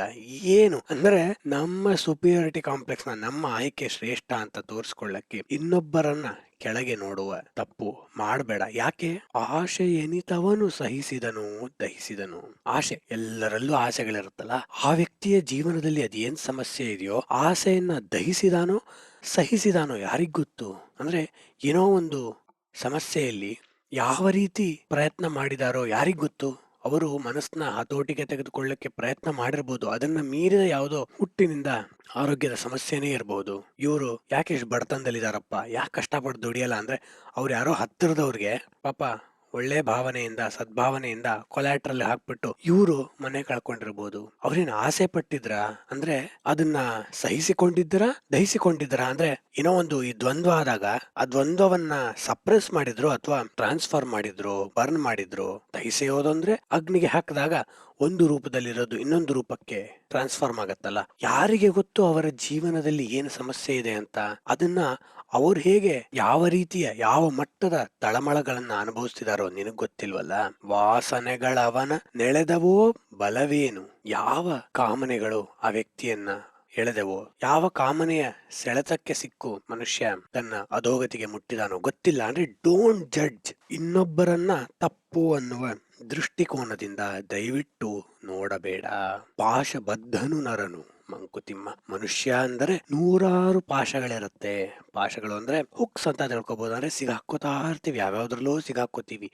ನಾವು ಸಿಗಾಕೊಂಡಿಲ್ಲ ಅನ್ನೋ ಕಾರಣಕ್ಕೆ ಇನ್ನೊಬ್ರು ಸಿಗಾಕೋಬಾರದು ಅಂತಲ್ಲ, ಸಿಗಾಕೊಂಡಿರ್ತಾರೆ. ಅವ್ರು ತಪ್ಪೇ ಇರ್ಬೋದು. ಯಾವ ಸಂದರ್ಭದಲ್ಲಿ ತಪ್ಪು ನಡೀತೋ ಯಾರಿಗ್ ಗೊತ್ತು. ಮನುಷ್ಯ ದುಡುಕ್ ಬಿಡ್ತಾನೆ ಎಷ್ಟೋ ಸಲ. ಹಂಗಾಗಿ ನಿನ್ನಲ್ಲಿ ಆ ಜಡ್ಜ್ಮೆಂಟ್ ಬೇಕಿಲ್ಲ. ಒಬ್ರು ಹಳ್ಳಿಯಿಂದ ಬಂದ ಸ್ನೇಹಿತರು ಒಳ್ಳೆ ಕಂಪನಿಯಲ್ಲಿ ಕೆಲಸ ಮಾಡ್ತಿದ್ದವ್ರು ಹೇಳ್ತಿದ್ರು, ನಾನು 12 ವರ್ಷ ಆಯ್ತು ಗೌರ್ಮೆಂಟ್ ಬಸ್ ಹತ್ತೇ ಇಲ್ಲ, ನಾನು ಕಾರಲ್ಲಿ ಓಡಾಡ್ತೀನಿ ಅಥವಾ ಕ್ಯಾಬಲ್ಲಿ ಓಡಾಡ್ತೀನಿ. ಅಂದ್ರೆ ಅಲ್ಲಿರೋ ಒಂದು ಸುಪೀರಿಯಾರಿಟಿ ಕಾಂಪ್ಲೆಕ್ಸ್ ಏನಂದ್ರೆ, ನೀವು ಬಸ್ಸಲ್ಲಿ ಓಡಾಡ್ತಿರಲ್ಲ, ನೀವಿನ್ನೂ ನನ್ನ ಮಟ್ಟಕ್ಕೆ ಬಂದಿಲ್ಲ ಅನ್ನೋದು. ಇದು ನಾವೆಲ್ಲರೂ ಇನ್ನೊಬ್ಬರನ್ನ ತುಚ್ಛವಾಗಿ ನೋಡುವ ಪ್ರಕೃತಿಯನ್ನ ಬೆಳೆಸ್ಕೊಂಡಿರ್ತೇವಲ್ವಾ. ಹಿಂದೆ ಒಂದು ವಿಡಿಯೋದಲ್ಲಿ ಹೇಳಿದ್ದೆ, ಇಲ್ಲಿ ಅದನ್ನ ಸಂಕ್ಷಿಪ್ತವಾಗಿ ಹೇಳ್ಬೇಕಂದ್ರೆ, ನಾನು ಭಾರತೀಯ ತತ್ವ ಪರಂಪರೆಯನ್ನ ಕಲ್ತ್ಕೊಳ್ಳಕ್ಕೆ ಒಬ್ಬರ ಬಳಿ ಹೋಗ್ತಿದ್ದಾಗ ಒಳ್ಳೆ ಪಾಠವನ್ನೇನೋ ಮಾಡ್ತಿದ್ರು. ಆದ್ರೆ ಅವರದೇ ಆದ ಧೋರಣೆಗಳು ನಮ್ಮಲ್ಲೂ ಇರುತ್ತಲ್ಲ, ಆ ರೀತಿ ಅವರಿಗೆ ಅವರದೇ ಆದ ಧೋರಣೆಗಳಿದ್ರು. ಒಂದಿಷ್ಟು ದಿನಗಳ ಹಿಂದೆ ಅವರು ಭೇಟಿಯಾದಾಗ ನಾನು ಹೇಳ್ದೆ, ನಾ ಈ ನಡುವೆ ಹೆಚ್ಚು ರಾಗಿ ಮುದ್ದೆ ತಿಂತಾ ಇದ್ದೀನಿ ಅಥವಾ ಜೋಳದ ರೊಟ್ಟಿ ತಿಂತಾ ಇದ್ದೀನಿ, ಅನ್ನವನ್ನ ಕಡಿಮೆ ಮಾಡಿದೀನಿ, ಕಾರ್ಬ್ಸ್ ಸ್ಪೈಕ್ ಕಡಿಮೆ ಮಾಡ್ತಿದ್ದೀನಿ. ಅದಕ್ಕೆ ಅವ್ರು ಏನಪ್ಪಾ ಹಿಂಗಾಗ್ಬಿಟ್ರೆ, ಅನ್ನ ಬ್ರಹ್ಮ ಇಲ್ದಿದ್ರೆ ಮನುಷ್ಯ ಬದುಕಕ್ ಸಾಧ್ಯವಿಲ್ಲ ಅಂತ ಹೇಳಿದಾರಲ್ಲ. ಅದಕ್ಕೆ ನನಗೊಂದು ಪ್ರಶ್ನೆ ಉಂಟಾಯ್ತು, ಅನ್ನ ಬ್ರಹ್ಮ ಅಂದ್ರೇನು? ಯಾರು ಹೇಳಿದ್ದು? ಯಾವ್ದಾದ್ರು ಉಪನಿಷತ್ತಲ್ಲಿ ಹೇಳಿದ್ಯಾ? ಛಾಂದೋಗ್ಯ ಉಪನಿಷತ್ನಲ್ಲಿ ಸರ್ವಂ ಕಲ್ವಿದಂ ಬ್ರಹ್ಮ ಅಂತ ಬರುತ್ತೆ. ಅಂದ್ರೆ ಎಲ್ಲವೂ, that which exist in this universe are existence, everything is Brahma. ಹಂಗಿದ್ದಾಗ ಅಕ್ಕಿಯಿಂದ ಮಾಡಿದ ಆಹಾರ ಮಾತ್ರ ಶ್ರೇಷ್ಠ, ರಾಗಿಯಿಂದ ಮಾಡಿದ್ದು ಶ್ರೇಷ್ಠ ಅಲ್ಲ ಅನ್ನುವ ಇನ್ನೊಬ್ಬರ ಬಗ್ಗೆ ಇರುವ ಕೀಳರಿಮೆ ಯಾಕೆ ಬಂತು? ಅವ್ರು ಕೇಳಿದೆ, ನೀವೇ ನಂಗೆ ಹೇಳ್ಕೊಟ್ಟಿದ್ರಲ್ಲ ಛಾಂದೋಗ್ಯ ಉಪನಿಷತ್ತಲ್ಲಿ ಸರ್ವಂ ಕಲ್ವಿದಂ ಬ್ರಹ್ಮ ಅಂತ. ಎಲ್ಲವೂ ಬ್ರಹ್ಮ. ಆದ್ರೆ ಇಲ್ಲಿ ಸ್ನೇಹಿತರೆ, ಅನ್ನ ಅಂದರೆ ಯಾವುದು ನಮ್ಮನ್ನ ಪೋಷಿಸತ್ತೋ ಅದು ಅನ್ನ. ಅದ್ ಧಾತುವಿಂದ ಸಂಸ್ಕೃತದಲ್ಲಿ ಆ ಪದ ಬಂದಿರೋದು. ಅಂದ್ರೆ ಮೂಲ ಅರ್ಥ ಇರೋದು ಅನ್ನ ಅಂದ್ರೆ ಯಾವುದು ನಮ್ಮನ್ನ ಬದುಕ್ಸತ್ತೋ, ಅದು ಆಹಾರವಾಗತ್ತೋ ಅದೆಲ್ಲವೂ ಅನ್ನವೇ. ನಮ್ಮ ಸುತ್ತಮುತ್ತಲು ಅದನ್ನ ಅಕ್ಕಿಗೂ ಅನ್ನ ಅಂತ ಆಡು ಭಾಷೆಯಲ್ಲಿ ಹೇಳೋದುಂಟು. ಆದ್ರೆ ರಾಗಿಯೂ ಅನ್ನವೇ, ಜೋಳವೂ ಅನ್ನವೇ, ಇನ್ಯಾವುದೋ ರಾಜ್ಯದಲ್ಲಿ ಬಾಜ್ರಾ ತಿಂತಿದ್ರೆ ಅದೂ ಅನ್ನವೇ. ಹಂಗಿದ್ದಾಗ ಅದು ಕೇವಲ ಆಹಾರಕ್ಕಲ್ಲ, ನನ್ನ ಮುಂದಿರೋ ಈ ಮೈಕು, ಲ್ಯಾಪ್ಟಾಪು ಎಲ್ಲವೂ ಸಹ ಬ್ರಹ್ಮದ ಸ್ವರೂಪವೇ ಆಗಿರೋದ್ರಿಂದ ಯಾವುದು ಶ್ರೇಷ್ಠವಲ್ಲ, ಯಾವುದು ತುಚ್ಛವಲ್ಲ. ಅದು ಗೊತ್ತಿಲ್ವಾ? ಖಂಡಿತವಾಗ್ಲೂ ಗೊತ್ತು. ಆದರೆ ನಮ್ಮಲ್ಲಿರುವ ನಾನೇ, ನನ್ನ ಹುಟ್ಟೇ ಶ್ರೇಷ್ಠ ಅನ್ನುವ ನಂಬಿಕೆಗಳು ನಮ್ಮನ್ನ ಹೀಗ್ ಮಾಡ್ಬಿಡತ್ತೆ. ಅದಕ್ಕೆ ಅವ್ರಿಗೆ ಕೋಪ ಬಂತು, ನೀನು ವಾದ ಮಾಡೋದೊಂದು ಕಲ್ತಿದ್ಯಾ, ಇನ್ನೇನು ಕಲ್ತಿಲ್ಲ. ಇದು ನಮ್ಮಲ್ಲೆಲ್ಲರಲ್ಲೂ ಕಾಣಿಸತ್ತಲ್ವಾ. ನನಗೆ ಕೆಲವು ದಿನಗಳ ಹಿಂದೆ ಇದು ನನಗಂತನೇ ಬರ್ದಿರೋ ಕಗ್ಗ ಅಂತ ಅನ್ಸಿದ್ದು ಈ ಘಟನೆಯನ್ನ ನೆನೆಸ್ಕೊಂಡಾಗ, ನಾನು ಮುದ್ದೆ ತಿನ್ನಕ್ ಹೋದಾಗ ಅಲ್ಲಿ ಮುದ್ದೆ ಹೋಟೆಲ್ ಅಲ್ಲಿ ಶ್ರಮಿಕ ವರ್ಗದವರು ತುಂಬಾ ಜನ ತಿಂತಿರ್ತಾರೆ. ಯಾಕಂದ್ರೆ ದೈಹಿಕ ಪರಿಶ್ರಮ ಹೆಚ್ಚಿದ್ದಷ್ಟು ಒಳ್ಳೇದಲ್ವಾ ಇಂಥ ಆಹಾರಕ್ಕೆ. ಹಂಗಾಗಿ ಅಲ್ಲಿ ಶ್ರಮಿಕ ವರ್ಗದವರು, ಇನ್ನು ಮೊಣಕೈ ಹತ್ರ ಎಲ್ಲ ಸಿಮೆಂಟ್ ಹತ್ತಿರುತ್ತೆ, ಪೇಂಟ್ ಹತ್ತಿರುತ್ತೆ, ಅಂತವ್ರೆಲ್ಲ ನಮ್ಕಿಂತ ಎಷ್ಟೋ ಕಷ್ಟಪಟ್ಟು, ನಮ್ಕಿಂತ ಇನ್ನೂ ಕಷ್ಟದಲ್ಲೇ ಬದುಕಿರೋರು ಎಷ್ಟೋ ಜನ ಬಂದು ತಿಂತಿರ್ತಾರೆ. ಅವರು ಅಲ್ಲಿ ಒಂದು ಕೇಸರಿ ಬಾತ್ನ ಮಾಡಿರ್ತಾರೆ, ಪಾಪ ಅವ್ರು ಹಾಕ್ಸ್ಕೊಂಡು ತಿಂತಿದ್ರು. ನನಗೆ ಈ ತರ ಲೋ ಕ್ವಾಲಿಟಿ ಕೇಸರಿ ಬಾತ್ನ ಇವ್ರು ಹೆಂಗ್ ತಿಂತಾರೆ, ಇದು ಎಷ್ಟೊಂದು ಕಾರ್ಬ್ ಅಲ್ಲ, ಎಷ್ಟೊಂದು ಟ್ರಾನ್ಸ್ ಫ್ಯಾಟ್ ಅಲ್ಲ, ಹಿಂಗೇನೇನೋ ಅನಿಸ್ತಿತ್ತು. ಆದ್ರೆ ನನಗೇನ್ ಗೊತ್ತಿಲ್ಲ ಅಂದ್ರೆ ಅವರು ಎಷ್ಟು ಕಷ್ಟಪಟ್ಟು ಕೆಲಸ ಮಾಡ್ತಾರೆ ಅಂದ್ರೆ ಆ ದೇಹ ಅನ್ನುವ ಯಂತ್ರದಲ್ಲಿ ಏನೇ ಹಾಕಿದ್ರು ಡೈಜೆಸ್ಟ್ ಆಗುವಂತಹ ಶ್ರಮವನ್ನ ವಹಿಸ್ತಿರ್ತಾರೆ. ನಮ್ ತರ ಕೂತ್ಕೊಂಡು ಸೆಡೆಂಟ್ರಿ ಲೈಫ್ ಸ್ಟೈಲ್ ಇರಲ್ಲ. ಅಂದ್ರೆ ನಾನ್ ತಿಂತಿರೋ ಆಹಾರ ಏನೋ ತುಂಬಾ ಶ್ರೇಷ್ಠ, ನಾ ಎಲ್ಲೋ ಚಂಪಾಕಲಿ ಚಮಚಮ್ ತಿಂದ್ಬಿಟ್ರೆ ತುಂಬಾ ಶ್ರೇಷ್ಠ, ಅವ್ರು ತಿಂತಿರೋ ಕೇಸರಿ ಬಾತು ಒಳ್ಳೇದಲ್ಲ ಅಂತ ಹೇಳ್ತಿದ್ದೀನಿ ಅಂದ್ರೆ ಅಥವಾ ಅನ್ಕೋತಿದ್ದೀನಿ ಅಂದ್ರೆ ನಾನೇನ್ ಮರಿತಿದ್ದೀನಿ ಅಂದ್ರೆ ಪಾಶಬದ್ಧನು ನರನು ಮಂಕುತಿಮ್ಮ. ನಿನಗೂ ಆ ರೀತಿ ಪಾಶಗಳು ಅವ್ರಿಗೆ ಹೆಂಗೆ ಕಷ್ಟಪಟ್ಟಿರ್ತಾರೆ, ಸ್ವಲ್ಪ ಒಂದು ಶುಗರ್ ಸ್ಪೈಕ್ ಸಿಕ್ಕರೆ ರಿಲ್ಯಾಕ್ಸ್ ಆಗತ್ತೆ ಅಂತ ಅವ್ರಿಗದೇನು ಸಮಸ್ಯೆನೂ ಆಗಲ್ಲ, ಯಾಕಂದ್ರೆ ಕಷ್ಟಪಟ್ಟು ಕೆಲಸ ಮಾಡ್ತಿರ್ತಾರೆ. ಅದೇ ರೀತಿ ನೀನು ಯಾವ್ದೋ ಒಂದು ಹಾಗೆ ತಿಂತಿರ್ತೀಯ, ನೀನು ಇನ್ಸ್ಟಾಗ್ರಾಮ್ ರೀಲ್ಸ್ ಎಷ್ಟೊತ್ ನೋಡಿ ಸಮಯ ಹಾಳು ಮಾಡ್ತಿರ್ತೀಯ. ಅದಕ್ಕೆ ಈ ಕಗ್ಗದ ಸಿಂಗಲ್ ಲೈನ್ ಮೆಸೇಜ್ ಅಂದ್ರೆ ಡೋಂಟ್ ಜಡ್ಜ್ ಅದರ್ಸ್.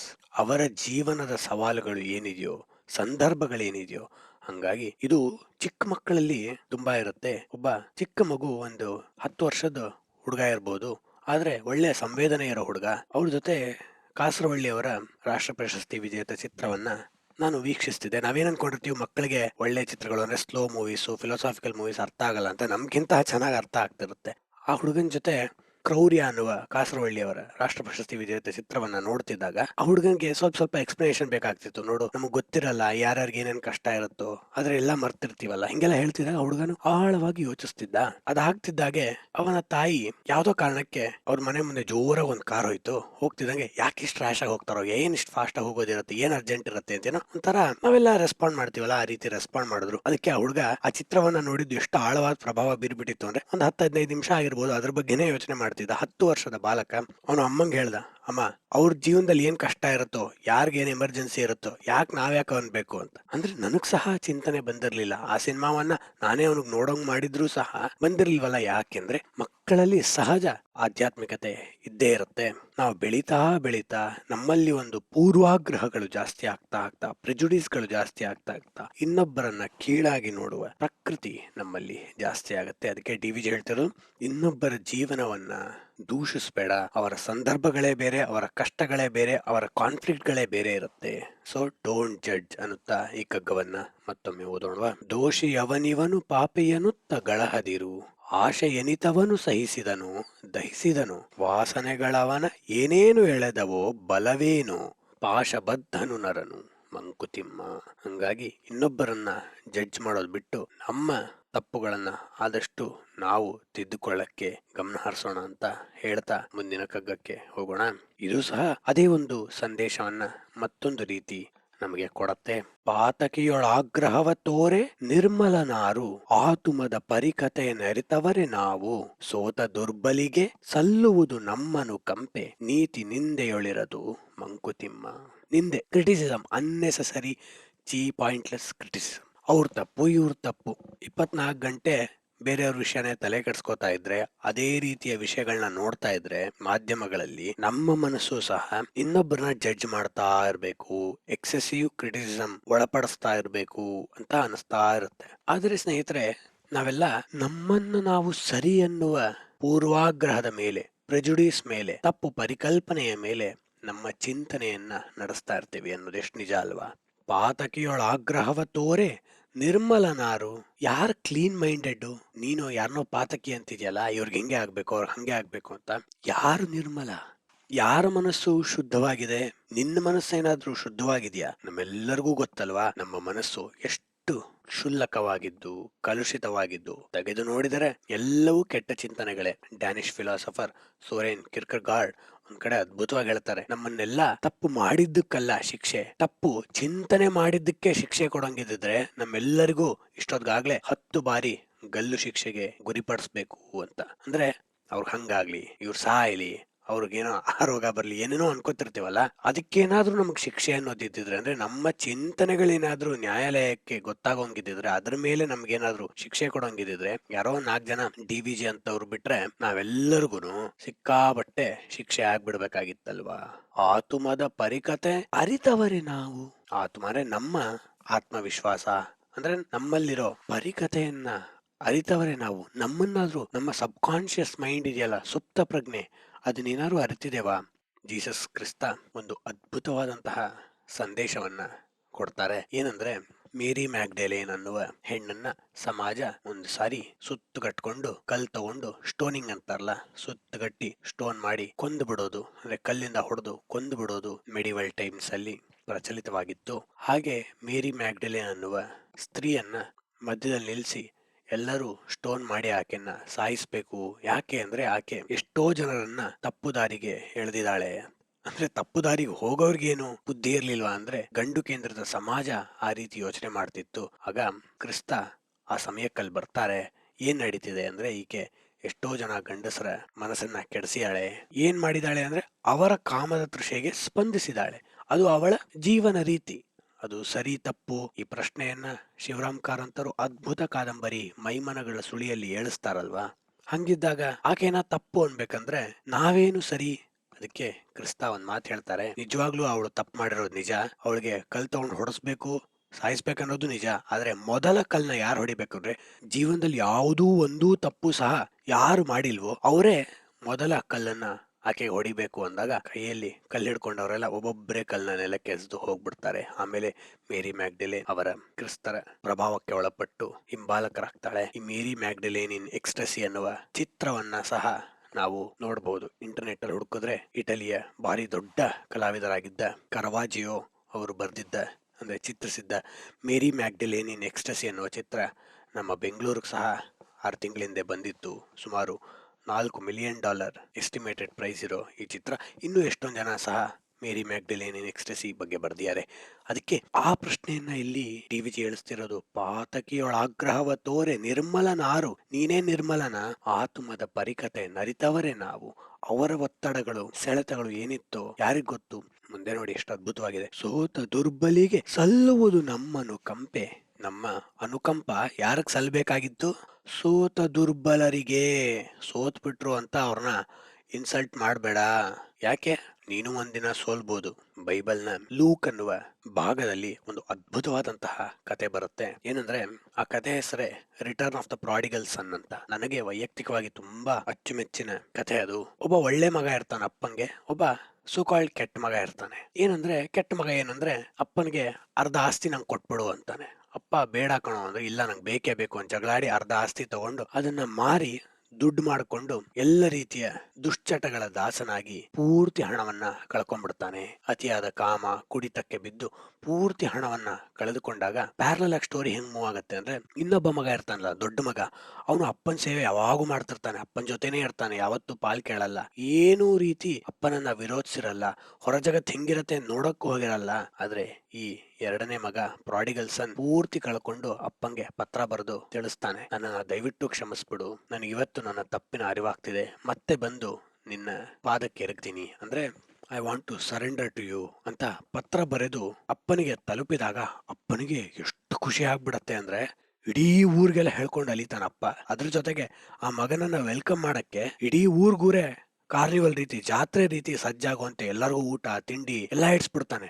ಅವಾಗ ಹಿರಿಯ ಮಗ ಕೇಳ್ತಾನ, ಅಲ್ಲಪ್ಪ ನಾನ್ ನಿನ್ ಜೊತೆನೇ ಇದ್ದೆ, ನಿಂಗೆ ಇಷ್ಟು ಖುಷಿನೇ ಆಗ್ಲಿಲ್ಲ, ಅವನು ನಿಂಗೆಲ್ಲಾ ಮೋಸ ಮಾಡಿ ಅವಮಾನ ಮಾಡಿ ನಿನ್ ದುಡ್ಡನ್ನ ಕಳೆದು ವಾಪಸ್ ಬರ್ತೀನಿ ಅಂತಿದ್ರೆ ಸೆಲೆಬ್ರೇಟ್ ಮಾಡ್ತಿದ್ಯಲ್ಲ, ಇದ್ ಸರಿನಾ ಅಂದಾಗ ಅಪ್ಪ ಒಂದ್ ಮಾತು ಹೇಳ್ತಾನೆ, ಅವನು ನನ್ನನ್ನ ಬಿಟ್ಟು ಏನೇನೋ ಜಗತ್ತನ್ನ ಕಂಡು ಅವೆಲ್ಲದ್ರಲ್ಲೂ ಏನು ಸಿಗದೆ ಮತ್ತೆ ನನ್ನನ್ನ ಬರ್ತಿದ್ದಾನೆ. He has transcended them all. ಎಲ್ಲವನ್ನ ಮೀರಿ ನನ್ನ ಹತ್ರ ಮತ್ತೆ ಬರ್ತಿದ್ದಾನೆ. ನಿನಗೇನಂದ್ರೆ ಅಲ್ಲಿ ಹೋಗಿ ನೋಡಕ್ಕೆ ಭಯ. ಯಾಕೆ? ಅದರಲ್ಲಿ ನಾ ಎಲ್ಲಿ ಪುಲ್ಲಿನ ಆಗ್ಬಿಟ್ರೆ, ಎನ್ಸ್ನೇರ್ ಆಗ್ಬಿಟ್ರೆ ನಮ್ಮ ಅಪ್ಪನಿಗೆ ಮೋಸ ಮಾಡ್ತೀನೋ ಅಂದ್ರೆ ನೀನು ಅದನ್ನ ಕಾಣದೆ ಬೇಡ ಅಂತಿದ್ಯಾ. ಅದನ್ನ Sigmund Freud return of the repressed ಅಂತ ಸಹ ಹೇಳಿದ್ರು. ಅಂದ್ರೆ ನೀನ್ ಅದನ್ನ ನೋಡೇ ಇಲ್ಲ, ಅದ್ರಲ್ಲಿ ನಿನ್ ಶ್ರೇಷ್ಠತೆ ಇಲ್ಲ. ಅವನು ಅದನ್ನ ನೋಡಿ ಅದು ಬೇಡ ಅಂತ ಬಿಟ್ಟು ನನ್ನ ಹತ್ರ ಬರ್ತೀಯಲ್ಲ, ಅದಕ್ಕೆ ನಂಗೆ ಎಷ್ಟು ಸಂಭ್ರಮ. ಅಂದ್ರೆ ಇಲ್ಲಿ ಏನ್ ಸಂದೇಶ ನಾವು ಪಡ್ಕೋಬೇಕು ಅಂದ್ರೆ, 3ನೇ ಸಾಲಲ್ಲಿ ಹೇಳ್ತಿರೋ ಡಿ.ವಿ.ಜಿ ಅವರು, ಸೋತ ದುರ್ಬಲಿಗೆ ಸಲ್ಲುವುದು ನಮ್ಮ ಅನುಕಂಪೆ. ಅನುಕಂಪವನ್ನ ಅಪ್ಪ ತೋರ್ಸದ್ನಲ್ಲ, ನೀ ಯಾಕೆ ಬಂದೆ ಹೋಗುವಂತ ಒದ್ದು ಓಡಿಸ್ಬೋದಿತ್ತು, ಅವಮಾನ ಮಾಡ್ಬೋದಿತ್ತು, ಬರ್ಲೇಬೇಡ ಅಂತ. ಆದ್ರೆ ಸೋತವನಿಗೆ ಟ್ರಾನ್ಸ್ಫರ್ಮೇಶನ್ ಆಗುವ ಅವಕಾಶವನ್ನ ಇವತ್ತು ನಮ್ಮ ನ್ಯಾಯಾಲಯ ಸಹ ಕೊಡತ್ತಲ್ವಾ. ಹಂಗಿರುವಾಗ ನೀತಿ ನಿಂದೆಯೊಳಿರದು ಮಂಕುತಿಮ್ಮ. ಇನ್ನೊಬ್ಬರನ್ನ ನಿಂದನೆ ಮಾಡುವ, ಕ್ರಿಟಿಸೈಸ್ ಮಾಡೋದ್ರಲ್ಲಿ ಯಾವುದೇ ಶ್ರೇಷ್ಠತೆ ಇಲ್ಲ. It is not showing any principle of your self.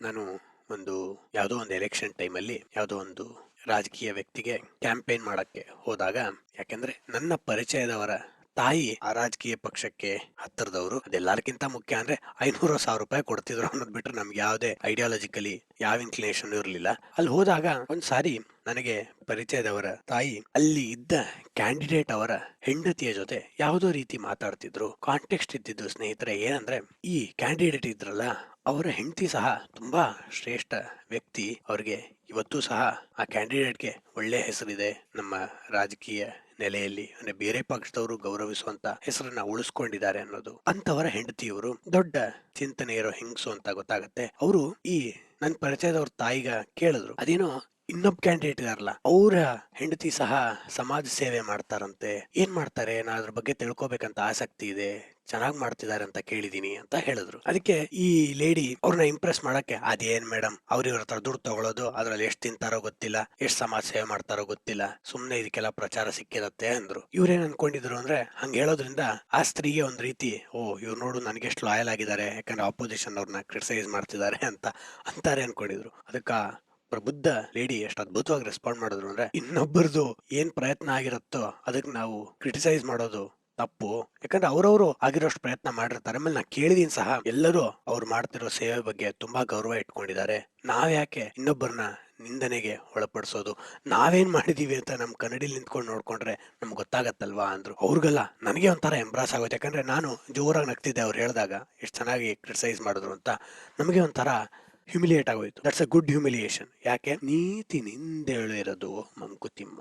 ದೊಡ್ಡ ವ್ಯಕ್ತಿಗಳು ದೊಡ್ಡತನವನ್ನ ತಮ್ಮ ವಿರೋಧಿಗಳಲ್ಲೂ ಕಾಣ್ತಾರೆ, ಚಿಕ್ಕ ವ್ಯಕ್ತಿಗಳು ಚಿಕ್ಕತನವನ್ನ ಎಲ್ಲರಲ್ಲೂ ಕಾಣ್ತಾರೆ. ಯಾಕಂದ್ರೆ ಅವರೂ ಸಹ ಚಿಕ್ಕ ವ್ಯಕ್ತಿಗಳಾಗ್ತಾನೆ ಹೋಗ್ತಿರ್ತಾರೆ. ಹಾಗಾಗಿ ಇನ್ನೊಬ್ಬರನ್ನ ಅತಿಯಾಗಿ ಕ್ರಿಟಿಸೈಸ್ ಮಾಡೋದು ಬೇಡ, ಆದ್ರೆ ಅನುಕಂಪವನ್ನ ಕೊಡೋಣ. ಸೋತ ದುರ್ಬಲಿಗೆ ಸಲ್ಲುವುದು ನಮ್ಮ ಅನುಕಂಪೆ, ಅದಿಲ್ಲ ಅಂದ್ರೆ ನೀತಿ ನಿಂದೆಯೊಳಿರೋದು ಮಂಕುತಿಮ್ಮ. ಸುಮ್ನೆ ಅವ್ರನ್ನ ಕೆಟ್ಟದಾಗಿ ಕ್ರಿಟಿಸೈಸ್ ಮಾಡ್ಕೊಂಡು ಬದುಕೋದ್ರಿಂದ ನೀನಂತೂ ಏನು ಮೇಲ್ಮಟ್ಟಕ್ಕೆ ಹೋಗಕ್ ಸಾಧ್ಯವಿಲ್ಲ. ಹಾಗಾಗಿ ಈ ಕಗ್ಗವನ್ನ ಮತ್ತೊಮ್ಮೆ ಓದಿ ಮುಂದಿನ ಕಗ್ಗಕ್ಕೆ ಹೋಗೋಣ. ಪಾತಕಿಯೊಳಾಗ್ರಹವ ತೋರೆ ನಿರ್ಮಲನಾರು, ಆತುಮದ ಪರಿಕತೆ ನರಿತವರೆ ನಾವು, ಸೋತ ದುರ್ಬಲಿಗೆ ಸಲ್ಲುವುದು ನಮ್ಮನುಕಂಪೆ, ನೀತಿ ನಿಂದೆಯೊಳಿರದು ಮಂಕುತಿಮ್ಮ. ಮುಂದಿನ ಕಗ್ಗ ನಮ್ಮೆಲ್ಲರಿಗೂ ಚಾಟಿ ಏಟಿದ್ದಾಗಿದೆ. ಏನಂದ್ರೆ, ನಮಗೆ ಸುಖದ ಆತುರಗಳು ಹೆಚ್ಚಿರುತ್ತೆ ಅಲ್ವಾ. ಅದರಲ್ಲೂ ಇವತ್ತು ನಾವು ಕನ್ಸ್ಯೂಮರಿಸ್ಟ್ ವರ್ಲ್ಡ್ ಅಲ್ಲಿ ಬದುಕ್ತಿರೋದ್ರಿಂದ ಏನಾದ್ರೂ ಒಂದು ತೆಗೆದುಕೊತಿರ್ಬೇಕು ಅನಿಸುತ್ತೆ, ಬೈ ಮಾಡ್ತಿರ್ಬೇಕು ಅನಿಸ್ತಿರುತ್ತೆ. ಅಮೆಝಾನ್ ವಿಶ್ ಲಿಸ್ಟ್ ನ ಸ್ಕ್ರಾಲ್ ಮಾಡ್ತಾ ಇರ್ಬೇಕು ಅನಿಸುತ್ತೆ. ವಾಟ್ಸ್ಆಪ್ ಗ್ರೂಪ್ ಅಲ್ಲಿ ಯಾರೋ ಒಂದೇನೋ ಹೊಸ ಏನೋ ವಸ್ತುವನ್ನು ಹಾಕ್ತಾರೆ, ಅದನ್ನ ಕೊಂಡ್ಕೋತಿರ್ಬೇಕು ಅನಿಸ್ತಿರುತ್ತೆ.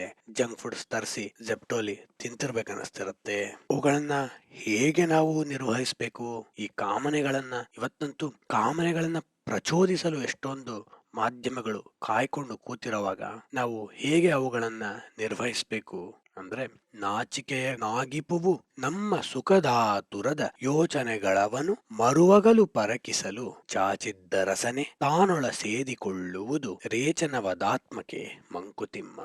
ನಾಚಿಕೆಯ ನಾಗಿಪುವು ನಮ್ಮ ಸುಖದ ಆತುರ. ನಮ್ಗೆ ಸುಖ ಅನ್ನೋದ್ ಬೇಕಲ್ಲ, ಪ್ಲೆಜರ್ ಅನ್ನೋದ್ ಬೇಕಲ್ಲ, ಖಂಡಿತವಾಗ್ಲೂ ತಪ್ಪಲ್ಲ. ಆದ್ರೆ ಅದಕ್ಕಾಗಿ ಆತುರವನ್ನ ಪಡ್ತೇವಲ್ವಾ, ಕ್ರೇವಿಂಗ್, ಅಯ್ಯೋ ನಂಗೆ ಅದ್ಬೇಕು, there is no end for it ಅಲ್ವಾ. ಜಂಕ್ ಫುಡ್ಸ್ ತಿಂತೀವಿ, ತಕ್ಷಣ ತಿನ್ಬಿಡ್ತೀವಿ. ಆ ಡೈಲೆಮಾ ಹೆಚ್ಚಾಗುವಷ್ಟರ ಮನಸ್ಸಿನಲ್ಲಿ ನಮ್ಮ ಸುಪ್ತ ಮನಸ್ಸು ಹೇಳ್ತಿರತ್ತೆ, ಕಂಟ್ರೋಲ್ ಮಾಡ್ಕೋ, ಆಯ್ತು ಸಿಕ್ಕಾಬಟ್ಟೆ ತಿನ್ಬೇಡ, ಆರೋಗ್ಯ ಕೆಡ್ಸ್ಕೋತ್ಯಾ ಅಂತ ಹೇಳ್ತಿದ್ರು. ಆ ಡಿಸ್ಕಷನ್ ಆಗ್ತಿದ್ದಂಗೆನೆ ಒಳಗಡೆನೆ ಆ ಮಥನ ನಡೀತಿರತ್ತಲ್ಲ, ಅದಾಗ್ತಿದ್ದಾಗೇನೆ ಅದನ್ನ ಟಕ್ಕಂಟ ಸೈಲೆಂಟ್ ಮಾಡ್ಬಿಟ್ಟು, ಯಾಕಂದ್ರೆ ಅದನ್ನ ಆಗಕ್ ಬಿಟ್ರೆ ನಮ್ಮಲ್ಲಿ ಬೇಸರವಾಗತ್ತೆ, ಅದನ್ನ ಬಿಟ್ಟು ತಕ್ಷಣ ತಿನ್ಬಿಡ್ತೀವಿ. ಅಷ್ಟೇನಾ? ನಮಗೆ ಗೊತ್ತಿರುತ್ತೆ ಈ ನಾಚಿಕೆ ನಾಗಿಪು, ನಮ್ಗೆ ನಾಚಿಕೆ ಆಗುವಂತ ಸುಖದಾತುರ ಅಷ್ಟೇ ಅಲ್ಲ, ಈ ಚೀಪ್ ಥಾಟ್ಸ್ ಇವೆಯಲ್ಲ ಸ್ನೇಹಿತರೆ, ಅವು ಒಂದ್ ರೀತಿ ನಮ್ಗೆ ಚೀಪ್ ಸುಖವನ್ನ ಕೊಡ್ತಿರುತ್ತವೆ. ಅದ್ ನಾವೆಲ್ಲ ಮರಿತಿರ್ತೀವಿ. ಅದನ್ನೇ ಬುದ್ಧ ಹೇಳಿದ್ದು. ಏನು? ಆ ಜಲಸಿ, ಹೊಟ್ಟೆ ಕಿಚ್ಚು, ಅಸೂಯೆ, ಇನ್ನೊಬ್ಬರ ಜೊತೆ ನಮ್ಮನ್ನ ಕಂಪೇರ್ ಮಾಡ್ಕೊಳ್ಳೋದು, ನಮ್ಮೆಲ್ಲರಿಗೂ ಗೊತ್ತಲ್ವಾ ಅದು ತಪ್ಪು ಅಂತ, ಆದ್ರೂ ಮಾಡ್ತಿರ್ತೀವಿ. ಯಾಕೆಂದ್ರೆ ಅದ್ರಲ್ಲಿ ಒಂಥರ ವಿಕೃತ ಸುಖ ನಮಗ್ ಸಿಗ್ತಿರತ್ತೆ. ಪರ್ವರ್ಟ್ ಪ್ಲೆಷರ್ ಅಂತಾರ ಅದಕ್ಕೆ. ವಿಕೃತ ಸುಖ ನಮಗ್ ಸಿಗ್ತಿರತ್ತೆ. ಅದ್ರ ಬಗ್ಗೆ ನಾವು ಒಂದ್ಸಲ ರಿವ್ಯೂ ಮಾಡಿದ್ರೆ ನಮ್ ಥಾಟ್ಸ್ ನ, ಚಿಂತನೆಗಳನ್ನ, ನಮಗೇ ಗೊತ್ತಾಗತ್ತೆ. ಯೋಚನೆಗಳವನು ಮರುವಗಲು ಪರಿಕಿಸಲು. ಡಿ.ವಿ.ಜಿ ಅವರ ಓದಿನ ಆಳ, ಮನುಷ್ಯನನ್ನ ಅರ್ಥ ಮಾಡ್ಕೊಂಡಿದ್ದ ರೀತಿ ಗೊತ್ತಾಗತ್ತೆ ನೋಡಿ, ಎಷ್ಟು ಅದ್ಭುತ ಅಂತ. ನಮ್ಮ ಯೋಚನೆಗಳನ್ನ, if you just pay attention to your thought process, default thoughts ಅಂತಾರಲ್ಲ, ಅದನ್ನ ನೀ ಗಮನಿಸ್ತಾ ಹೋದ್ರೆ ಮರುವಗಲು ಪರೀಕ್ಷಿಸಲು ಅಂದ್ರೆ ಪರೀಕ್ಷಿಸಲು, if you just validate them whether they are needed or not, ನಿನಗೆ ಒಂದು ರೀತಿಯ ಪರಿಜ್ಞಾನ ಹೆಚ್ಚಾಗತ್ತೆ, ಪ್ರಜ್ಞೆ ಹೆಚ್ಚಾಗತ್ತೆ. ಆದ್ರೆ ನಾವದ್ ಮಾಡಲ್ಲ. ನಮ್ಮೆಲ್ಲರಿಗೂ ಗೊತ್ತು, ಆಫೀಸಿಂದ ಬರ್ತಿದಂಗೆ ಒಂದ್ ಸ್ವಲ್ಪ ನೀರ್ ಕುಡಿದು ಕಣ್ಣನ್ನ ಶಾಂತವಾಗಿ ಮುಚ್ಕೊಂಡು ಒಂದ್ ಸ್ವಲ್ಪ ಹೊತ್ತು ಕೂತ್ರೆ ರಿಲ್ಯಾಕ್ಸ್ ಆಗತ್ತೆ, ಗುಡ್ ರಿಲ್ಯಾಕ್ಸೇಷನ್ ಅಂತ. ಬೇಡ, ಆದ್ರೆ ನಾವೇನ್ ಮಾಡ್ತೀವಿ, ರೀಲ್ಸ್ ನೋಡ್ತಾ ಕೂತ್ಕೊಂಡ್ಬಿಡ್ತೀವಿ. ನಮ್ಮೆಲ್ಲರಿಗೂ ಗೊತ್ತದ್ ವೇಸ್ಟ್ ಅಂತ ಟೈಮು, ಆದ್ರೂ ಮಾಡ್ತೀವಲ್ವಾ? ಯಾಕೆ? ಆ ರಿವ್ಯೂ ಆಫ್ ಥಾಟ್ ನ ಬಿಟ್ಬಿಡ್ತೀವಿ ನಾವು. We don't want to enforce that parental mindset on our self. ನಾವು ಸಹಜವಾಗಿ ನಮ್ಮಲ್ಲಿ ನಾವು ತಪ್ಪು ಮಾಡ್ತಿದೀವಿ ಅನ್ನೋ ಪ್ರಜ್ಞೆ ಇರುತ್ತಲ್ಲ, ಅದನ್ನ ಹತ್ತಿಕ್ ಬಿಟ್ಟು ಸಾಯಿಸ್ಬಿಟ್ಟಿರ್ತೀವಿ. ಹಂಗಾಗಿ ಎಕ್ಸೆಸಿವ್ ಚೀಪ್ ಕನ್ಸಂಪ್ಷನ್ ಹೆಚ್ಚಾಗ್ತಿದೆ ಸ್ನೇಹಿತರೆ. ಇದನ್ನ ಮನಃಶಾಸ್ತ್ರಜ್ಞರು ತುಂಬಾ ಆಳವಾಗಿ ಯೋಚನೆ ಮಾಡ್ತಿದ್ದಾರೆ. ಏನಂದ್ರೆ, ಇವತ್ತು ಪಾರ್ನ್ ಅಡಿಕ್ಷನ್ ಎಷ್ಟು ಮಿತಿ ಮೀರಿದೆ ಅಂದ್ರೆ, ಆಧುನಿಕ ಮನುಷ್ಯನಲ್ಲಿ ಸರಿಯಾಗಿ 100 ವರ್ಷದ ಹಿಂದೆ ಒಬ್ಬ ಮನುಷ್ಯ, ಅಂದ್ರೆ ಹೆಣ್ಣು ಗಂಡು ಅದು ಮುಖ್ಯ ಅಲ್ಲ, ಇನ್ನೊಬ್ಬ ಮನುಷ್ಯನನ್ನ ನಗ್ನವಾಗಿ ನೋಡ್ಬೇಕಂದ್ರೆ, ಅಂದ್ರೆ ನೇಕೆಡ್ ಇಮೇಜ್ರಿ ಅಂತ ಸೈಕಾಲಜಿಸ್ಟ್ ಮಾತಾಡ್ತಿದ್ದಾರೆ. ನೇಕೆಡ್ ಇಮೇಜ್ರಿನ ನೋಡ್ಬೇಕಂದ್ರೆ ಜೀವನದಲ್ಲಿ ಬಹಳಷ್ಟು ಜನ ಒಬ್ರು ಇಬ್ರು ಅಷ್ಟು ಜನರ ಜೊತೆ ಮಾತ್ರ ಕಾಮದಲ್ಲಿ ತೊಡಗ್ತಿದ್ರಿಂದ, ಅಥವಾ ಇನ್ನೊಂದು ಸ್ವಲ್ಪ ಬೆರಳಿಕೆ ಅಷ್ಟು ಜನರ ಜೊತೆ, ತುಂಬಾ ಕಡಿಮೆ ಜನ ಆ ರೀತಿ ಬದುಕ್ತಿದ್ದಲ್ಲ. ಅಂದ್ರೆ ನೇಕೆಡ್ ಇಮೇಜ್ರಿಗಳನ್ನ ತುಂಬಾ ಕಡಿಮೆ ಮನುಷ್ಯ ನೋಡ್ತಿದ್ದಂತೆ. ಯಾಕಂದ್ರೆ ಅವಾಗೇನು ಇಂಟರ್ನೆಟ್ ಇರಲಿಲ್ಲ, ಫೋಟೋಸ್ ಇರಲಿಲ್ಲ, ಏನು ಇರಲಿಲ್ವಲ್ಲ. ಇವತ್ತು ಪ್ರತಿ ಮನುಷ್ಯ ಸುಮಾರು 40 ವರ್ಷ ಮುಟ್ಟುವ ಗಳಿಗೆಗೆ ಸುಮಾರು 5,000-8,000 ನೇಕೆಡ್ ಇಮೇಜ್ರಿಗಳನ್ನ ನೋಡ್ಬಿಟ್ಟಿರ್ತಾನಂತೆ. ಅಂದ್ರೆ ಈ ರೀತಿಯ ಬಾಹುಳ್ಯ ಮನುಷ್ಯನಿಗೆ ಯಾವ ರೀತಿ ಅವನ ಮನಸ್ಸಿನ ಮೇಲೆ ಪ್ರಭಾವವನ್ನ ಬೀರುತ್ತೆ ನಾವು ಯೋಚನೆ ಮಾಡ್ತಿಲ್ಲ. ಅದನ್ನ ಮಾಡ್ಬೇಕಲ್ವಾ ಇವತ್ತು ನಾವು. ಅಂದ್ರೆ ಡಿವಿಜಿ ಅವರ ಕಗ್ಗಗಳು ಮೊದಲಿಗಿಂತ ಇವತ್ತು ಎಷ್ಟು ಪ್ರಸ್ತುತವಾಗುತ್ತೆ ನೋಡಿ. ನಮಗೆ ಗೊತ್ತು ಇವೆಲ್ಲವೂ ನಮ್ಮನ್ನ ಕೆಳಮುಖವಾಗಿ ಎಳಿತಾ ಇವೆ. ಏನು? Cheap thoughts, jealousy, comparison, junk foods, short form content, pornography, ಇವೆಲ್ಲವೂ ಸಹ ನಮ್ಮನ್ನ ಕೆಳಮುಖವಾಗಿ ಇಳಿತಿವೆ. ಅದನ್ನ ನಾವೊಂದು ಬಾರಿ ರಿವ್ಯೂ ಮಾಡಿದ್ರೆ, am I doing it right way or wrong ಅಂದ್ರೆ, ನಾಚಿಕೆ ನಾಗಿಪವು ನಮ್ಮ ಸುಖದ ಆತುರಗಳ ಯೋಚನೆಗಳನ್ನ ನಾವು ಮತ್ತೆ ಪರೀಕ್ಷಿಸಿದ್ರೆ ಏನಾಗತ್ತೆ ಅಂದ್ರೆ, ಚಾಚಿದ್ದ ರಸನೆ ಅಂದ್ರೆ ನಾಲ್ಗೆ ಸ್ನೇಹಿತರೆ, ಚಾಚಿದ್ದ ನಾಲ್ಗೆ ತಾನೊಳ ಸೇದಿಕೊಳ್ಳುವುದು, ಒಳಗ್ ಸೇದ್ಕೊಂಡ್ಬಿಡತ್ತಂತೆ. ಅಂದ್ರೆ ನಾಲ್ಗೆ ಅಂದ್ರೆ ಇಲ್ಲಿ ಕೇವಲ ನಾಲ್ಗೆ ಅಲ್ಲ, ಹಿಂದೆ ನಾವು ಯಾವ್ಯಾವ ವಿಷಯಗಳನ್ನ, ಈಗ ಜಂಕ್ ಫುಡ್ಸ್, ಚೀಪ್ ಥಾಟ್ಸ್, ಇನ್ನೆಲ್ಲ ವಿಷಯಗಳನ್ನ ಮಾತಾಡಿದ್ವಲ್ಲ, ಅದೆಲ್ಲದಕ್ಕೂ ಒಂದು ಇಂದ್ರಿಯ ಹೊರಮುಖವಾಗಿ ಹರಿದಿರತ್ತಲ್ಲ. ಆದ್ರೆ ಯಾವಾಗ ನಾವು ಯೋಚನೆ ಮಾಡಕ್ ಶುರು ಮಾಡ್ತೀವೋ, ಒಳಗಿಳ್ಕೊಳಕ್ ಶುರು ಆಗತ್ತಂತೆ ನಾಲಿಗೆ ಅಥವಾ ಆ ಇಂದ್ರಿಯ. ಅಂದ್ರೆ ಸ್ನೇಹಿತರೆ, ಇಲ್ಲಿ ನೋಡಿ, ಡಿವಿಜಿಯವರು ಮನಃಶಾಸ್ತ್ರದಿಂದ ಒಂದ್ಗಿಲೆ ಯೋಗಶಾಸ್ತ್ರಕ್ಕೆ ಬರ್ತಿದ್ದಾರೆ. ಯೋಗಶಾಸ್ತ್ರದಲ್ಲಿ, ಹಠಯೋಗದಲ್ಲಿ ನಾವು ಹೊಟ್ಟೆನ ಒಳಗೆ ಎಳ್ಕೋಬೇಕು. ಯಾಕೆ? ಅದು complete control of our physical and mental ಫ್ಯಾಕಲ್ಟೀಸ್ಗೆ ಉಪಯೋಗ ಆಗತ್ತೆ. ಇದನ್ನ ದೊಡ್ಡ ದೊಡ್ಡ ಜ್ಞಾನಿಗಳು ಸಹ ಹೇಳಿದಾರಲ್ವಾ. ಅದಕ್ಕೆ ಆಳವಾಗಿ ಉಸಿರನ್ನ ತೆಗೆದುಕೊಂಡು ಹೊಟ್ಟೆಯನ್ನ ಒಳಗೆಳೆದು ಎದೆಯನ್ನ ಉಬ್ಬಿಸಿ ಕುಳಿತುಕೊಳ್ಳೋದು ಯೋಗಗಳಲ್ಲಿ ನಾವೆಲ್ಲ ಕಂಡಿರ್ತೇವಲ್ಲ. ತಾನೊಳ ಸೇದಿಕೊಳ್ಳುವುದು ಅಂದ್ರೆ ಅದನ್ನ ಡೈರೆಕ್ಟ್ ಆಗಿ ಹೇಳ್ತಿದ್ದಾರೆ ಅಂತಲ್ಲ ಸ್ನೇಹಿತರೆ, ಇಲ್ಲಿ ಹೇಳ್ತಿರೋದು. ಯಾವಾಗ ನಾವು ನಮ್ಮ ಸುಖದಾತುರಗಳನ್ನ ರಿವ್ಯೂ ಮಾಡಕ್ ಸ್ಟಾರ್ಟ್ ಮಾಡ್ತೀವೋ, ಆಗ ಹೊರಮುಖವಾಗಿ ಹರಿದಿದ್ದೆಲ್ಲ ಮತ್ತೆ ತನ್ನ ಉತ್ಕರ್ಷವನ್ನ ಎಳ್ಕೊಳ್ಳಕ್ಕೆ ಆರಂಭ ಮಾಡುತ್ತೆ. ಅಂದ್ರೆ ಒಳಮುಖವಾಗ್ತಾ ಹೋಗತ್ತೆ. ಆ ಪ್ರಕ್ರಿಯೆ ಇದೆಯಲ್ಲ, ಅದು ರೇಚನವಾದಾತ್ಮಕ್ಕೆ ಮಂಕುತಿಮ್ಮ. ಎಂತ ಅದ್ಭುತವಾದಂತಹ ಸಾಲಿಂತ ಪದಗಳನ್ನ ಅವರೇ ಸೃಷ್ಟಿ ಮಾಡಿದ್ರೇನೋ ಅನ್ನೋ ಮಟ್ಟಕ್ಕೆ. ಅಂದ್ರೆ ರೇಚನ ಅಂದ್ರೆ ಏನು ಸ್ನೇಹಿತರೆ? ಪ್ರಾಣಾಯಾಮದಲ್ಲಿ ಪೂರಕ, ರೇಚಕ, ಕುಂಭಕ. ಪೂರಕ ಅಂದ್ರೆ ಒಳಗೆ ಎಳ್ಕೊಳ್ಳೋದು, ಕುಂಭಕ ಅಂದ್ರೆ ಸ್ಟೋರ್ ಮಾಡಿ ಇಟ್ಕೊಳ್ಳೋದು ಸಣ್ಣ, ರೇಚಕ ಅಂದ್ರೆ ಬಿಡೋದು ಅಲ್ವಾ. ರೇಚಕ, ಇಲ್ಲಿ ಆ ರೇಚನ ಅಂತ ಬರ್ತಿದೆ ನೋಡಿ, ಅಂದ್ರೆ ಬಿಡೋದು, ಎಕ್ಸಲೇಷನ್. ರೇಚನವಾದ ಆತ್ಮಕ್ಕೆ ಮಂಕುತಿಮ್ಮ. ಏನು ರೇಚನ ಅಂದ್ರೆ? ಆತ್ಮಕ್ಕೇನೋ ಅದು ರೇಚನ. ರೇಚನ ಅಂದ್ರೆ ಸ್ನೇಹಿತರೆ ಕಥಾರ್ಸಿಸ್ ಅನ್ನುವ ಅರ್ಥದಲ್ಲಿ ಹೇಳ್ತಿದ್ದಾರೆ. ಕಥಾರ್ಸಿಸ್ ಅಂದ್ರೆ ಅರಿಸ್ಟಾಟಲ್ ಈ ಪದವನ್ನ ಮೊದಲು ಉಪಯೋಗಿಸಿದ್ರು. ಏನಂದ್ರೆ, ನಮ್ಮಲ್ಲಿ ಯಾವುದೋ ಒಂದು ರೀತಿ ತಳಮಳಗಳು, ಕಾನ್ಫ್ಲಿಕ್ಟ್ಗಳು ಹೆಚ್ಚಾದಾಗ ಅವುಗಳನ್ನ ಯಾವುದಾದರೂ ಸರಿಯಾದ ರೀತಿಯಲ್ಲಿ ಹೊರಕ್ಕೆ ಹಾಕಬೇಕು. ಅದಕ್ಕೆ ದೊಡ್ಡ ದೊಡ್ಡ ಕಾದಂಬರಿಕಾರರು ತಮ್ಮೊಳಗಿರ ಈ ತೊಳಲಾಟಗಳನ್ನ ಕಥೆಯನ್ನಾಗಿ ಮಾಡ್ತಾರೆ. ಲಂಕೇಶ್ ಅವರ ಕಲ್ಲು ಕರಗುವ ಸಮಯವನ್ನ ನಾವು ಓದಿದ್ರೆ ಗೊತ್ತಾಗತ್ತೆ. ಅಷ್ಟೇ ಯಾಕೆ, ಭೈರಪ್ಪನವ್ರದ್ದು ಕಾರಂತರ ಹುಚ್ಚು ಮನಸ್ಸಿನ 10 ಮುಖಗಳು ಅಥವಾ ಮೈಮನಗಳ ಸುಳಿಯಲ್ಲಿ, ಅಂದ್ರೆ ಅವರಲ್ಲಿ ಯಾವುದೋ ದ್ವಂದ್ವಗಳಿರುತ್ತಲ್ಲ, ಅದು ಹೊರಗೆ ಬರುತ್ತಲ್ಲ ಕಲಾತ್ಮಕವಾಗಿ. That was known as catharsis by Aristotle. ಇಲ್ಲಿ ನಮ್ಮ ಆತ್ಮಕ್ಕೆ, ಆ ರೇಚನವಾದ ಆತ್ಮಕ್ಕೆ ಮಂಕುತಿಮ್ಮ, ಆತ್ಮಕ್ಕೆ ಅದು ಕಥಾರ್ಸಿಸ್. ಯಾವುದೋ ಒಂದು ಒಳಗೆ ರಿಪ್ರೆಸ್ ಆಗಿ ಕೂತಿರುತ್ತಲ್ಲ, ಹಿಡಿದಿಟ್ಕೊಂಡು ಕೂತಿರುತ್ತಲ್ಲ, ಅದು ಒಂದು ರೀತಿ ರಿಲೀಸ್ ಆಗತ್ತೆ. ಯಾವುದು ದೇಹಕ್ಕಲ್ಲ ಮನಸ್ಸಲ್ಲ ಸ್ನೇಹಿತರೆ. ಆ ತರ ರಿಲೀಸ್ಗಳನ್ನ ಎಷ್ಟೊಂದು ಸುಖದಾತುರದಲ್ಲಿ ಪಡ್ಕೋತಿರ್ತೀವಿ. ಆದ್ರೆ ಯಾವಾಗ ಚಾಚಿದ್ದ ರಸನೆ, ಚಾಚಿದ್ದ ಇಂದ್ರಿಯವನ್ನ ಒಳಗೆ ಎಳ್ಕೋತೀವೋ, ಯೋಚನೆ ಮಾಡಕ್ ಶುರು ಮಾಡ್ತೀವೋ, ಮಾಡ್ತೀವೋ ಇದು ಸರಿನೋ ತಪ್ಪು ಅಂತ, ಆಗ ಆತ್ಮ ಹೊರಮುಖವಾಗಿ ಹರಿಯಕ್ಕೆ ಸ್ಟಾರ್ಟ್ ಆಗತ್ತಂತೆ. ಎಷ್ಟು ಅದ್ಭುತವಾಗಿದೆ ನೋಡಿ. ಆತ್ಮ ಒಳಗೆ ಸಪ್ರೆಸ್ ಆಗಿ ಕೂತಿದೆ. ಯಾಕೆ? ಇಂದ್ರಿಯ ಲೋಲುಪತೆ ಹೆಚ್ಚಾಗಿದೆ. ಆದ್ರೆ ಇಂದ್ರಿಯ ಲೋಲುಪತೆಯನ್ನ ನಾವು ರಿವ್ಯೂ ಮಾಡ್ತಿದ್ದಾಗ ಒಳಗೆಳ್ಕೋತೀವಲ್ಲ ಮನಸ್ಸನ್ನ, ಆಗ ಆತ್ಮ ಹೊರಮುಖವಾಗಿ ಹರಿಯಕ್ಕೆ ಶುರುವಾಗತ್ತಂತೆ. ರೇಚನವದಾತ್ಮಕೆ ಮಂಕುತಿಮ್ಮ. ಹಂಗಾಗಿ ಸ್ನೇಹಿತರೆ, ಮನಃಶಾಸ್ತ್ರದ ರೀತಿನೂ ಇದು ತುಂಬಾನೇ ಕ್ಲಿಯರ್ಲಿ ಪ್ರೂವ್ ಅನ್ನು ಏನಂದ್ರೆ ನಮ್ಮಲ್ಲಿ ಯಾವುದೋ ಒಂದು ಸುಖದಾತುರ ಅಥವಾ ಫುಲ್ ಆಫ್ ಪ್ಲೆಷರ್ ಹೆಚ್ಚಾಯ್ತು ಅಂದಾಗ how soon you invalidate your default thoughts. ಇದನ್ನ ಸ್ವಲ್ಪ ಡಿಸ್ಕ್ರಿಪ್ಟಿವ್ ಆಗಿ ಹೇಳ್ಬೇಕಂದ್ರೆ, ನಮ್ಮ ಮನಸ್ಸಿನಲ್ಲಿ 2 ನೆಟ್ವರ್ಕ್ಸ್ ಮುಖ್ಯ. ಮೂರನೇದು ಈಗ ಸದ್ಯಕ್ಕೆ ಬೇಡ, ಅದಕ್ಕೆ ಅದನ್ನ ಹೇಳ್ತಿಲ್ಲ. 2 ಮುಖ್ಯ. ಏನು? DMN, default mode network. ಏನಂದ್ರೆ ನಾವು ಸುಮ್ಮನೆ ಕೂತಾಗ ಯಾರೋ ಹೇಳಿದ್ದು, ಏನೋ ಅಂದಿದ್ದು, ಯಾವುದೋ ಕಾಮನೆಗಳು ಅಥವಾ ಯಾವುದೋ ಒಂದು ಭಯ, ಭೂತದ ಭಯ, ಭವಿಷ್ಯತ್ತಿನ ತಳಮಳಗಳು ನಮ್ಮ ಮನಸ್ಸಿಗೆ ಯಾವುದೇ ಹತೋಟಿ ಇಲ್ಲ, ಅದಾಗೆ ಅದೇ ನಡೀತಿರತ್ತಲ್ಲ, ಅದಕ್ಕೆ ಡಿಫಾಲ್ಟ್ ಮೋಡ್ ನೆಟ್ವರ್ಕ್. ಡಿಫಾಲ್ಟ್ ಅದನ್ನ ಯಾರು ನೀನು ಕಷ್ಟಪಟ್ಟು ಬಡದಬ್ಬಿಸ್ಬೇಕಾಗಿಲ್ಲ. ಮೋಡ್ ಅದು ಡಿಫಾಲ್ಟ್ ಮೋಡ್, ಅದು ನೆಟ್ವರ್ಕ್. ಡಿಫಾಲ್ಟ್ ಮೋಡ್ ನೆಟ್ವರ್ಕ್ ಅಂತ ಒಂದಿರುತ್ತೆ. ಇನ್ನೊಂದು ECN, ಎಕ್ಸಿಕ್ಯೂಟಿವ್ ಕಂಟ್ರೋಲ್ ನೆಟ್ವರ್ಕ್. ಅದು ನಮ್ಮ ಇಚ್ಛಾಶಕ್ತಿ. Executive, it executes things. ಅದು ಬುದ್ಧಿಶಕ್ತಿ, ನಮ್ಮಲ್ಲಿರೋ ಕೃಷ್ಣ ಪ್ರಜ್ಞೆ. ಅದು ECN, executive control network. It can control, it can regulate.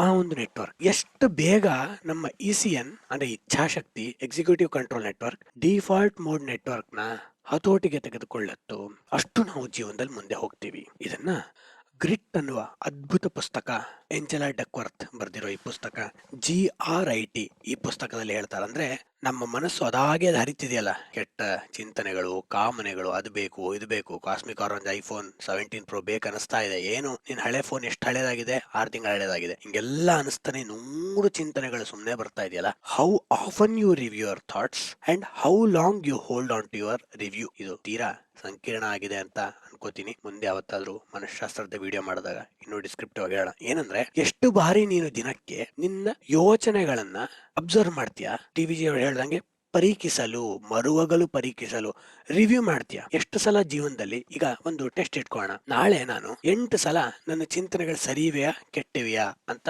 Review ಮಾಡೋದು ಅಂತ ಅನ್ಕೋಣ. How often you do is very important. Second most important thing is how long you hold on to that review. ಎಷ್ಟೊತ್ತು observation on your default thinking. ಸುಮ್ನೆ ಮನಸ್ಸಿನಲ್ಲಿ ನಡೀತಿರತ್ತಲ್ಲ, ghost in our mind ಅಂತ ಅಂತಾರೆ ಒಬ್ಬೊಬ್ರು, ಅಥವಾ ಅದಕ್ಕೆ ವಾಯ್ಸ್ ಇನ್ ಅವರ್ ಹೆಡ್ ಅಂತ ಅಂತಾರೆ. ಅಂದ್ರೆ ಆ ವಾಯ್ಸ್ ಇನ್ ಅವರ್ ಹೆಡ್ ನ ಎಷ್ಟು ಬಾರಿ ನಾವು ಪ್ರಶ್ನಿಸ್ತೀವಿ, ಇದು ಸರಿನಾ ಇದು ತಪ್ಪ ಅಂತ. ಆ ಪ್ರಶ್ನೆ ಮಾಡ್ತಿದ್ದಾಗ್ಲೇನೆ ಬದಲಾವಣೆ ನಮ್ಮ ಮನಸ್ಸಿನಲ್ಲಿ ಆಗಕ್ಕೆ ಆರಂಭ ಆಗುತ್ತೆ.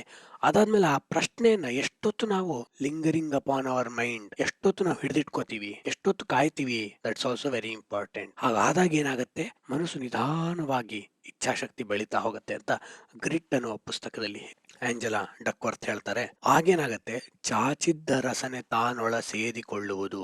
ಆಗ ನಿನ್ನ ವಿಲ್ ಪವರ್ ನಿನ್ನಲ್ಲಿ ಡೆವಲಪ್ ಆಗ್ತಾ ಹೋಗುತ್ತೆ. ಅದು ಆತ್ಮವನ್ನ ಹೊರಮುಖ ಹರಿಯುವಂತೆ ಮಾಡಿ ಜನರಿಗೆ ನಿನ್ನ ಬಗ್ಗೆ ಒಳ್ಳೆ ಅಭಿಪ್ರಾಯ ಬರುತ್ತೆ. ಈ ವ್ಯಕ್ತಿಲಿ ಕೆಟ್ಟ ಚಿಂತನೆಗಳಿಲ್ಲಪ್ಪ ಅನ್ಸತ್ತಲ್ಲ ಒಬ್ಬೊಬ್ರು ನೋಡಿದ್ರೆ, ಒಬ್ಬೊಬ್ಬರ ಜೊತೆ ವ್ಯವಹಾರ ನಡೆಸಿದಾಗ. ಅದು ಯಾಕೆ ಅಂದ್ರೆ, they have reviewed their thoughts more often and trying to fix their default meaningless chatter. ಅದನ್ನ ನಾವು ಸಹ ಮಾಡಬಹುದು. ಹಾಗಾಗಿ ಈ ಕಗ್ಗದ ಸಂದೇಶ ಏನಂದ್ರೆ, ಆದಷ್ಟು ನಾವು ಯೋಚನೆಗಳವನು ಮರುವಗಲು ಪರೀಕ್ಷಿಸಲು, ನಮ್ಮ ಯೋಚನೆಗಳನ್ನ ದಿನಕ್ಕೆ ಎಷ್ಟು ಸಲ ನಾವು ಪರೀಕ್ಷಿಸ್ತೀವಿ ಅನ್ನೋದ್ರ ಮೇಲೆ ನಮ್ಮ ಜೀವನದ ಸಾಫಲ್ಯ ಮತ್ತು ವೈಫಲ್ಯಗಳು ನಿರ್ಧಾರ ಆಗತ್ವೆ ಅಂತ ಹೇಳ್ತಾ ಈ ಕಗ್ಗವನ್ನ ಮತ್ತೆ ಓದೋಣವಾ. ನಾಚಿಕೆಯ ನಾಗಿಪು ನಮ್ಮ ಸುಖದಾತುರದ ಯೋಚನೆಗಳವನು ಮರುವಗಲು ಪರೀಕ್ಷಿಸಲು, ಚಾಚಿದ್ದ ರಸನೆ ತಾನೊಳ ಸೇದಿಕೊಳ್ಳುವುದು, ರೇಚನವದಾತ್ಮಕ್ಕೆ ಮಂಕುತಿಮ್ಮ. ಈಗ ಮುಂದಿನ ಕಗ್ಗಕ್ಕೆ ಹೋಗೋಣ. ನಮಗೊಂದು ರೀತಿ ಬೇರೆಯವರ ತಪ್ಪುಗಳನ್ನ ಆಡ್ಕೊಳ್ಳೋ ದುರಭ್ಯಾಸ ಇರುತ್ತೆ. ಆ ದುರಭ್ಯಾಸ ಯಾವ ಮಟ್ಟಕ್ಕೆ ಹೋಗಿರುತ್ತೆ ಅಂದ್ರೆ, ಅವರು ಒಬ್ಬ ಮನುಷ್ಯರು, ನಾವು ಒಬ್ಬ ಮನುಷ್ಯರು ಅನ್ನುವುದನ್ನು ಮರೆತು ನಮ್ಮಲ್ಲೂ ನ್ಯೂನತೆಗಳಿವೆ ಅನ್ನೋದನ್ನ ಮರ್ತಿರ್ತೀವಿ. ಅದರಿಂದ ಏನಾಗ್ತಿರತ್ತೆ ಅಂದ್ರೆ, ನಮ್ಮೊಳಗಡೆನೆ ಆಂತರಿಕ ದೂಡುಗಳು ಜಾಸ್ತಿ ಆಗ್ತಾ ಇರತ್ತೆ. ಸ್ನೇಹಿತರೆ, ಇದನ್ನ ಗಮನಿಸಿ ನೋಡಿ. ಮೋರ್ ವಿ ಜಡ್ಜ್ ಅದರ್ಸ್, ಬೇರೆಯವರು ತಪ್ಪು, ಬೇರೆಯವರ ನ್ಯೂನತೆಗಳು ನಮ್ಗೆ ಹೆಚ್ಚಾಗಿ ಕಂಡಷ್ಟು ನಮ್ಮ ಬಗ್ಗೆನೆ ನಮಗೆ ಆಂತರಿಕ ಭಯಗಳು ಜಾಸ್ತಿ ಆಗ್ತಾ ಹೋಗುತ್ತೆ. ಯಾಕಂದ್ರೆ ನಮ್ಮನ್ನು ಅವ್ರು ಹಂಗೆ ಜಡ್ಜ್ ಮಾಡ್ತಾರೇನೋ. ಈ ರೀತಿಯ ತೊಳಲಾಟಗಳ ಮಧ್ಯ DVG ಅವರು ಹೇಳ್ತಿರೋದು ಈ ಕಗ್ಗದಲ್ಲಿ, ನರರ ಸ್ವಭಾವ ವಕ್ರಗಳ ನೆನೆಸುವುದೇಕೆ, ಗಿರಿ ಕಣಿವೆಗಳ ಗಣಿಸಿ ರೋಷಗೊಳ್ಳುವೆಯೇಂ, ಸುರೆಗರಲ ಸುದೆಗಳ್ ಆಬ್ಧಿಯಲಿ ಸೋದರರಲ್ತೆ ಅರಿತೊಗ್ಗು ಸಾಜಕೆ ಮಂಕುತಿಮ್ಮ. ನಮಗೆ ಅದರಲ್ಲೂ ನಾವು ಗಮನಿಸಿರ್ಬೋದು, ನಾವು ಕಾಲೇಜ್ನಲ್ಲಿ ಹೋಗ್ತಿದ್ದಾಗ ನಮ್ಮನ್ನು ಬಿಟ್ಟು ಇನ್ನೆಲ್ಲರೂ ತಪ್ಪು ಅಂತ ಅನಿಸ್ತಿರುತ್ತೆ. ಇಡೀ ಜಗತ್ತು ಒಂದ್ ರೀತಿ ರಿವೈಂಡ್ ಆಗ್ತಿದೆ, ರಿವರ್ಸ್ ಹೋಗ್ತಾ ಇದೆ, ನಾನ್ ಮಾತ್ರ ಮುಂದುವರಿತಿದ್ದೀನಿ, ನಾನ್ ಮಾತ್ರ ಗಲಾಟೆ ಮಾಡಿ, ಜೋಕ್ಸ್ ಮಾಡಿ, ಇಂಪ್ರೆಸ್ ಮಾಡಿ, ಕೆಟ್ಟದಾಗ ಹೇರ್ ಸ್ಟೈಲ್ ಮಾಡ್ಕೊಂಡೇನೋ ತುಂಬಾ ಮುಂದುವರಿತಿದ್ದೀನಿ, ಬೇರೆಯವರೆಲ್ಲ ಹಿಂದಿದ್ದಾರೆ. ಈ ರೀತಿಯ ಭಾವನೆಗಳು ನಮಗೆ ಎಲ್ಲರಿಗೂ ಸುಮಾರು 16-17 ವರ್ಷದ ವಯಸ್ಸಿಗೆ ಆರಂಭ ಆಗತ್ತೆ. ಕಾಲಕ್ರಮೇಣ ಕಾಲೇಜ್ ಮುಗಿಸಿ ಕೆಲ್ಸಕ್ಕೆ ಹೋಗಿ ವೃತ್ತಿಯ ಒತ್ತಡಗಳು, ವೃತ್ತಿ ಜೀವನದ ಹೊಡೆತಗಳು ಬಿದ್ದ ಮೇಲೆ ಸ್ವಲ್ಪ ಮಟ್ಟಿಗೆ ಒಂದೊಂದ್ಸಲ ಸರಿಯಾಗ್ತೀವಿ. ಆದರೆ ಯಾವಾಗ ನಮಗೊಂದು ರೀತಿ ಯಶಸ್ವಿ ಜೀವನ ಅನ್ನೋದು ಇರುತ್ತೋ, ಅಥವಾ ನಾವಂದುಕೊಂಡಂತಹ ಯಶಸ್ಸು ನಮಗೆ ಸಿಕ್ಕಿರತ್ತೋ, ಆಗ ಇನ್ನೊಬ್ಬರನ್ನ ನಾವು ಅವರ ತಪ್ಪುಗಳಿಂದ ಅಳಿಯಕ್ ಶುರು ಮಾಡ್ತೀವಿ. ನಮ್ಮನ್ನ ನಾವು ನಮ್ಮ ಸಾಧನೆಗಳಿಂದ ನಾವೇನೋ ತುಂಬಾ ದೊಡ್ಡ ಸಾಧನೆ ಮಾಡಿದೀವಿ ಅಂತ ಅದರ ಮೂಲಕ ಅಳಿತಾ ಹೋಗ್ತೀವಿ. ಅವಾಗೇನಾಗತ್ತೆ, ಡಿಸ್ಪ್ರಪೋರ್ಷನೇಟ್ ಕಂಪ್ಯಾರಿಸನ್ ಶುರುವಾಗತ್ತೆ. ನಾನೊಂದು 15 ವರ್ಷದಿಂದ ಸಿಕ್ಕಾಪಟ್ಟೆ ಸಿನಿಮಾ ಹುಚ್ಚಿದಾಗ ಜನ ಎಲ್ಲ ಪುಸ್ತಕಗಳನ್ನ ಯಾಕೆ ಓದ್ತಾರೋ ಅಂತ ಅನಿಸ್ತಿತ್ತು. ಅಂದ್ರೆ ಓದೋದ್ ಮುಗಿದ್ಮೇಲೆ, ಕಾಲೇಜ್ ಮುಗಿದ್ರೆ ಸಾಕಾಗಿರುತ್ತೆ, ಅದ್ ಮುಗಿದ್ಮೇಲೆ ಯಾಕಾದ್ರೂ ಬುಕ್ ಓದ್ತಾರೋ ಅನಿಸ್ತಿತ್ತು.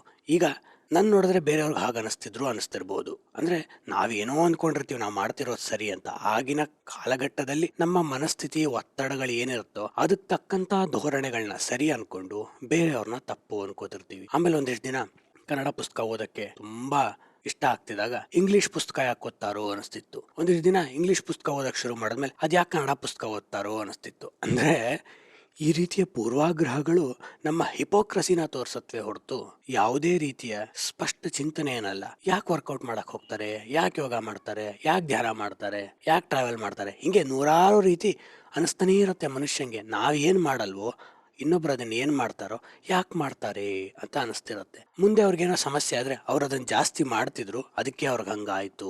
ಈ ರೀತಿಯ ಅನ್ಯರ ನ್ಯೂನತೆಗಳನ್ನ, ವಕ್ರತೆಗಳನ್ನ ತೀರಾ ಜಡ್ಜ್ ಮಾಡ್ತಾ ಹೋಗೋರಿಗೆ DVG ಎಚ್ಚರಿಸ್ತಿರೋದು, ನರರ ಸ್ವಭಾವ ವಕ್ರಗಳ ನೆನೆಸುವುದೇಕೆ. ನರರ ಸ್ವಭಾವ, ನರರು ಅಂದ್ರೆ ಬೇರೆ ವ್ಯಕ್ತಿಗಳ, ಜನರ ಸ್ವಭಾವದ ವಕ್ರಗಳನ್ನ ನೋಡೋರು ಹಿಂಗಿದ್ದಾರೆ, ನೋಡೋರು ಹೆಂಗ್ ತಿಂತಿದ್ದಾರೆ, ಹೌದಪ್ಪ ನಿನಗೇನ್ ಸಮಸ್ಯೆ, ಅವ್ರ ಹೇರ್ ಸ್ಟೈಲ್ ನೋಡಿ ಹೆಂಗಿದೆ, ಅವ್ರ ಚರ್ಮದ ಬಣ್ಣ ನೋಡಿ ಹೆಂಗಿದೆ, ಅವ್ರು ಕೂತ್ಕೊಳ್ಳೋದು ನೋಡಿ ಹೆಂಗ್ ಕೂತ್ಕೋತಾರೆ, ಅವ್ರು ಯಾವ ತರ ಡ್ರೆಸ್ ಹಾಕೋತಾರೆ, ಅವರ ಆಹಾರ ಪದ್ಧತಿ ಏನು, ಅದಕ್ಕೆ ಹೆಂಗಿದ್ದಾರೆ, ಯಾವುದರ ಮೇಲೂ ಹೆಚ್ಚು ಗಮನವನ್ನ ಕೊಡಬೇಡ.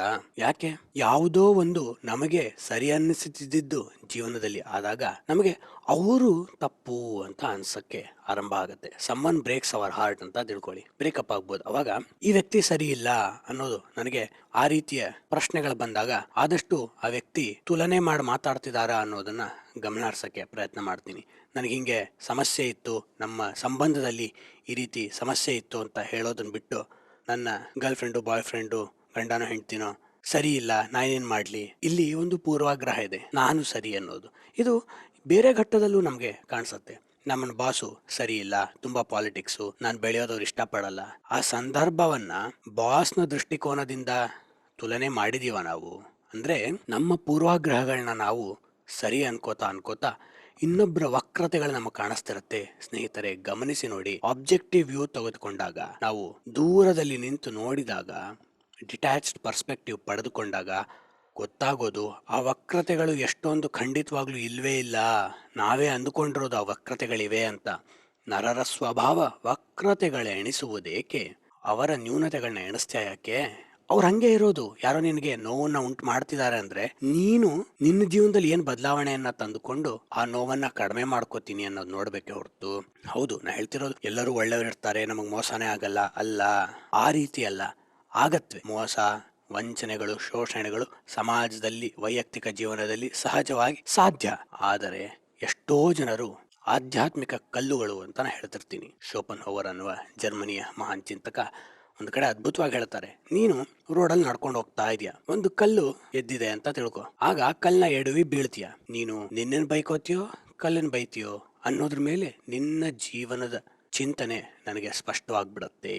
ಯಾರನ್ನ ಬೈಬೇಕು, ಕಲ್ಲು ಅದ್ರ ಪಾಡ್ಗದು ಇದೆ, ಕಲ್ಲು ಸರಿ ಅಂತಲ್ಲ, ನೀನ್ ತಪ್ಪು ಅಂತಲ್ಲ, ಕಲ್ಲಿದೆ ಅಲ್ಲಿ. That's a situation. You should have situational awareness. ಈಗ ನನ್ನ ಪಾರ್ಟ್ನರ್ ಮನೆಗೆ ಲೇಟ್ ಆಗಿ ಬಂದಾಗ ಆಂಗ್ಸೈಟಿ ಇರುತ್ತೆ ಅಂತ ಗೊತ್ತು. ಯಾವುದೋ ಇನ್ಸಿಗ್ನಿಫಿಕೆಂಟ್ ವಿಷಯದ ಬಗ್ಗೆ, ನಾನೇನೋ ಫುಟ್ಬಾಲ್ ಕಪ್ ಬಗ್ಗೆ ಮಾತಾಡ್ತಾ ಹೋದ್ರೆ ಆಸಕ್ತಿ ಇರಲ್ಲ ಅಂತ ಗೊತ್ತು. ಅದನ್ನ ಹೇಳ್ಬೇಕಾ ಹೇಳ್ಬಾರ್ದಾ ನನಗ್ ಗೊತ್ತಿರ್ಬೇಕು. ಸಿಚುಯೇಷನಲ್ ಅವೇರ್ನೆಸ್ ಇಲ್ಲದೆ ನೀನು ಎಡವಿ ಬಿದ್ದರೆ ನಿನ್ನನ್ನ ನೀ ಬೈಕೋಬೇಕೋ ಅಥವಾ ಆ ಕಲ್ನ ಬೈತೀಯೋ ಅಥವಾ ಇಬ್ಬರನ್ನೂ ಬೈದೆ ಮುಂದಿನ ಬಾರಿ ಅದು ಆಗಬಾರ್ದು ಅನ್ನೋದನ್ನ ಗಮನ ಹರಿಸ್ತೀಯೋ, ಆಗ ಮುಂದಿನ ಬಾರಿ ರಸ್ತೆಯಲ್ಲಿ ಕಲ್ಲಿರಬಾರ್ದು ಅಂತ ನೀವು ಯೋಚನೆ ಮಾಡೋಕ್ಕಾಗಲ್ಲ. ಮುಂದಿನ ಬಾರಿ ನೀನು ಫೋನ್ ಉಪಯೋಗಿಸ್ಕೊಂಡು ರೋಡಲ್ಲಿ ನಡೆಯಬಾರ್ದು, ಕೆಳಗಡೆ ರಸ್ತೆ ಕಾಣಿಸೋ ಹಂಗೆ ನಡಿಬೇಕು, ಕಣ್ಣು ಕೆಳಗಿರ್ಬೇಕು ಅನ್ನೋದು ನಿಂಗೆ ಗೊತ್ತಾಗತ್ತೆ. ಅಲ್ಲಿಗೆ ಗಿರಿ ಕಣಿವೆಗಳ ಗಣಿಸಿ ರೋಷಗೊಳ್ಳುವೆಯೇ. ಗಿರಿ ಕಣಿವೆಗಳು, ಬೆಟ್ಟ ಎಷ್ಟು ಹೈಟ್ ಇದೆ ನೋಡಿ, ಎಷ್ಟು ಚೆನ್ನಾಗಿದೆ ಕಣಿವೆ ನೋಡು, ಎಷ್ಟು ಆಳವಾಗಿದೆ, ಏನಪ್ಪಾ ಹಿಂಗಿದೆ. Can you judge existence? ಈ ನಕ್ಷತ್ರ ಯಾಕೆ ಇಷ್ಟು ದೂರ ಇದೆ, ಸೂರ್ಯ ಯಾಕೆ ಇಷ್ಟು ದೂರ ಇದೆ, ಸ್ವಲ್ಪ ಈ ಕಡೆ ಬಂದ್ರೆ ಚೆನ್ನಾಗಿರ್ತಿತ್ತಲ್ವಾ. ಮೋಡ ಯಾಕಿದೆ, ಪ್ರಕೃತಿಯನ್ನ ನೀವು ಜಡ್ಜ್ ಮಾಡಕ್ಕಾಗಲ್ಲ. ಯಾಕಂದ್ರೆ ಸ್ನೇಹಿತರೆ, in existence there is no judgement. ಪ್ರಕೃತಿಯಲ್ಲಿ ಸರಿತಪ್ಪುಗಳು ಅಂತಿಲ್ಲ. ಆಹಾರ ಪದ್ಧತಿ ಬಗ್ಗೆ ಯೋಚನೆ ಮಾಡಿದಾಗ ಇದನ್ನ ಗಮನಿಸಿದೀವಿ. ಹಂಗಿದ್ದಾಗ ಪ್ರಕೃತಿ has no polarity, no possibility. What is there that is there, that's it. ನೀನು ತುಂಬಾ ಮುಖ್ಯವಾದ ಪರೀಕ್ಷೆಗೆ ಹೋಗ್ತಿರ್ಬೋದು, ನೀ ಚೆನ್ನಾಗಿ ಓದಿರ್ಬೋದು, ಭೂಕಂಪ ಆಗ್ಬೋದು, ನೀನು ಎಕ್ಸಾಮ್ಗೆ ಹೋಗಕ್ಕಾಗದೇ ಇರ್ಬೋದು, ಹೋಗೇ ಬಿಡ್ಬೋದು. ಇನ್ನೊಬ್ರು ಯಾರೋ ಚೆನ್ನಾಗೇ ಓದಿಲ್ದೇ ಇರ್ಬೋದು, ಅವ್ರ ಎಕ್ಸಾಮ್ಗೆ ಹೋಗಬಹುದು, ಅಟೆಂಡ್ ಆಗ್ಬೋದು, ಅವ್ರು ಪಾಸ್ ಆಗ್ಬೋದು. ಯಾಕೆ ಹಿಂಗಾಯ್ತು ನನಗೆ ಅಂದ್ರೆ, ಪ್ರಕೃತಿ ನಿನಗೆ ಒಳ್ಳೇದು ಮಾಡಬೇಕು ಅನ್ನುವ ಯಾವುದೇ ಆಬ್ಲಿಗೇಷನ್ ಇಲ್ಲ. ಯಾಕಂದ್ರೆ ನೀನಿರೋದು ಪ್ರಕೃತಿಗೆ ಯಾವುದೇ ಸ್ಪೆಷಲ್ ಇವೆಂಟ್ ಅಲ್ಲ. ಒಂದು ಇರುವೆ, ಈಗ ನನ್ನ ಕೈ ಮೇಲೆ ಸೊಳ್ಳೆ ಕಚ್ತು ಅಂದ್ರೆ ಅದನ್ನ ಸಾಯಿಸ್ತೀನಲ್ಲ, ಅದೆಷ್ಟು ಅಸಂಗತವೋ ಅಷ್ಟೇ ಅಸಂಗತ ನೀನು ಪ್ರಕೃತಿಗೆ. ಹಂಗಾಗಿ ಪ್ರಕೃತಿಯಲ್ಲಿ ಏಳು ಬೀಳುಗಳಿರುತ್ತವೆ, ಆದ್ರೆ ಪ್ರಕೃತಿ ಅದು ತಪ್ಪು ಇದು ಸರಿ, ಇದು ಬೇಕು ಅದು ತಪ್ಪು ಅನ್ನಲ್ಲ. ಯಾಕೆ, ಪ್ರಕೃತಿಗೆ ಎಲ್ಲವೂ ಬೇಕು. ಎವ್ರಿಥಿಂಗ್ ಈಸ್ ಬ್ರಹ್ಮ, ಸರ್ವಿದಂ ಕಲ್ವಿದಂ ಬ್ರಹ್ಮ ಇಂದ ಯೋಚನೆ ಮಾಡಿದ್ವಿ ಅಲ್ವಾ. ಹಂಗಿದ್ದಾಗ everything has its role in this world. ಭಗವದ್ಗೀತೆಯಲ್ಲಿ ಕೃಷ್ಣ ಅದೇ ಧೋರಣೆಯನ್ನ ತೆಗೆದುಕೊಂಡು ಬರೋದು.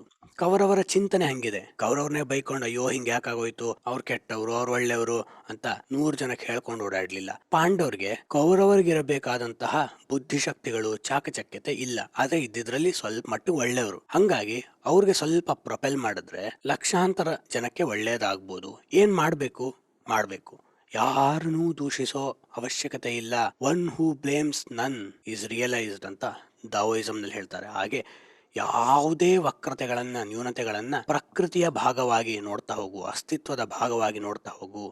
Then you attain higher consciousness. ಗಿರಿ ಕಣಿವೆಗಳ ಗಣಿಸಿ ರೋಷಗೊಳ್ಳುವೆಯಂ. ಯಾಕಪ್ಪ ಇಷ್ಟು ಅಪ್ಪಿದೆ ಘಾಟ್ ಸೆಕ್ಷನ್, ಯಾಕಾದ್ರೂ ಇದೆಯೋ, ಸರಿ ಇಲ್ಲ, ಈ ಪ್ರಕೃತಿ ಬುದ್ಧಿ ಇಲ್ಲ ಅಂದ್ಕೋಬಹುದು ನೀನು. ಆದ್ರೆ ಪ್ರಕೃತಿಗೆ ಏನು ಅನಿಸ್ಬೇಕಾಗಿಲ್ಲ, ಯಾಕಂದ್ರೆ ಪ್ರಕೃತಿಗೆ ನಿನ್ನಿಂದ ಏನೂ ಆಗ್ಬೇಕಾಗಿಲ್ಲ. ಸುರೆಗರಲ ಸುದೆಗಳ್ ಅಬ್ಧಿಯಲ್ಲಿ ಸೋದರರಲ್ತೆ. ಸುರೆ ಗರಲ ಸುದೆಗಳ್ ಅಂದ್ರೆ, ಸುದೆ ಅಂದ್ರೆ ಅಮೃತ ಅಂತ, ಗರಲ ಅಂದ್ರೆ ವಿಷ ಅಂತ. ಅಂದ್ರೆ ಈ ಮೈಥಾಲಜಿಕಲ್ ಕತೆ ಇದೆಯಲ್ಲ, ಪೌರಾಣಿಕ ಸನ್ನಿವೇಶ, ಸಮುದ್ರ ಮಥನದಲ್ಲಿ ವಿಷಾನು ಬಂತು, ಅಮೃತನು ಬಂತು. ಅದೇ ರೀತಿ ಜೀವನ ಅನ್ನುವ ಸಮುದ್ರದಲ್ಲಿ ವಿಷ ಮತ್ತು ಸುಧೆಗಳು, ಅಮೃತ ಮತ್ತು ವಿಷಗಳು ಇದ್ದೇ ಇರುತ್ತೆ. ಆಬ್ಧಿ ಅಂದ್ರೆ ಸಮುದ್ರ. ಪ್ರಕೃತಿಯಲ್ಲಿ ಒಳ್ಳೇದು ಕೆಟ್ಟದು ಅನ್ನೋದು is like A sequence of brotherhood. ಎರಡು ಜೊತೆಗೆ ಇರುತ್ತಂತೆ. ಸೋದರರಲ್ತೆ ಅರಿತೊಗ್ಗು ಸಾಜಕೆ ಮಂಕುತಿಮ್ಮ. ಅರಿತು ಒಗ್ಗು ಸಾಜಕೆ. ಸಾಜ ಅಂದ್ರೆ ಇದೇ ವಿಡಿಯೋಲಿ ಮೊದಲು ಮಾತಾಡಿದೀವಿ, ಸಹಜ ಅನ್ನುವುದಕ್ಕೆ ಪರ್ಯಾಯ ಪದ. ಅರಿತು ಒಗ್ಗು ಸಹಜಕ್ಕೆ ಅಂದ್ರೆ ಸಹಜವಾಗಿ ಏನಿದೆಯೋ ಆ ವ್ಯಕ್ತಿಯಲ್ಲಿ ಸಹಜ ಇರುತ್ತೆ, ಆ ಸಮಾಜದಲ್ಲಿ ಒಂದು ಸಹಜ ಇರುತ್ತೆ, ಅವರವರ ಜೀವನ ರೀತಿ, ಅವರವರು ವ್ಯಕ್ತವಾಗುವ ರೀತಿ ಎಲ್ಲವೂ ಅವರ ಸಹಜ ಪ್ರಕೃತಿಗೆ ತಕ್ಕಂತೆ ಇರುತ್ತೆ. ಅವರು ಬದಲಾಯಿಸ್ಕೋಬೇಕಂದ್ರೆ ಅವರೇ ನಿರ್ಧಾರ ಮಾಡಿ ಬದಲಾಯಿಸ್ಕೋಬೇಕು. ನೀನು ಅವ್ರು ಸರಿ ಇಲ್ಲ, ಅವ್ರು ವಕ್ರ ಅನ್ನೋದನ್ನ ಹೆಚ್ಚು ದೂಷಿಸ್ಬೇಡ. ನನಗೆ ಒಂದು 15 ವರ್ಷದಿಂದ ಚರ್ಚ್ ಸ್ಟ್ರೀಟ್ ಅಲ್ಲೆಲ್ಲ ಟಾಟಾ ಹಾಕ್ಸ್ಕೊಂಡು ಆಡ್ತಿರ್ತಾರಲ್ಲ, ಈ ಟಾಟಾ ಹಾಕ್ಸ್ಕೊತಾರೆ, ಎಷ್ಟು ಅರ್ಥಹೀನ, ಎಷ್ಟು ವೇಸ್ಟ್ ಅಲ್ಲ, ಏನ್ ಹಿಂಗ್ ಕಾಣತಿದ್ವು ಅನಿಸ್ತಿತ್ತು. ಒಂದ್ 5 ವರ್ಷ ಆದ್ಮೇಲೆ ನಾನೇ ಹಾಕ್ಸ್ಕೊಂಡು ಆಡ್ತಿದ್ದೆ. ನರರ ಸ್ವಭಾವ ವಕ್ರಗಳನ್ನೆಣಿಸುವುದೇಕೆ. ಬಹುಶಃ ಬೇರೆಯವ್ರಿಗೆ ಅನ್ಸಿರುತ್ತೆ, ಇವ್ನ್ಯಾಕಪ್ಪ ಹುಚ್ಚಂತರ ಕತ್ ಮೇಲೆ ಇಂತಂದಾರೋ ಟಾಟಾ ಹಾಕ್ಸ್ಕೊಂಡು ಆಡ್ತಿದ್ದಾನೆ ಅಂತ. ಹೌದು, ಯಾಕೆ ಅಂದ್ರೆ ಅತಿಯಾದ ಜಡ್ಜ್ಮೆಂಟ್ಗಳು, ಒಂದೊಂದ್ಸಲ ಸ್ನೇಹಿತರೆ ಇದನ್ನು ಗಮನಿಸಿ, ಅತಿಯಾದ ಜಡ್ಜ್ಮೆಂಟ್ಗಳು, ನಾವು ಯಾವ್ದನ್ನ ತಪ್ಪು ಅನ್ಕೊಂಡಿರ್ತೀವೋ ಕೊನೆಗೆ ನಾವು ಅದನ್ನೇ ಮಾಡುವ ಪರಿಸ್ಥಿತಿ ಬಂದ್ಬಿಡುತ್ತೆ. ನಾ ಹಿಂದೆ ಹೇಳದ್ನಲ್ಲ, ಬುಕ್ ಓದೋದು ವೇಸ್ಟ್ ಅನಿಸ್ತಿತ್ತು, ಓದೋ ಪರಿಸ್ಥಿತಿ ಬಂದ್ಬಿಡಿದೆ. ಯಾವ್ಯಾವ್ದು ತಪ್ಪು ಅನ್ಕೋತೀವೋ ಅದೆಲ್ಲವನ್ನು ಎಷ್ಟೋ ನಾವೇ ಮಾಡ್ತಿರ್ತೀವಿ. ಹಂಗಾಗಿ ಅಸ್ತಿತ್ವದಲ್ಲಿ ಸ್ನೇಹಿತರೆ ಎಷ್ಟೋ ನ್ಯೂನತೆಗಳು, ಎಷ್ಟೋ ಸಾಂದರ್ಭಿಕ ನ್ಯೂನತೆಗಳು ಅನ್ಬೋದು. ಅಂದ್ರೆ ಅವು ಅಸ್ತಿತ್ವದ ನ್ಯೂನತೆಗಳಲ್ಲ. ಅಸ್ತಿತ್ವದಲ್ಲಿ ಯಾವುದು ಕಡಿಮೆ ಇಲ್ಲ, ಯಾವುದು ಜಾಸ್ತಿ ಇಲ್ಲ. ಯಾಕಂದ್ರೆ ಅಸ್ತಿತ್ವಕ್ಕೆ ಯಾವುದೇ ಉದ್ದೇಶನೇ ಇಲ್ಲ. ಅಸ್ತಿತ್ವಕ್ಕೆ ಮನುಷ್ಯನನ್ನ ಉಳಿಸ್ಬೇಕು, ಒಂದಿಷ್ಟು ಮನುಷ್ಯರನ್ನ ಉಳಿಸ್ಬೇಕು, ಯಾವುದೇ ಆಬ್ಲಿಗೇಷನ್ಸ್ ಇಲ್ಲ. ಆದರೂ ಸಹ ನಮ್ಮ ಜೀವನಕ್ಕೆ ಒಂದಿಷ್ಟು ವಕ್ರತೆಗಳು ಅಂತ ಅನಿಸ್ಬಿಡುತ್ತೆ. ಅವುಗಳನ್ನ ಆ ದೃಷ್ಟಿಕೋನದಿಂದ ನೋಡ್ಬೇಡ. ಯಾಕೆ, ಗಿರಿ ಕಣಿವೆಗಳ ಗಣಿಸಿ ರೋಷಗೊಳ್ಳುವೆಯೇ. ಇದನ್ನ ಸ್ನೇಹಿತರೆ ನಾವು ನಿರ್ಜೀವನಕ್ಕೆ ಅನ್ವಯ ಮಾಡ್ತಾ ಹೋದ್ರೆ ಎಷ್ಟು ಸ್ಪಷ್ಟತೆ ಬರುತ್ತೆ ನೋಡಿ. DVG ಅವರ ಚಿಂತನೆ ಇಂದಿನ ಸಂದರ್ಭಕ್ಕೆ ಎಷ್ಟು ಸಮಂಜಸ ಅಂದ್ರೆ, ಈಗ ಜೆನ್ ಎ ಬರ್ತಿರೋದ್ರಿಂದ ಎಷ್ಟೋ ಜನ ಕೆಲಸ ಕಳ್ಕೊತಿದೀವಿ. ಯಾವ ರೀತಿ ರೆಸ್ಪಾಂಡ್ ಮಾಡ್ಬೇಕು ಅದನ್ನ ಕಂಡಿಡ್ದವ್ರು ತಪ್ಪು ಅನ್ಬೋದು, ಅದನ್ನ ಕಂಪ್ನಿಗೆ ಇಂಪ್ಲಿಮೆಂಟ್ ಮಾಡ್ತಿರೋರು ತಪ್ಪು ಅನ್ಬೋದು. ಅಂದರೆ ಅವರ ವಕ್ರತೆಗಳನ್ನ ನಾವು ಹೇಳ್ಕೊಂಡು 100 ಜನ ಜೊತೆ ಬೇಕಂದ್ರೆ ಸೋಷಿಯಲ್ ಮೀಡಿಯಾ ಪೋಸ್ಟ್ ಮಾಡ್ಬೋದು, ಕಂಪ್ನಿ ಸರಿ ಇಲ್ಲ ಅಂತೆಲ್ಲ.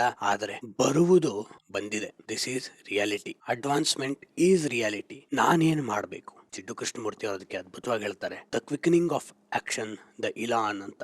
ಇಲಾನ್ ಅಂದ್ರೆ ಫ್ರೆಂಚ್ ಭಾಷೆಯಲ್ಲಿ ತಕ್ಷಣ ಆಕ್ಟ್ ಮಾಡಕ್ಕೆ ಹೋಗೋದು. ಅಂದ್ರೆ ಈಗ ನಾ ಮುಂದೇನ್ ಮಾಡ್ಬೇಕು ಅಷ್ಟೇ. That is Elon, ELAN. ನಾನು ಏನ್ ಮಾಡ್ಬೇಕಾಗಿದೆ? ಕಂಪ್ನಿಲಿ ಬದಲಾವಣೆಗಳಾಗ್ತಿವೆ, ಇದು ಎಲ್ಲ ಕಾಲದಲ್ಲೂ ಆಗಿರುತ್ತೆ. 10 ವರ್ಷದಿಂದ ಟೆಲಿಗ್ರಾಫ್ ಕಚೇರಿನ ನಿಲ್ಲಿಸ್ಬೇಕಾಗಿ ಬಂತಲ್ಲ, ಯಾಕೆ ಯಾರು ಉಪಯೋಗಿಸ್ತಿಲ್ಲ? ನಾನು ಅಳೋದು ಅಥವಾ ಯಾರ್ದೋ ವಕ್ರತೆಯನ್ನ ಎತ್ತಾಡೋದ್ರಿಂದ ನನಗೇನಾರು ಉಪಯೋಗನ? ಯಾವುದೇ ರೀತಿಯ ವ್ಯಕ್ತಿತ್ವ ವಿಕಸನ ಸಾಧ್ಯವಾಗೋದಿಲ್ಲ. ಅದ್ರ ಬದಲು ನೀನೇನ್ ಮಾಡ್ಬೇಕು ಅನ್ನೋದನ್ನ ನೋಡಿದಾಗ A quickening of action comes ಅಂತ ಜಿಡ್ಡು ಕೃಷ್ಣಮೂರ್ತಿ ಹೇಳ್ತಾರೆ. ಅಂದ್ರೆ ನೀನು ಶಾಂತವಾಗಿ ಯಾರದೇ ವಕ್ರತೆಗಳನ್ನ ಬ್ಲೇಮ್ ಮಾಡದೆ ಕೂತಾಗ ಮನಸ್ಸು ಶಾಂತವಾಗ್ತಾ ಆಗ್ತಾ ಆಗ್ತಾ ಒಂಥರ ಈಕ್ವೇಶನ್ ಸಿಂಪ್ಲಿಫೈ ಆಗ್ತಾ ಹೋಗುತ್ತೆ ಸ್ನೇಹಿತರೆ. ಕೊನೆಗೆ ಕ್ಲಿಯರ್ ಸಿಂಗಲ್ ಪಾಯಿಂಟೆಡ್ ಆಕ್ಷನ್ ಹೊಳೆದ್ ಬಿಡುತ್ತೆ. ಈಗ ನಾ ಏನ್ ಮಾಡ್ಬೇಕು ಅದು ಗೊತ್ತಾಗ್ಬಿಡುತ್ತೆ. ಯಾವಾಗ ನೀನು ಆ ಸಹಜ ಮಟ್ಟಕ್ಕೆ ಬಂದಾಗ ಅರಿತೊಗ್ಗು ಸಹಜಕ್ಕೆ ಮಂಕುತಿಮ್ಮ. ಹಂಗಾಗಿ ಆ ಸಹಜಕ್ಕೆ, the pristine natural state of mind ಗೆ ನಾವ್ ಯಾವತ್ತು ಬಂದು ನಿಲ್ತೇವೋ ಕ್ಲಿಯರ್ ಆಕ್ಷನ್ ಬಂದ್ಬಿಡುತ್ತೆ. ಹಂಗಾಗಿ ಇನ್ನೊಬ್ಬರ ತಪ್ಪನ್ನ ಸರಿ ಮಾಡಕ್ ಹೋಗೋ ಮೊದಲು ನಾವೇನ್ ಮಾಡಬಹುದು ನಮ್ಮ ಜೀವನವನ್ನ ವಿಕಾಸ ಮಾಡ್ಕೊಳಕ್ಕೆ ಅನ್ನೋದನ್ನ ಅರ್ಥ ಮಾಡ್ಕೊಂಡಾಗ ಪ್ರಕೃತಿಯ ಜೊತೆಗೆ ಪ್ರಕೃತಿಯ ಮಟ್ಟಕ್ಕೆ ನಾವು ಸಹಜವಾಗ್ತೀವಿ. ಆಗ ನಮ್ಮ ಜೀವನದ ಎಷ್ಟೋ ಸಮಸ್ಯೆಗಳು ಸರಿಯಾಗತ್ತೆ ಅಂತ ಹೇಳ್ತಾ ಈ ಕಗ್ಗವನ್ನ ಮತ್ತೊಮ್ಮೆ ಓದೋಣ.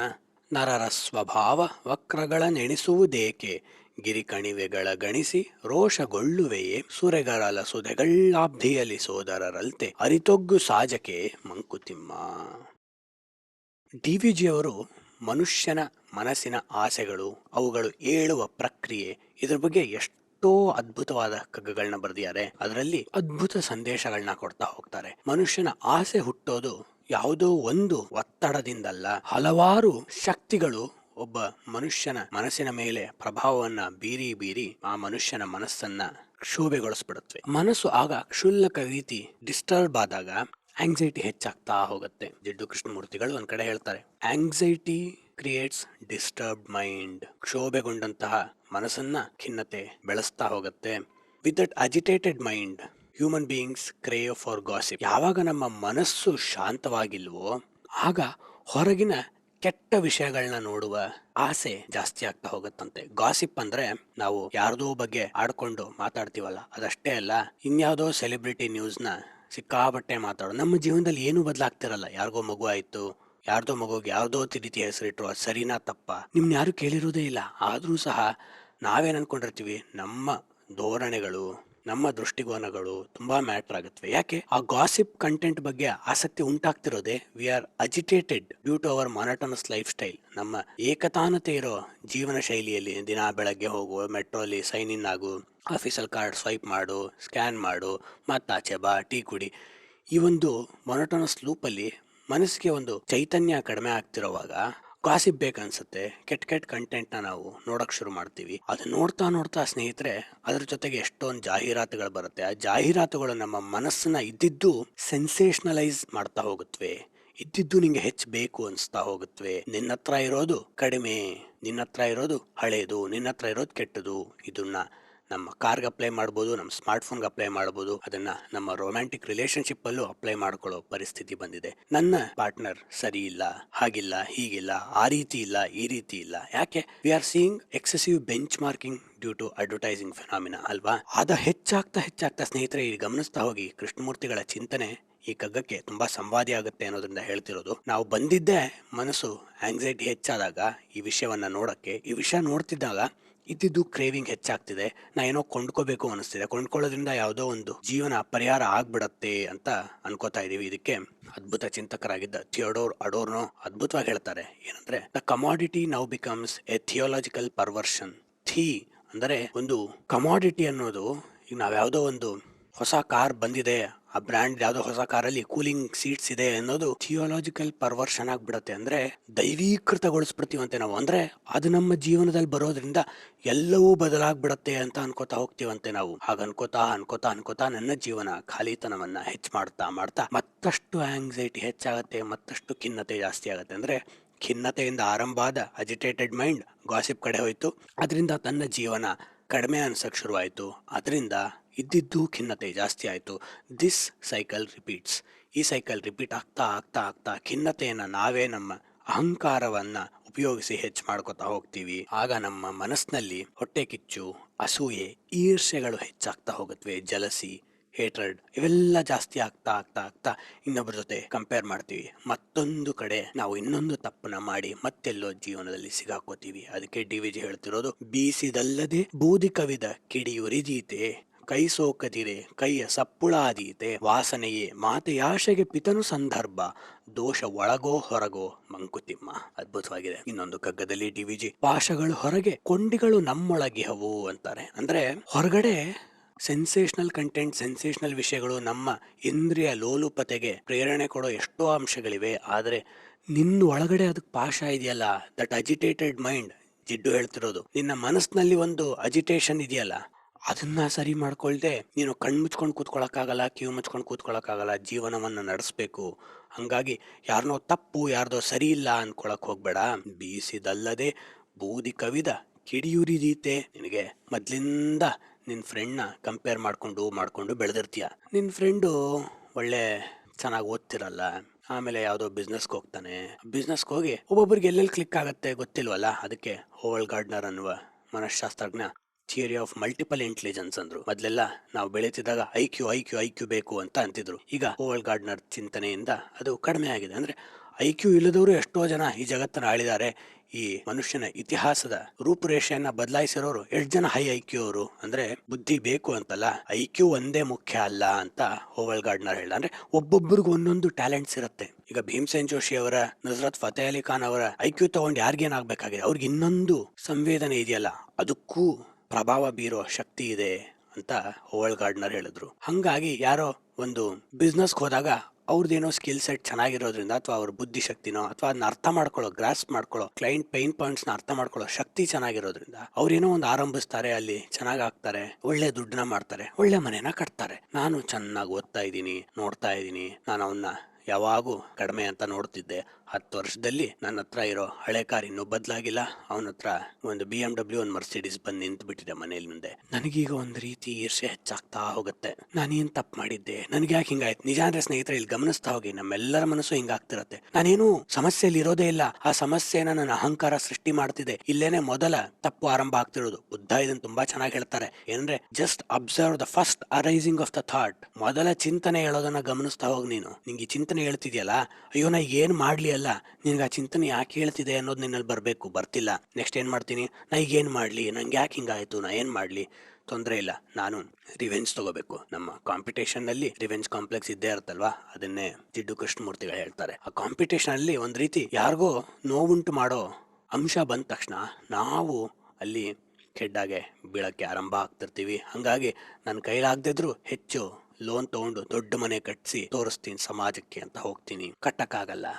ಯಾಕೆ? ನನಗೆ ಅದೊಂದೇ ಇಲ್ವಲ್ಲ. ನನಗೆ ತಿಂಗಳಿಗೆ 2 ತಿಂಗಳಿಗೆ ಒಂದು ಎಕ್ಸ್ಪೆನ್ಸಿವ್ ಟ್ರಾವೆಲ್ ಮಾಡ್ಬೇಕು ನಾನು, ಅದಕ್ಕೂ ಖರ್ಚಾಗ್ತಿದೆ. ಯಾಕಂದ್ರೆ ಇನ್ಸ್ಟಾಗ್ರಾಮ್ ಅಲ್ಲಿ ಹಾಕಿ ಲೈಕ್ ತಗೊಳ್ಳೋ ಆಸೆನೂ ಇದೆ. ಮತ್ತೆ ಏನ್ ಮಾಡ್ಲಿ? ಹೌದು, ಮತ್ತೆ ಕಾರ್ಗೂ ಹೆಚ್ಚು ಖರ್ಚು ಮಾಡ್ತಾ ಇದ್ದೀನಿ. ಹೊಸ ಲೈಟ್ಸ್, ಹೊಸ ಮಾಡೆಲ್ ಎಲ್ಲಾನು ಬೇಕನ್ನಿಸ್ತಿದೆ. ಆದ್ರೆ ನನ್ನ ಹತ್ರ ಭರಿಸೋ ಶಕ್ತಿ ಇಲ್ಲ. ಹಿಂಗಾಗಿ EMI ಕಟ್ಟಕ್ಕಾಗದೆ ಬ್ಯಾಂಕ್ನವರು ಫೋನ್ ಮಾಡ್ತಿದ್ದಾಗ ಜಗಳ ಶುರು ಆಗತ್ತೆ. ಬ್ಯಾಂಕ್ನವ್ರು ತಪ್ಪು, ಬ್ಯಾಂಕ್ನವ್ರು ಸ್ವಲ್ಪ ಅರ್ಥ ಮಾಡ್ಕೊಳ್ಳಲ್ಲ, ಬ್ಯಾಂಕ್ನವ್ರಿಗೆ ಸಂವೇದನೆ ಇಲ್ಲ. ಇಲ್ಲಿ ಸ್ನೇಹಿತರೆ, ಇಷ್ಟು ಸಮಸ್ಯೆ ಉಲ್ಬಣ ಆಗಿದ್ದು ಒಂದೇ ಒಂದು, the first and most important mistake ಯಾವುದು?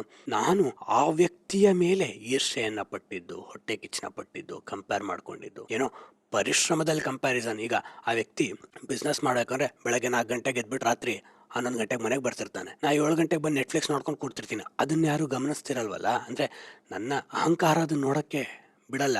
ಪರಿಶ್ರಮದಲ್ಲಿ ಕಾಂಪಿಟೇಷನ್ ಇಲ್ಲ, ಪ್ರತಿಫಲದಲ್ಲಿ ಕಾಂಪಿಟೇಷನ್ಗೆ ಹೊರಟಾಗ 100 ಸಮಸ್ಯೆಗಳನ್ನ ಹೆಚ್ಚು ಮಾಡ್ಕೊಂಡೆ. ಆದರೆ ಡಿ.ವಿ.ಜಿ ಹೇಳ್ತಿರೋದು, ಆ ಸಮಸ್ಯೆಗೆ ಯಾರು ಕಾರಣ ಅಲ್ಲ, ನಿನ್ನ ಪಾತ್ರ ಇರತ್ತೆ ಬೀಸಿದಲ್ಲದೆ ಬೂದಿ ಕವಿದ ಕಿಡಿಯುರಿದೀತೆ. ಬೂದಿ ಮುಚ್ಚಿರತ್ತೆ, ಕೆಳಗ್ ಕೆಂಡ ಇರುತ್ತೆ. ಅದಕ್ಕೆ ಗಾಳಿ ಅನ್ನೋದು, ಅಹಂಕಾರ ಅನ್ನುವ ಗಾಳಿ ಇಲ್ಲದೆ ಅದು ಉರಿಯಕ್ಕೆ, ಬೆಂಕಿ ಆಗಕ್ಕೆ ಸಾಧ್ಯವಾ? ಕೈ ಸೋಕದಿರೆ ಕೈಯ ಸಪ್ಪುಳಾದೀತೆ. ಇದಂತೂ ಎಷ್ಟು ಅದ್ಭುತವಾಗಿದೆ ಅಂದ್ರೆ, ಇನ್ನೊಂದು ಕೈ ಒಂದು ಕೈಗೆ ಟಪ್ ಅಂತ ಹೊಡಿದೆ ಚಪ್ಪಾಳೆ ಸೌಂಡ್ ಆಗತ್ತಾ ಅಂದ್ರೆ, ಇಂದಿನ ಅತ್ಯಂತ ಹೆಚ್ಚು ಟ್ರಾಫಿಕ್ ಇರೋ ಸಂದರ್ಭದಲ್ಲಿ ಎಷ್ಟು ಸಮಂಜಸ ಅಂದ್ರೆ, ಟ್ರಾಫಿಕ್ ಸಮಸ್ಯೆ ಆಗ್ತಿರೋದು ಬೇರೆಯವರಿಂದ ಅಂತ ನಾವು ಅನ್ಕೋತಿದೀವಿ. ಆದ್ರೆ ಟ್ರಾಫಿಕ್ ಸಮಸ್ಯೆಗೆ ನಾನೂ ಕಾರಣ. You are the traffic, you are the problem, you are the part of the problem, you are not the part from the problem ಅಂತ ಜಾನ್ ಕೊಬಾಟ್ಜಿನ್ ಅನ್ನುವ ಝೆನ್ ಚಿಂತಕ ಹೇಳ್ತಾರೆ. ಏನಂದ್ರೆ, ಯು ಆರ್ ದ ಪ್ರಾಬ್ಲಮ್, ನೀನೇ ಸಮಸ್ಯೆಯ ಭಾಗ. ಆದ್ರೆ ನೀನು ಸಮಸ್ಯೆಯ ಹೊರಗೆ ನಿಂತು ನಾನಲ್ಲ ಸಮಸ್ಯೆ, ನನ್ನ ಮುಂದೆ ಆ ಸಮಸ್ಯೆ ಇದೆ ಅನ್ಕೋತಿದ್ಯಾ. But you are the problem. ಇವತ್ತು ಆಕ್ಸಿಡೆಂಟ್ಗಳು ವಿಡಿಯೋಗಳೆಲ್ಲ ನಾನು ಅದೊಂದು ಹೆಚ್ಚು ನೋಡ್ತಿರ್ತೀನಿ. ಟ್ವಿಟರ್ ಅಲ್ಲೆಲ್ಲ ಆಕ್ಸಿಡೆಂಟ್ ಆಗಿದ್ದರು ವಿಡಿಯೋಗಳನ್ನ ಹಾಕ್ತಿರ್ತಾರಲ್ಲ, ಅದನ್ನ ವಿಶ್ಲೇಷಣೆ ಮಾಡೋರು ಬುದ್ಧಿವಂತರೆಲ್ಲ ಟ್ವಿಟರ್ ಅಲ್ಲಿ ಟ್ವೀಟ್ ಮಾಡ್ತಿರ್ತಾರೆ, ಯಾಕೆ ಆಯ್ತು, ಏನೇನ್ ತಪ್ಪಾಯ್ತು ಅಂತ. ತಿಳಿದವರು ಅದ್ಭುತವಾಗಿ ಹೇಳ್ತಾರೆ, ಯಾವುದೇ ಆಕ್ಸಿಡೆಂಟ್ ಅಥವಾ 92% ಅಥವಾ 95% ಆಕ್ಸಿಡೆಂಟ್ಗಳು, 95% ಆಕ್ಸಿಡೆಂಟ್ಸ್ ಅಲ್ಲಿ ಇನ್ವಾಲ್ವ್ ಆಗೋರ್ದು ಒಬ್ಬ ವ್ಯಕ್ತಿ ಒಂಚೂರು ತಪ್ಪಿಲ್ಲ ಅಂತ ಇರೋದಿಲ್ವಂತೆ. ಅಂದ್ರೆ ಬಹುತೇಕ ಎಲ್ಲ ಆಕ್ಸಿಡೆಂಟ್ಗಳಲ್ಲೂ ಇಬ್ಬರು ತಪ್ಪು ಇರುತ್ತೆ. ಪರ್ಸೆಂಟೇಜ್ ಜಾಸ್ತಿ ಕಡಿಮೆ ಇರ್ಬೋದು. ಅಂದ್ರೆ ಒಬ್ಬರದು 60% ತಪ್ಪಿರ್ಬೋದು, ಇನ್ನೊಬ್ಬರದು 40% ತಪ್ಪಿರ್ಬೋದು. ಒಬ್ರು 20% ತಪ್ಪಿರ್ಬೋದು, ಒಬ್ರು 80% ತಪ್ಪಿರ್ಬೋದು. ಆದ್ರೆ ಒಬ್ಬರದು 0% ತಪ್ಪು, ಇನ್ನೊಬ್ಬರದೇ 100% ತಪ್ಪು ಅನ್ನೋ ತೀರಾ ಕಡಿಮೆ ಅಂತ ಹೇಳ್ತಾರೆ ಈ ವಿಶ್ಲೇಷಣೆ ಮಾಡೋರು. ಹೇಗೆ ಈ 0% ಅಂದ್ರೆ, ನಾನು ರೋಡಲ್ಲಿ ನನ್ನ ಪಾಡಗ್ ನಾನು ನಿಂತ್ಕೊಂಡು ಆಟೋ ಕಾಯ್ತಿದ್ದಾಗ ಆ ಕಡೆಯಿಂದ ಯಾವುದೋ ಲಾರಿ ಬಂದು ಡಿವೈಡರ್ ದಾಟಿ ಬಂದು ನನ್ನ ಮೇಲೆ ಬಿದ್ದು ನಾನು ಹೋಗ್ಬಿಟ್ರೆ ಅದು ಖಂಡಿತ 0% ತಪ್ಪು. ಅದರಲ್ಲೂ ನನ್ನಂತ ಇಗ್ನರೆನ್ಸ್ ಇರೋರು ಹೆಡ್ಫೋನ್ ಜಾಸ್ತಿ ಹಾಕೊಂಡಿರ್ತೀವಿ, ಅದಕ್ಕೆ ನಾಯ್ಸ್ ಕ್ಯಾನ್ಸಲಿಂಗ್ ಇಂದ ಅದು ಗೊತ್ತು ಕೂಡ ಆಗಲ್ಲ. ಸಾಮಾನ್ಯವಾಗಿ ಜೋರಾಗಿ ಸೌಂಡ್ ಆದಾಗ ಗೊತ್ತಾಗತ್ತೆ. ನಮ್ಗೆಲ್ಲ ಈ ಹೆಡ್ಫೋನ್ ಹಾಕೊಂಡು ನನ್ನನ್ನು ಸೇರಿಸಿ ಆ ಥರ ನಡೆಯೋ ಹುಚ್ಚಿರುತ್ತಲ್ಲ, ಅವ್ರಿಗೆ ಏನೋ ಕೇಳ್ತಿರ್ತೀವಿ, ಆಗ ಶಬ್ದ ಆಗೋದು ಗೊತ್ತಾಗಲ್ಲ. ಅಂದ್ರೆ ಅಲ್ಲೂ ನಂದೇನೋ ತಪ್ಪಿದ್ರೂ ಇರ್ಬೋದು, ಆದ್ರೆ ಆ ಥರದ್ದು ತುಂಬಾ ಕಡಿಮೆ ಅಂತೆ. ಬಹುತೇಕವಾಗಿ ಆಕ್ಸಿಡೆಂಟ್ಗಳಾಗೋದು ಇಬ್ಬರು ತಪ್ಪು ಇರುತ್ತೆ. ಕೈಯ ಸೋಕದಿರೆ ಕೈಯ ಸಪ್ಪುಳಾದೀತೆ, ಇಬ್ಬರದು ಇನ್ವಾಲ್ವ್ಮೆಂಟ್ ಇರುತ್ತೆ. ಈಗ ರೋಡ್ ಕ್ರಾಸ್ ಮಾಡುವಾಗ ಜೇ ವಾಕಿಂಗ್ ಅಂತಾರೆ, ಅರ್ಧಂಬರ್ಧ ಕ್ರಾಸ್ ಮಾಡಿ ನಿಂತ್ಕೊಂಡ್ಬಿಡೋದು. ಅಂದ್ರೆ ರೋಡ್ ಅರ್ಧ ಕ್ರಾಸ್ ಮಾಡಿ ಕಾಯ್ತಾ ನಿಂತಿರೋದು, ಇನ್ನೊಂದು ಗಾಡಿ ಹೋದ್ಮೇಲೆ ಹೋಗೋದು. ಡಿವೈಡರ್ ಮೇಲೆ ನಿಂತ್ರೆ ಓಕೆ, ಆ ರೋಡ್ ಮಧ್ಯಾಹ್ನ ನಿಂತಾಗ ಮುಂದೆ ಬರೋರು ಕಾಣಿಸುತ್ತೆ, ಆದ್ರೆ ಅವ್ರ ಹಿಂದೆ ಬರೋರ್ಗೆ ಅದು ಬ್ಲೈಂಡ್ ಸ್ಪಾಟ್ ಅಂತೆ, ಟಕ್ಕಂತ ಡಿಕ್ಕೆ ಹೊಡಿತಾರೆ. ಯಾರ ತಪ್ಪು ಯಾರು ಸರಿ, ಹೌದು ಅವ್ರು ಗಮನಿಸಬೇಕಾಯ್ತು, ಆದ್ರೆ ಅವ್ರು ಕಾಣಿಸಲ್ವಲ್ಲ. ಸ್ನೇಹಿತರೆ, ನಮ್ಮಲ್ಲಿ ಎಷ್ಟೋ ಜನಕ್ಕೆ ಗೊತ್ತಿಲ್ಲ ದೊಡ್ಡ ಗಾಡಿಗಳ ಬ್ಲೈಂಡ್ ಸ್ಪಾಟ್ ಪ್ರಾಬ್ಲಮ್ ಅಂತ. ನೀವು ಇಂಟರ್ನೆಟ್ ಅಲ್ಲಿ ಹುಡುಕಿ ನೋಡ್ಬೋದು. That's what is non as situational awareness. ನನ್ನ ತಪ್ಪು ಸ್ವಲ್ಪನಾದ್ರೂ ಇದ್ದೇ ಇರುತ್ತಲ್ವಾ, ಅದನ್ನ ಟಿವಿ ಹೇಳ್ತಿರೋದು. ಇದು ಕೇವಲ ಆಕ್ಸಿಡೆಂಟ್ ಅಂತಲ್ಲ, ರಿಸೆಷನ್ ಬಂತು ಅಥವಾ ಇನ್ಫ್ಲೇಷನ್ ಆಯ್ತು, ಏನೋ ಆಗ್ಬಿಟ್ಟು ಕಂಪ್ನಿಯಿಂದ ಕೆಲಸದಿಂದ ತೆಗಿತಿದ್ದಾರೆ ಅಂದ್ರೆ 10 ಜನದಲ್ಲಿ 5 ಜನ ತೆಗಿತಿದ್ದಾರೆ ಅಂದ್ರೆ 5 ಜನ ಉಳಿಸ್ಕೋತಿದಾರಲ್ಲ. ಅವ್ರು ಏನೋ ಒಂದು ಪಾಸಿಟಿವ್ ನ ಪರ್ಫಾರ್ಮೆನ್ಸ್ ಕ್ವಾಲಿಟಿನ ಇಟ್ಕೊಂಡಿರ್ತಾರೆ, ಇನ್ನು 5 ಜನ ಪರ್ಫಾರ್ಮ್ ಮಾಡ್ತಿರಲ್ಲ ಅಂತ ತೆಗೆದಿರ್ತಾರೆ. ಕೈಯ ಸೋಕದಿರೆ ಕೈಯ ಸಪ್ಪುಳಾದೀತೆ, ನಿಂದೇನೂ ತಪ್ಪಿಲ್ದೆ ನಿಂಗೆ ಸಮಸ್ಯೆಗಳಾಗಲ್ಲ. ಅಂದ್ರೆ ಯಾವುದೇ ಸಮಸ್ಯೆಯಲ್ಲಿ ಸ್ನೇಹಿತರೆ ನಮ್ಮ ಪಾತ್ರ ಏನು ಅನ್ನೋದನ್ನ ಗಮನಿಸಿದ್ರೆ ನಮಗೆ ಆಕ್ಷನ್ ಐಟಮ್ ಕ್ಲಾರಿಫೈ ಆಗ್ತಾ ಹೋಗುತ್ತೆ, ಏನ್ ಮಾಡ್ಬೇಕು ಅಂತ. ವಾಸನೆಯೇ ಮಾತೆ ಆಶೆಗೆ ಪಿತನು ಸಂದರ್ಭ.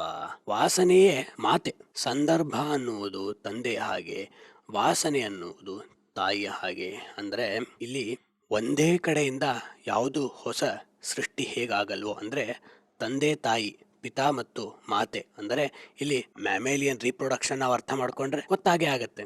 ಸ್ಪರ್ಮಿಯೋಜೆನೆಸಿಸ್ ಗಂಡಿನಲ್ಲಿ ಆಗ್ಬೇಕು, ವೀರ್ಯದ ಉತ್ಪಾದನೆ ಆಗ್ಬೇಕು. ಹೆಣ್ಣಿನಲ್ಲಿ ಎಗ್ ಓವಮ್ ಅದು ಸಹ ಉತ್ಪತ್ತಿ ಆಗ್ಬೇಕು. ಆದ್ರೆ ಅದಾಗಿಯದೇನೆ ಹೊಸ ಜೀವವನ್ನ ಹೇಗೆ ಹುಟ್ಟಿಸಲ್ವೋ ಅದೊಂದು ಕ್ರಿಯೆ, ಅವೆರಡೂ ಹತ್ತಿರ ಬರೋ ಒಂದಕ್ಕೊಂದು ಹೊಂದಿಕೆ ಆಗುವ ಕ್ರಿಯೆ, ಆಕರ್ಷಣೆಯ ಕ್ರಿಯೆ ಹೊಸ ಜೀವವನ್ನ ಹೇಗೆ ಹುಟ್ಟಿಸತ್ತೋ ಹಾಗೆ ವಾಸನೆ ಅನ್ನುವ ಇಂಧನಕ್ಕೆ ಸಂದರ್ಭ ಅನ್ನುವ ಕಿಡಿ ಮುಟ್ಟಿದಾಗ ಸ್ನೇಹಿತರೆ ಸಮಸ್ಯೆ ಅನ್ನುವ ಅಂಶ ಅನ್ವೇಷಣೆಗೊಳ್ಳುತ್ತೆ. ಹಂಗಾಗಿ ದೋಷ ಒಳಗೋ ಹೊರಗೋ ಮಂಕುತಿಮ್ಮ, ಇದು ಪ್ರಶ್ನೆ ಸ್ನೇಹಿತರೆ ಡಿವಿಜಿ ಕೇಳ್ತಿರೋದು. ಹಂಗಾಗಿ ಇದೇ ಸರಿ ಅದೇ ತಪ್ಪು ಅಂತಲ್ಲ, ನಿನ್ನದೇನಾದ್ರೂ ಪಾತ್ರ ಇದೆಯಾ?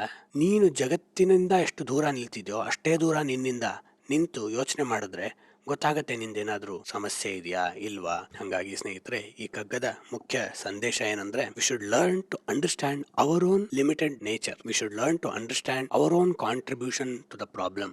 ಆಗೇನಾಗತ್ತೆ, ನನ್ನ ಗುರುಗಳನ್ನ ತುಂಬಾ ಅದ್ಭುತವಾಗಿ ಹೇಳ್ತಿದ್ರು, ಈ ಜಗತ್ತಿನ ಒಳ್ಳೆಯದು ಕೆಟ್ಟದು ಅಂತ ನಾವು ಸುಮ್ಮನೆ ವಿಶ್ಲೇಷಣೆ ಮಾಡ್ತಾ ಹೋದ್ರು ಜಗತ್ತು 50% ಒಳ್ಳೆಯದು 50% ಕೆಟ್ಟದು ಅನ್ಕೋಣ. ಆ 50% ನಾವು ಒಳ್ಳೇದಾಗ್ಬೇಕಂದ್ರೆ ನನ್ನಲ್ಲಿ 100% ಒಳ್ಳೆತನ ಇರಬೇಕು. ಆಗ ಆ 50% 100% ನನಗೆ ಸಿಗಕ್ ಸಾಧ್ಯ ಅಂತ. ಅಂದ್ರೆ ಇಲ್ಲಿ ನಮ್ಮ ಚಿಂತನೆಯ ರೀತಿಯಲ್ಲಿ ಬದಲಾವಣೆಗಳಾಗದೆ ನಮ್ಮ ಜೀವನ ಸ್ನೇಹಿತರೆ ಯಾವ ವ್ಯಕ್ತಿಯಿಂದನೂ, ಯಾವ ಪವಾಡದಿಂದವೂ, ಯಾವ ಪುಸ್ತಕದಿಂದನೂ ಸಹ ಖಂಡಿತವಾಗ್ಲೂ ಹೇಳ್ತೀನಿ, ನಮ್ಮ ಚಿಂತನೆಯನ್ನ ಬದಲಾವಣೆ ಮಾಡ್ಕೊಳ್ಳಕ್ಕೆ ಪುಸ್ತಕಗಳು, ಈ ತರ ಪಾಡ್ಕಾಸ್ಟ್ಗಳು ಏನೋ ಒಂದಿಷ್ಟು 1% ಸಹಾಯ ಮಾಡ್ಬೋದೇ ಹೊರತು ಯಾವುದೂ ಏನು ಜೀವನವನ್ನ ಬದಲಾಯಿಸಲ್ಲ. ಅದಕ್ಕೆ ನಾ ಎಲ್ಲರಿಗೂ ಹೇಳೋದು, ಈ ರೀತಿಯ ವಿಷಯಗಳೆಲ್ಲ ಜಿಮ್ ಕನ್ಸಲ್ಟೇಷನ್ ಇದ್ದಂಗೆ. Finally you have to lift the weight. ಆಗ ಮೆಂಟಲ್ ಮಸಲ್ ಬೆಳೆಯಕ್ ಶುರುವಾಗುತ್ತೆ. ಅಂದ್ರೆ ನಾವು ಪರಿಶ್ರಮವನ್ನ ಹಾಕಿ ಗ್ರಾಟಿಟ್ಯೂಡ್ ಇಟ್ಕೊಂಡು ಇಚ್ಛಾಶಕ್ತಿಯನ್ನ ಸರಿ ಮಾಡ್ಕೊಂಡು ಹೋದಾಗ ನಮ್ಮ ಮನಸ್ಸಿನಲ್ಲಿ ಬದಲಾವಣೆಗಳಾಗುತ್ತೆ. ಅದನ್ನ ಬಿಟ್ಟು ಯಾರೋ ನನ್ನ ಜೀವನದಲ್ಲಿ ಬರೋದ್ರಿಂದ ಪವಾಡ ರೀತಿ ಬದಲಾಗುತ್ತೆ ಅಂದ್ರೆ ಇಲ್ಲ. ಹಾಗಾಗಿ ನಮ್ಮ ನ್ಯೂನತೆಗಳನ್ನ ಯಾವುದೇ ತೀರಾ ಅತಿಯಾದ ಗಿಲ್ಟ್ ಇಲ್ಲದೆ ಬದಲಾವಣೆ ಮಾಡ್ಕೋತಾ ಹೋಗೋಣ. ಬೇರೆಯವರ ತಪ್ಪುಗಳಿಂದಾನೇ ನಮ್ಮ ಜೀವನದಲ್ಲಿ ಎಲ್ಲ ಸಮಸ್ಯೆಗಳು ಉಂಟಾಗಿರಲ್ಲ. ನಾನು ಚೆನ್ನಾಗಿ ಓದಿರಲ್ಲ, ಅದಕ್ಕೆ ಕೆಟ್ಟ ಕೆಲಸದಲ್ಲಿ ಇರ್ತೀನಿ, ಅದಕ್ಕೆ ಬಾಸ್ ನನಗೆ ಸಿಕ್ಕಾಬಟ್ಟೆ ಕೊಡ್ಸಿರ್ತಾರೆ ಕೆಲಸ. ಯಾವಾಗೋ ನಾ ಕಷ್ಟಪಟ್ಟು ಓದಿದ್ರೆ ಇಷ್ಟು ಸಮಸ್ಯೆ ಆಗ್ತಿರ್ಲಿಲ್ಲ. ನಿಜ ಅಲ್ವಾ? ನನಗಂತೂ ಈ ಥರ ಎಷ್ಟೋ ರೀತಿ ನನ್ನ ಸಮಸ್ಯೆಗಳೇ ಹೆಚ್ಚಲ್ಲ ಅಂತ ಅನಿಸ್ತಾ ಹೋಗ್ತಿದೆ ಈ ಥರ DVG ಅವರ ಚಿಂತನೆಗಳನ್ನ ಸ್ವಲ್ಪ ಅನ್ವಯ ಮಾಡ್ಕೊಳ್ಳೋಕೆ ಪ್ರಯತ್ನ ಮಾಡಿದಾಗ. ಹಾಗಾಗಿ ಇದನ್ನ ಅನ್ವಯ ಮಾಡ್ಕೊಳ್ಳೋಕ್ಕೆ ಪ್ರಯತ್ನ ಮಾಡೋಣ ಅಂತ ಹೇಳ್ತಾ ಈ ಕಗ್ಗವನ್ನ ಮತ್ತೆ ಓದೋಣ. ಬೀಸಿದಲ್ಲದೆ ಬೂದಿ ಕವಿದ ಕಿಡಿಯುರಿದೀತೆ, ಕೈ ಸೋಕದಿರೆ ಕೈಯ ಸಪ್ಪುಳಾದೀತೆ, ವಾಸನೆಯೇ ಮಾತೆಯಾಶೆಗೆ ಪಿತನು ಸಂದರ್ಭ, ದೋಷ ಒಳಗೋ ಹೊರಗೋ ಮಂಕುತಿಮ್ಮ. ಮುಂದಿನ ಕಗ್ಗದಲ್ಲಿ DVG ಅವರು ಇಚ್ಛಾಶಕ್ತಿ ಎಷ್ಟು ಮುಖ್ಯವೋ, ಆದ್ರೆ ಇಚ್ಛಾಶಕ್ತಿಯಿಂದ you can only get done only so much. ಅಂದ್ರೆ ಅಟಾಮಿಕ್ ಹ್ಯಾಬಿಟ್ಸ್ ಅನ್ನುವ ಪುಸ್ತಕದಲ್ಲಿ ಜೇಮ್ಸ್ ಕ್ಲಿಯರ್ ಒಂದ್ ಕಡೆ ಅದ್ಭುತವಾಗಿ ಹೇಳ್ತಾರೆ, willpower is a limited resource, use it cautiously ಅಂತ. Guard it. ಹೇಗೆ ನಮ್ಮ ದುಡ್ಡು ಲಿಮಿಟೆಡ್ ರಿಸೋರ್ಸು, ಹಾಗೆ ನಮ್ಮ ಅಟೆನ್ಷನ್ ಮತ್ತೆ ವಿಲ್ ಪವರ್ ಸಹ ಲಿಮಿಟೆಡ್. ಹೌದು, ಅದನ್ನ ಬೆಳೆಸ್ಕೊತಾ ಹೋಗ್ಬೋದು, ಆದ್ರೂ ಅದು ಲಿಮಿಟೆಡ್. ಅದನ್ನ ಕರೆಕ್ಟಾಗಿ ಉಪಯೋಗಿಸೋದು ಕಲ್ತ್ಕೊಳ್ದೆ ನಾವು ಎಷ್ಟೇ ಬೆಳೆಸ್ಕೊಂಡ್ರು ಉಪಯೋಗ ಇಲ್ಲ. ಹೆಂಗೆ ದುಡ್ಡನ್ನ ಕರೆಕ್ಟಾಗಿ ಉಪಯೋಗಿಸೋದನ್ನ ನಾವು ಕಲಿದೆ ಎಷ್ಟೇ ದುಡಿದ್ರು ದುಡ್ಡು ನಿಲ್ಲಲ್ವೋ, ಹಂಗೆ ಇಚ್ಛಾಶಕ್ತಿಯನ್ನ ಎಷ್ಟೇ ಕಷ್ಟಪಟ್ಟು ವರ್ಕೌಟ್ ಮಾಡಿ ನಾವು ಬೆಳೆಸಿದ್ರು ಸರಿಯಾದ ಉಪಯೋಗ ಇಲ್ಲದೆ ಅದು ಬೆಳವಣಿಗೆ ಆಗಲ್ಲ. ಅದು ಜಿಮ್ ಹೋಗೋರ್ಗು ಅಪ್ಲೈ ಆಗತ್ತೆ, ವರ್ಕೌಟ್ ಮಾಡೋರ್ಗೂ ಅಪ್ಲೈ ಆಗತ್ತೆ, ಮಸಲ್ ಬಿಲ್ಡ್ ಮಾಡೋರ್ಗೂ ಅಪ್ಲೈ ಆಗತ್ತೆ. ಅದಕ್ಕೆ DVG ಅವರು ಈ ಕಗ್ಗದಲ್ಲಿ ಅದೇ ಅರ್ಥ ಬರೋ ಹಂಗೆ ಒಂದು ಸಾಲನ್ನ ಇಟ್ಟಿದ್ದಾರೆ. ಹೋಗೋಣ ಅದಕ್ಕೆ. ತಿದ್ದಿಕೊಳ್ಳೋ ನಿನ್ನ ನೀಂ ಜಗವ ತಿದ್ದುವುದಿರಲಿ, ತಿದ್ದಿಕೆಗಮೊಂದು ಮಿತಿಯುಂಟು ಮರೆಯದಿರು, ಉದ್ದ ನೀಂ ಬೆರಳಿನಿತು ಬೆಳದಿಯ ಸಾಮಿಂದೆ, ಸ್ಪರ್ಧಿಯೇ ತ್ರಿವಿಕ್ರಮಂಗೆ ಮಂಕುತಿಮ್ಮ. ತಿದ್ದಿಕೊಳ್ಳೋ ನೀಂ ಜಗವ ತಿದ್ದುವುದಿರಲಿ. ಹಿಂದಿನದಲ್ಲ, ಆದ್ರೆ ಹಿಂದಿನ ಕಗ್ಗದಲ್ಲಿ DVG ಹೇಳಿದ್ದೇನು, ನರರ ಸ್ವಭಾವ ವಕ್ರಗಳ ನೆನೆಸುವುದೇಕೆ, ಇನ್ನೊಬ್ಬರ ವಕ್ರತೆಯನ್ನ ನೀನ್ ಯಾಕೆ ಎಣಿಸ್ತೀಯ. ಇಲ್ಲಿ ಅದಕ್ಕೆ ಕಾಂಪ್ಲಿಮೆಂಟರಿ ಪ್ರಶ್ನೆಯನ್ನ ಕೊಡ್ತಿದ್ದಾರೆ ನಮಗೆ. ತಿದ್ದಿಕೊಳ್ಳೋ ನೀನ್ ನಿನ್ನ ಜಗವ ತಿದ್ದುವುದಿರ್ಲಿ, ನಿನ್ನ ನೀನ್ ತಿದ್ದುಕೋ ಮೊದ್ಲು, ಜಗತ್ತನ್ನ ತಿದ್ದೋದಿರ್ಲಿ. ಹಿಂದಿನ ಕಗ್ಗದಲ್ಲಿ ಇದನ್ನ ದೀರ್ಘವಾಗಿ ಯೋಚಿಸಿದ್ರಿಂದ ಈ ಮೊದಲ ಸಾಲಿನಲ್ಲಿ ಏನು ಅಷ್ಟು ಹೆಚ್ಚು ಹೇಳೋದಿಲ್ಲ. ಏನಂದ್ರೆ ನಮ್ಮ ತಿದ್ದುವಿಕೆ ನಮಗೆ ಮುಖ್ಯ ಆಗ್ಬೇಕೆ ಹೊರತು ಜಗತ್ತನ್ನೇ ತಿದ್ದುತ್ತೀನಿ ಅಂತ ಹೋಗಕ್ಕೆ ಅರ್ಥ ಇಲ್ಲ. ಆದ್ರೆ ಎರಡನೇ ಸಾಲು ತುಂಬಾ ಎಚ್ಚರಿಕೆಯ ಸಾಲಾಗಿದೆ ಸ್ನೇಹಿತರೆ. ಎಷ್ಟೇ ತಿದ್ದುಕೊಂಡ್ರೂ ಸಹ it also has a limitation. It is limited in itself as its nature. ತಿದ್ದಿಕೆಗಮೊಂದು ಮಿತಿಯುಂಟು ಮರೆಯದಿರು. You can only do so much of things in life's. ಎಲ್ಲಾ ಮಾಡ್ತೀನಿ ಅಂತ ಹೋಗ್ಬೇಡ. ತಿದ್ದಿಕೆ ಅನ್ನುವ ಪ್ರಕ್ರಿಯೆಯೂ ಸಹ ಮಿತಿಯುಂಟು ಮರೆಯದಿರು. It has its own limited nature. ಮೂರನೇ ಸಾಲು ವರ್ಕೌಟ್ ಬಗ್ಗೆ ಬರುತ್ತೆ ನೋಡಿ. ಉದ್ದ ನೀಂ ಬೆರಳನಿತು ಬೆಳದೀಯ ಸಾಮಿಂದೆ, ಸ್ಪರ್ಧಿಯೇ ತ್ರಿವಿಕ್ರಮಂಗೆ ಮಂಕುತಿಮ್ಮ. ಜಿಮ್ಗೆ ಹೋಗ್ತಿದ್ದಂಗೆ ಅಲ್ಲಿ ದೊಡ್ಡ ದೊಡ್ಡ ಚಿತ್ರ ಅಣಿಸಿರ್ತಾರೆ, ಒಳ್ಳೆ ಬೈಸಪ್ಸು, 8 ಪ್ಯಾಕ್ ಆಪ್ಸ್ ಇರೋದು ಎಲ್ಲ ನೋಡ್ತೀವಿ. ನಾನು ಹಂಗೆ ಆಗ್ಬೋದಾ? 6 ತಿಂಗಳು 90 ದಿನದಲ್ಲಿ ಆಗ್ಬೋದಾ? ಅಂದ್ರೆ ಸ್ನೇಹಿತರೆ 20-25 ವರ್ಷ ಅವ್ರು ಅದನ್ನ ಮಾಡಿ ಬೆಳೆಸ್ಕೊಂಡಿರ್ತಾರೆ. ಅವರು ಆ ಕ್ಷೇತ್ರದಲ್ಲಿ ತ್ರಿವಿಕ್ರಮರಾಗಿರ್ತಾರೆ. ಅದೇ ರೀತಿ ನಿನಗೆ ಅದರ ಅವಶ್ಯಕತೆಗಳು ಬೇಕಿಲ್ಲದೆ ಇರ್ಬೋದು. ನಿನಗೇನು ಗುಡ್ ಫಿಟ್ನೆಸ್ ಬೇಕು. ಎಷ್ಟೇ ನೀ ಫಿಟ್ನೆಸ್ ಬೆಳೆಸ್ಕೊಂಡ್ರು ನಿನ್ನ ಅವಶ್ಯಕತೆಗಳು, ನಿನ್ನ ಜೀವನವನ್ನು ಅರ್ಥ ಮಾಡ್ಕೊಂಡಾಗ ಏನ್ ಗೊತ್ತಾಗತ್ತೆ, ತಿದ್ದಿಕೆಗಮೊಂದು ಮಿತಿಯುಂಟು ಮರೆಯದಿರು. ನಿನ್ನ ಅವಶ್ಯಕತೆಗಳ ತಕ್ಕ ತಿದ್ದಿಕೆ ಬೇಕೇ ಹೊರತು ಅತಿಯಾದ ಅಬ್ಸೆಸಿವ್ ಫಿಟ್ನೆಸ್ ರೆಜಿಮೆಂಟ್ನ ಇತ್ತೀಚೆಗೆ ಕಾರ್ಡಿಯಾಲಜಿಸ್ಟ್ ತುಂಬಾ ಕ್ರಿಟಿಸೈಸ್ ಮಾಡ್ತೀಯಲ್ಲ. ಸಿಕ್ಕಂಗೆ ವರ್ಕೌಟ್ ಮಾಡೋದು, ಅದ್ರದ್ದು ಇನ್ಸ್ಟಾಗ್ರಾಮ್ ಪೋಸ್ಟ್ ಮಾಡಲೇಬೇಕು ಅಂತ ವರ್ಕೌಟ್ ಮಾಡಿ ಹೃದಯ ಸಂಬಂಧಿ ಸಮಸ್ಯೆಗಳನ್ನ ಹೆಚ್ಚು ಮಾಡ್ಕೋತಾ ಇದೀವಿ. ಅಂದ್ರೆ ಯಾವ ಸಮಸ್ಯೆ ಕಡಿಮೆ ಮಾಡ್ಕೊಳ್ಳೋಕೆ ಈ ಪರಿಹಾರವನ್ನ ಹುಡುಕ್ತಿದೀವೋ ಅದರಿಂದಾನೇ ಸಮಸ್ಯೆ ಮಾಡ್ಕೋತಾ ಇದೀವಿ. ಅದಕ್ಕೆ ಜರ್ಮನಿಯ ಮಹಾನ್ ಚಿಂತಕ ಹೆಗೆಲಿಯನ್ ಸರ್ಪ್ಲಸ್ ಅಂತ ಹೇಳಿದ್ರು. ಅಂದ್ರೆ ಹೆಗೆಲ್ ಹೇಳಿದ್ದು, ಯಾವುದೋ ಒಂದು ಸಮಸ್ಯೆಗೆ ಪರಿಹಾರವನ್ನ ನಾವು ತಂದ್ಕೋತಿರ್ತೀವಿ, ಆದ್ರೆ ಮುಂದೆ ಆ ಪರಿಹಾರವೇ ಒಂದು ಸಮಸ್ಯೆ ಆಗ್ಬಿಡುತ್ತಲ್ಲ. ಅದಕ್ಕೆ ಉದ್ದನಿ ಬೆರಳನಿತು ಬೆಳದಿಯ ಸಾಮಿಂದ ಎಷ್ಟೇ ವರ್ಕೌಟ್ ಮಾಡಿದ್ರು ನಿನ್ ಮಸಲ್ಸು ಅರ್ಧ ಇಂಚ್ ದಪ್ಪ ಆಗ್ಬೋದು ಅಷ್ಟೇ. ಹೌದಾ? ಈಗ ನನ್ನ ಮೂಳೆ ಸುತ್ತಲೂ ಎಷ್ಟಿದೆ ನನ್ನ ಮಾಂಸಖಂಡ, ಅದನ್ನ ಈಗ ಮೆಷರ್ ಮಾಡಿದ್ರೆ ನಾನು ಇನ್ನೊಂದು 5 ವರ್ಷ ವರ್ಕೌಟ್ ಮಾಡಿದ್ರು ಅರ್ಧ ಇಂಚ್ ದಪ್ಪ ಆಗಿರ್ಬೋದು ಅಷ್ಟೇ. ಒಳ್ಳೇದೇ, ತಪ್ಪಲ್ಲ. ಅಲ್ಲಿ ಸ್ನೇಹಿತರೆ ಗಮನಿಸ್ಬೇಕಾಗಿರೋದು ಮಿತಿಯುಂಟು ಮರೆಯದಿರು ಅನ್ನುವ ಅಂಶವನ್ನ. ಅದಕ್ಕೂ ಒಂದು ಲಿಮಿಟೆಡ್ ನೇಚರ್ ಇದೆ. ಏನೇನೋ ಕನಸುಗಳನ್ನ ಕಾಣಬೇಡ. ಉದ್ದನಿ ಬೆರಳನಿತು ಬೆಳದಿಯ ಸಾಮಿಂದ ಅಂದ್ರೆ ಮೊದ್ಲೆಲ್ಲ ಮಕ್ಕಳು ಉದ್ದ ಆಗ್ಬೇಕು ಅಂದ್ರೆ ಬಾಸ್ಕೆಟ್ ಬಾಲ್ ಆಡಿಸಿ ಅಥವಾ ಪಾರ್ಕ್ ಅಲ್ಲಿ ನೇತಾಡೋ ಇನ್ಸ್ಟ್ರೂಮೆಂಟ್ಸ್ ಇರುತ್ತಲ್ಲ ಅಲ್ಲಿ ಕರ್ಕೊಂಡು ಹೋಗಿ ಅಂತೆಲ್ಲ ಹೇಳ್ತಿರು. ಅದರಿಂದನಾದ್ರೂ ಎಷ್ಟು ಉದ್ದ ಆಗ್ತಾರೆ? ಬೆರಳಿನಿತ್ತು ಬೆಳದಿಯೇ ಒಂದು ಬೆರಳು ಅಂದ್ರೆ ಸುಮಾರು 2 ಇಂಚ್ ಚೇಂಜಸ್ ಆಗ್ಬೋದು ಅಷ್ಟೇ. ನೀನು 5.5 ಅಡಿ ಆಗ್ತಿರೋ ವ್ಯಕ್ತಿ ಸ್ವಲ್ಪ ಒಳ್ಳೆ ಆಹಾರ ಅಂದ್ರೆ ಬೆಳೆಯೋ ಕಾಲದಲ್ಲಿ ಒಳ್ಳೆ ಆಹಾರ ಒಳ್ಳೆ ವರ್ಕೌಟ್ ಆದ್ರೆ 5.8 ಆಗ್ಬೋದು, 5.9 ಆಗ್ಬೋದು. 7 ಅಡಿ ಏನಾಗಲ್ಲ. ಸ್ಪರ್ಧಿಯೇ ತ್ರಿವಿಕ್ರಮಂಗೆ ಮಂಕುತಿಮ್ಮ. ಹಂಗಾಗಿ ನಿನ್ನ ಇಚ್ಛಾಶಕ್ತಿ, ನಿನ್ನ ದೇಹದ ಬಲಪಡಿಸುವಿಕೆ ಎಲ್ಲದಕ್ಕೂ ಒಂದು ಲಿಮಿಟ್ ಇದೆ. ಹೇಗೆ ನಿದ್ದೆ 7 ರಿಂದ 8 ತಾಸು ನಿದ್ದೆ ಮನುಷ್ಯನಿಗೆ ಅವಶ್ಯಕತೆ ಇದೆಯೋ ಸ್ನೇಹಿತರೆ, ಪರಿಣಿತರು ಹೇಳ್ತಿರೋದು 8ಕ್ಕಿಂತ ಹೆಚ್ಚು ತಾಸುಗಳನ್ನ ನಾವು ಮಲ್ಕೊಳಕ್ ಶುರು ಮಾಡಿದ್ರೆ it starts to act against our will power ಅಂತೆ. ಎಷ್ಟು ಮಿನಿಮಮ್ ಸ್ಲೀಪ್ ಬೇಕೋ ಅದನ್ನ ದಾಟಿ ಮ್ಯಾಕ್ಸಿಮಮ್ ಸ್ಲೀಪ್ನು ದಾಟ್ಸ್ಕೊಂಡು ಹೋದ್ರೆ ನಾನು ಮತ್ತೆ ಅದು ಇದ್ದಿದ್ದು ನಿದ್ದೆ ಬರಕ್ ಜಾಸ್ತಿ ಆಗತ್ತಂತೆ. ನೀವು ಗಮನಿಸಿರ್ಬೋದು, ಯಾವತ್ತೋ ಒಂದಿನ ನಾವು 9 ಗಂಟೆಗೆ ಎದ್ದು ನಿಧಾನಕ್ಕೆ ತಿಂಡಿ ತಿಂದು ಟಿವಿ ನೋಡ್ತಾ ಕೂತ್ರೆ 11ವರೆಗೆ ಮತ್ತೆ ನಿದ್ದೆ ಬರುತ್ತೆ. ಹಂಗಾಗಿ ಮಿತಿಯುಂಟು ಮರೆಯದಿರು. ಎಲ್ಲಾ ಒಳ್ಳೇದಕ್ಕೂ ಒಂದು ಮಿತಿ ಇದೆ. ಫೈಬ್ರಸ್ ಆಹಾರ ತಿನ್ಬೇಕು, ಹಸಿ ತರಕಾರಿಗಳು ತಿನ್ಬೇಕು. ಬರೀ ಅದನ್ನೇ ತಿಂತ ಹೋದ್ರೆ ಅಲ್ಲ, ಅದಕ್ಕೂ ಮಿತಿ ಇರಬೇಕು. ಅದ್ರ ಜೊತೆಗೆ ಪ್ರೋಟೀನು ಬೇಕು. ಅದಷ್ಟೇನ ಕೆಲಸದಲ್ಲಿ ಆಸಕ್ತಿ ವಹಿಸಿ ಕಷ್ಟಪಟ್ಟು ಕೆಲಸ ಮಾಡಬೇಕು. ಆದ್ರೆ ಅದನ್ನೇ ಮಾಡ್ತಾ ಹೋದ್ರೆ ಆರೋಗ್ಯದ ಸಮಸ್ಯೆಗಳಾಗತ್ತೆ. ಮಕ್ಕಳನ್ನ ಚೆನ್ನಾಗಿ ಪೋಷಣೆ ಕೊಡಿಸ್ಬೇಕು. ಅವರು ತಪ್ಪು ದಾರಿ ಹಿಡಿತಿದ್ರೆ ತಿದ್ದಬೇಕು. ಆದ್ರೆ ಅದನ್ನೇ ಮಾಡ್ತಾ ಹೋದ್ರೆ ಮಿತಿಯುಂಟು ಮರೆಯದಿರು. ಅದಕ್ಕೂ ಒಂದು ಮಿತಿ ಇದೆಯಲ್ಲ, ಅದನ್ನ ಮರಿಬೇಡ. ಹಂಗೆ ಅಂದ್ರೆ ಈ ತಿದ್ದುವಿಕೆ ಅನ್ನುವ ಪ್ರಕ್ರಿಯೆಯೂ ಸಹ self and also the family, also the relationship has its own limited nature. ಎಷ್ಟೇ ಆದ್ರೂ ಸ್ವಲ್ಪ ಬದಲಾವಣೆಯನ್ನ ತಂದ್ಕೋಬಹುದು. ಅಂದ್ರೆ ಬದಲಾವಣೆ ಅನ್ನೋದು ಬೇಕೇ ಬೇಕು. ಆದ್ರೂ ಅದ್ರ ಲಿಮಿಟೇಷನ್ ಅರ್ಥ ಮಾಡ್ಕೊಂಡಿರು. Because you can only make certain level of progress. ಈಗ ನಾನು ಯಾರೋ ದೊಡ್ಡ ಮನೆ ಕಟ್ಟಿದ್ರು ಅಂತ ನಾನು ಕಟ್ಟಕ್ ಹೋದ್ರು ಎಷ್ಟು ದೊಡ್ಡ ಮನೆ ಕಟ್ತೀನಿ? ನಾ 3 ರೂಮಿನ ಮನೆ ಕಟ್ತಿರ್ತೀನಿ, ಅವ್ರು 4 ರೂಮಿನ ಕಟ್ಟಿದ್ದಾರೆ ಅಂತ ಗೊತ್ತಾಯ್ತು. ನಾನು ಮ್ಯಾಕ್ಸಿಮಮ್ ಏನು 5 ರೂಮಿನ ಕಟ್ಬೋದೇ ಹೊರತು 50 ರೂಮಿನ ಕಟ್ಟಲ್ವಲ್ಲ. ಸ್ಪರ್ಧಿಯೇ ತ್ರಿವಿಕ್ರಮಂಗೆ ಮಂಕುತಿಮ್ಮ. ಅಂದ್ರೆ don't act like unlimited potential ಇರೋ ವ್ಯಕ್ತಿ ತರ. You have limited potential. Don't show off that ego. ನಿನ್ ಈಗೋಗ ಅರ್ಥವೇ ಇಲ್ಲ. ತಿದ್ಕೋತಾನೆ. ಅದ್ರ ಬಗ್ಗೆ ಅಹಂಕಾರವನ್ನ ಬೆಳೆಸ್ಕೋಬೇಡ. ಅದಕ್ಕೂ ಒಂದು ಲಿಮಿಟೇಷನ್ ಇದೆ. ಔಷಧಿಗೂ ಒಂದು ಲಿಮಿಟೇಷನ್ ಇದೆ. ಎಷ್ಟು ಔಷಧಿ ತಗೋಬೇಕು ಅಂತ. ಔಷಧಿ ಚೆನ್ನಾಗಿದೆ ಅಂತ ಕುಡಿತಾ ಹೋದ್ರೆ ಇನ್ನೊಂದೇನೋ ಸಮಸ್ಯೆ ಉಂಟಾಗತ್ತೆ ಅಲ್ವಾ? ಹಂಗಾಗಿ ಈ ಕಗ್ಗದ ಸ್ಪಷ್ಟ ಸಂದೇಶ, let us have some level of moderation on our goals of our life ಅಂತ DVG ಅವ್ರು ಹೇಳ್ತಿರೋದು. ಹಾಗಾಗಿ ಈ ಕಗ್ಗವನ್ನ ಮತ್ತೆ ಓದೋಣ. ತಿದ್ದಿಕೊಳ್ಳೋ ನಿನ್ನ ನೀಂ ಜಗವ ತಿದ್ದುವುದಿರಲಿ, ತಿದ್ದಿಕೆಗಮೊಂದು ಮಿತಿಯುಂಟು ಮರೆಯದಿರು, ಉದ್ದನಿ ಬೆರಳನಿತು ಬೆಳದೀಯ ಸಾಮಿಂದೆ, ಸ್ಪರ್ಧಿಯೇ ತ್ರಿವಿಕ್ರಮಂಗೆ ಮಂಕುತಿಮ್ಮ. ಸ್ನೇಹಿತರೆ, ಇವತ್ತಿನ ಸಂಚಿಕೆಯ ಸಂದೇಶ 3 ಅಂಶಗಳಲ್ಲಿ ಸುಲಭವಾಗಿ ಹೇಳಬಹುದು. 1, ಜೀವನದ ಒತ್ತಾಸೆಗಳಿಗೆ ಯಾವುದೇ ನಾಚಿಕೆಗಳು ಬೇಡ. ಜೊತೆಗೆ ಸಾಹಸದ ಪ್ರಕೃತಿಯನ್ನ ಬೆಳೆಸ್ಕೊಳ್ಳೋಣ.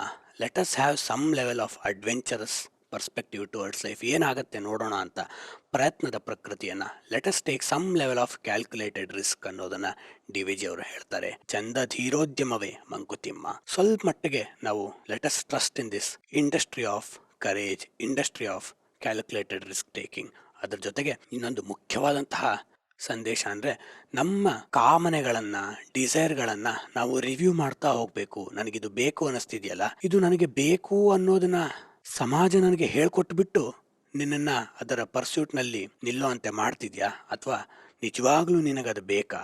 ಅಂದ್ರೆ just learn to review your every desire or every goal you are setting for yourself. ಅದರಿಂದ ಸುಖದ ಆತುರ ಬೇಡ. ಕಾಮನೆ ಸಲುವಾಗಿ ನಮ್ಮನ್ನೇ ನಾವು ಕಳೆದುಕೊಳ್ಳೋದು ಬೇಡ. ಅಂದ್ರೆ ಹೇಗೆ ತೀರಾ ಹಸ್ಕೊಂಡಿರೋದು ತಪ್ಪು, ಅತಿಯಾಗಿ ತಿನ್ನೋದು ಅಷ್ಟೇ ತಪ್ಪು.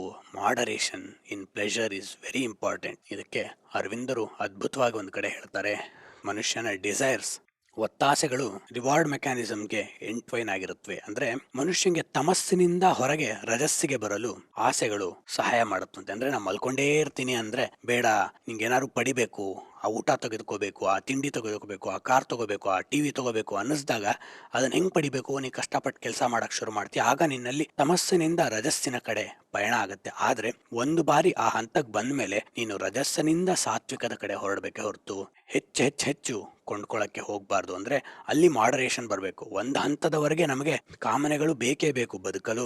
ಆಮೇಲೆ on top of it, on the foundation of material sustainability, we have to build our spiritual completion. ರಜಸ್ಸಿನಿಂದ ಸಾತ್ವಿಕದ ಕಡೆ ಹೊರಡಕ್ಕೆ ನಮಗೆ ಬೇಕಾಗಿರೋದು ಚಿಂತನೆ, ಮೈಂಡ್ಫುಲ್ನೆಸ್ ಮತ್ತು ಗ್ರಾಟಿಟ್ಯೂಡ್, ಕೃತಜ್ಞತೆ. ಹಾಗಾಗಿ ಯಾವುದೇ ರೀತಿಯ ಭಯ ಇಲ್ಲದೆ ಸಾಹಸದ ಪ್ರಕೃತಿಯನ್ನ ಬೆಳೆಸ್ಕೊಳ್ಳೋಣ. ಅದ್ರ ಜೊತೆಗೆ ಜೀವನದಲ್ಲಿ ನಮ್ಗೆ ಏನೇನಿದೆಯೋ ಅದ್ರ ಬಗ್ಗೆ ಗ್ರಾಟಿಟ್ಯೂಡ್ನ ಅನುಭವಿಸಿ ದಿನವನ್ನ ಆರಂಭಿಸ್ತಾ, ಇನ್ನೊಬ್ಬರ ತಪ್ಪು, ಇನ್ನೊಬ್ಬರು ಹಾಗಿರಬಾರ್ದು, ಇನ್ನೊಬ್ರು ಹೀಗಿರಬಾರ್ದು ಅಂತ ಇನ್ನೊಬ್ಬರನ್ನ ಬ್ಲೇಮ್ ಮಾಡೋದು ಕಡಿಮೆ ಮಾಡ್ತಾ ಮಾಡ್ತಾ let us not judge others ಅನ್ನುವ ಧೋರಣೆಯಿಂದ ದಿನವನ್ನ ಆರಂಭಿಸಿದ್ರೆ ನಮಗೆ ಜೀವನ ಸಹಜವಾಗಿ ಒಂದು 6-7 ತಿಂಗಳಲ್ಲಿ ಬದಲಾವಣೆ ಆಗ್ತಿರೋದು ಕಾಣಿಸ್ತಾ ಹೋಗುತ್ತೆ. ಹಂಗಾಗಿ ಫಸ್ಟ್ ಸ್ವಲ್ಪ ಧೈರ್ಯದ ಪ್ರಕೃತಿಯನ್ನ, ಸಾಹಸದ ಪ್ರಕೃತಿಯನ್ನ ಬೆಳೆಸ್ಕೊಳ್ಳೋಣ.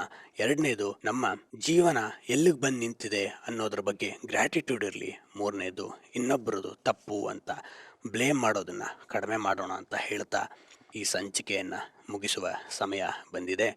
ಸ್ನೇಹಿತರೆ, ಕೊನೆಯ ಎಂದಿನ ಮನವಿ ತಮ್ಮಲ್ಲಿ, ಆದಷ್ಟು ಕನ್ನಡ ಪುಸ್ತಕಗಳನ್ನ ಕೊಂಡು ಓದುವುದರಿಂದ ನಮ್ಮ ವೈಯಕ್ತಿಕ ಜೀವನಕ್ಕೆ ತುಂಬ ಉಪಯೋಗ ಆಗುತ್ತೆ. ದಯವಿಟ್ಟು ಹೆಚ್ಚು ಕನ್ನಡ ಪುಸ್ತಕಗಳನ್ನು ಕೊಂಡು ಓದುವ ಅಭ್ಯಾಸವನ್ನು ಬೆಳೆಸ್ಕೊಳ್ಳೋಣ ಅಂತ ಹೇಳ್ತಾ ಇವತ್ತಿನ ಸಂಚಿಕೆಯನ್ನು ಮುಗಿಸೋಣ. ತಮ್ಮ ಅನಿಸಿಕೆ, ಅಭಿಪ್ರಾಯಗಳನ್ನು ನಮ್ಮ ಚಾನೆಲ್ನ ಅಬೌಟ್ ಸೆಕ್ಷನ್ನಲ್ಲಿರೋ ಇಮೇಲ್ ಐಡಿಗೆ ಬರೆದು ಕಳುಹಿಸಬಹುದು. ಧನ್ಯವಾದ.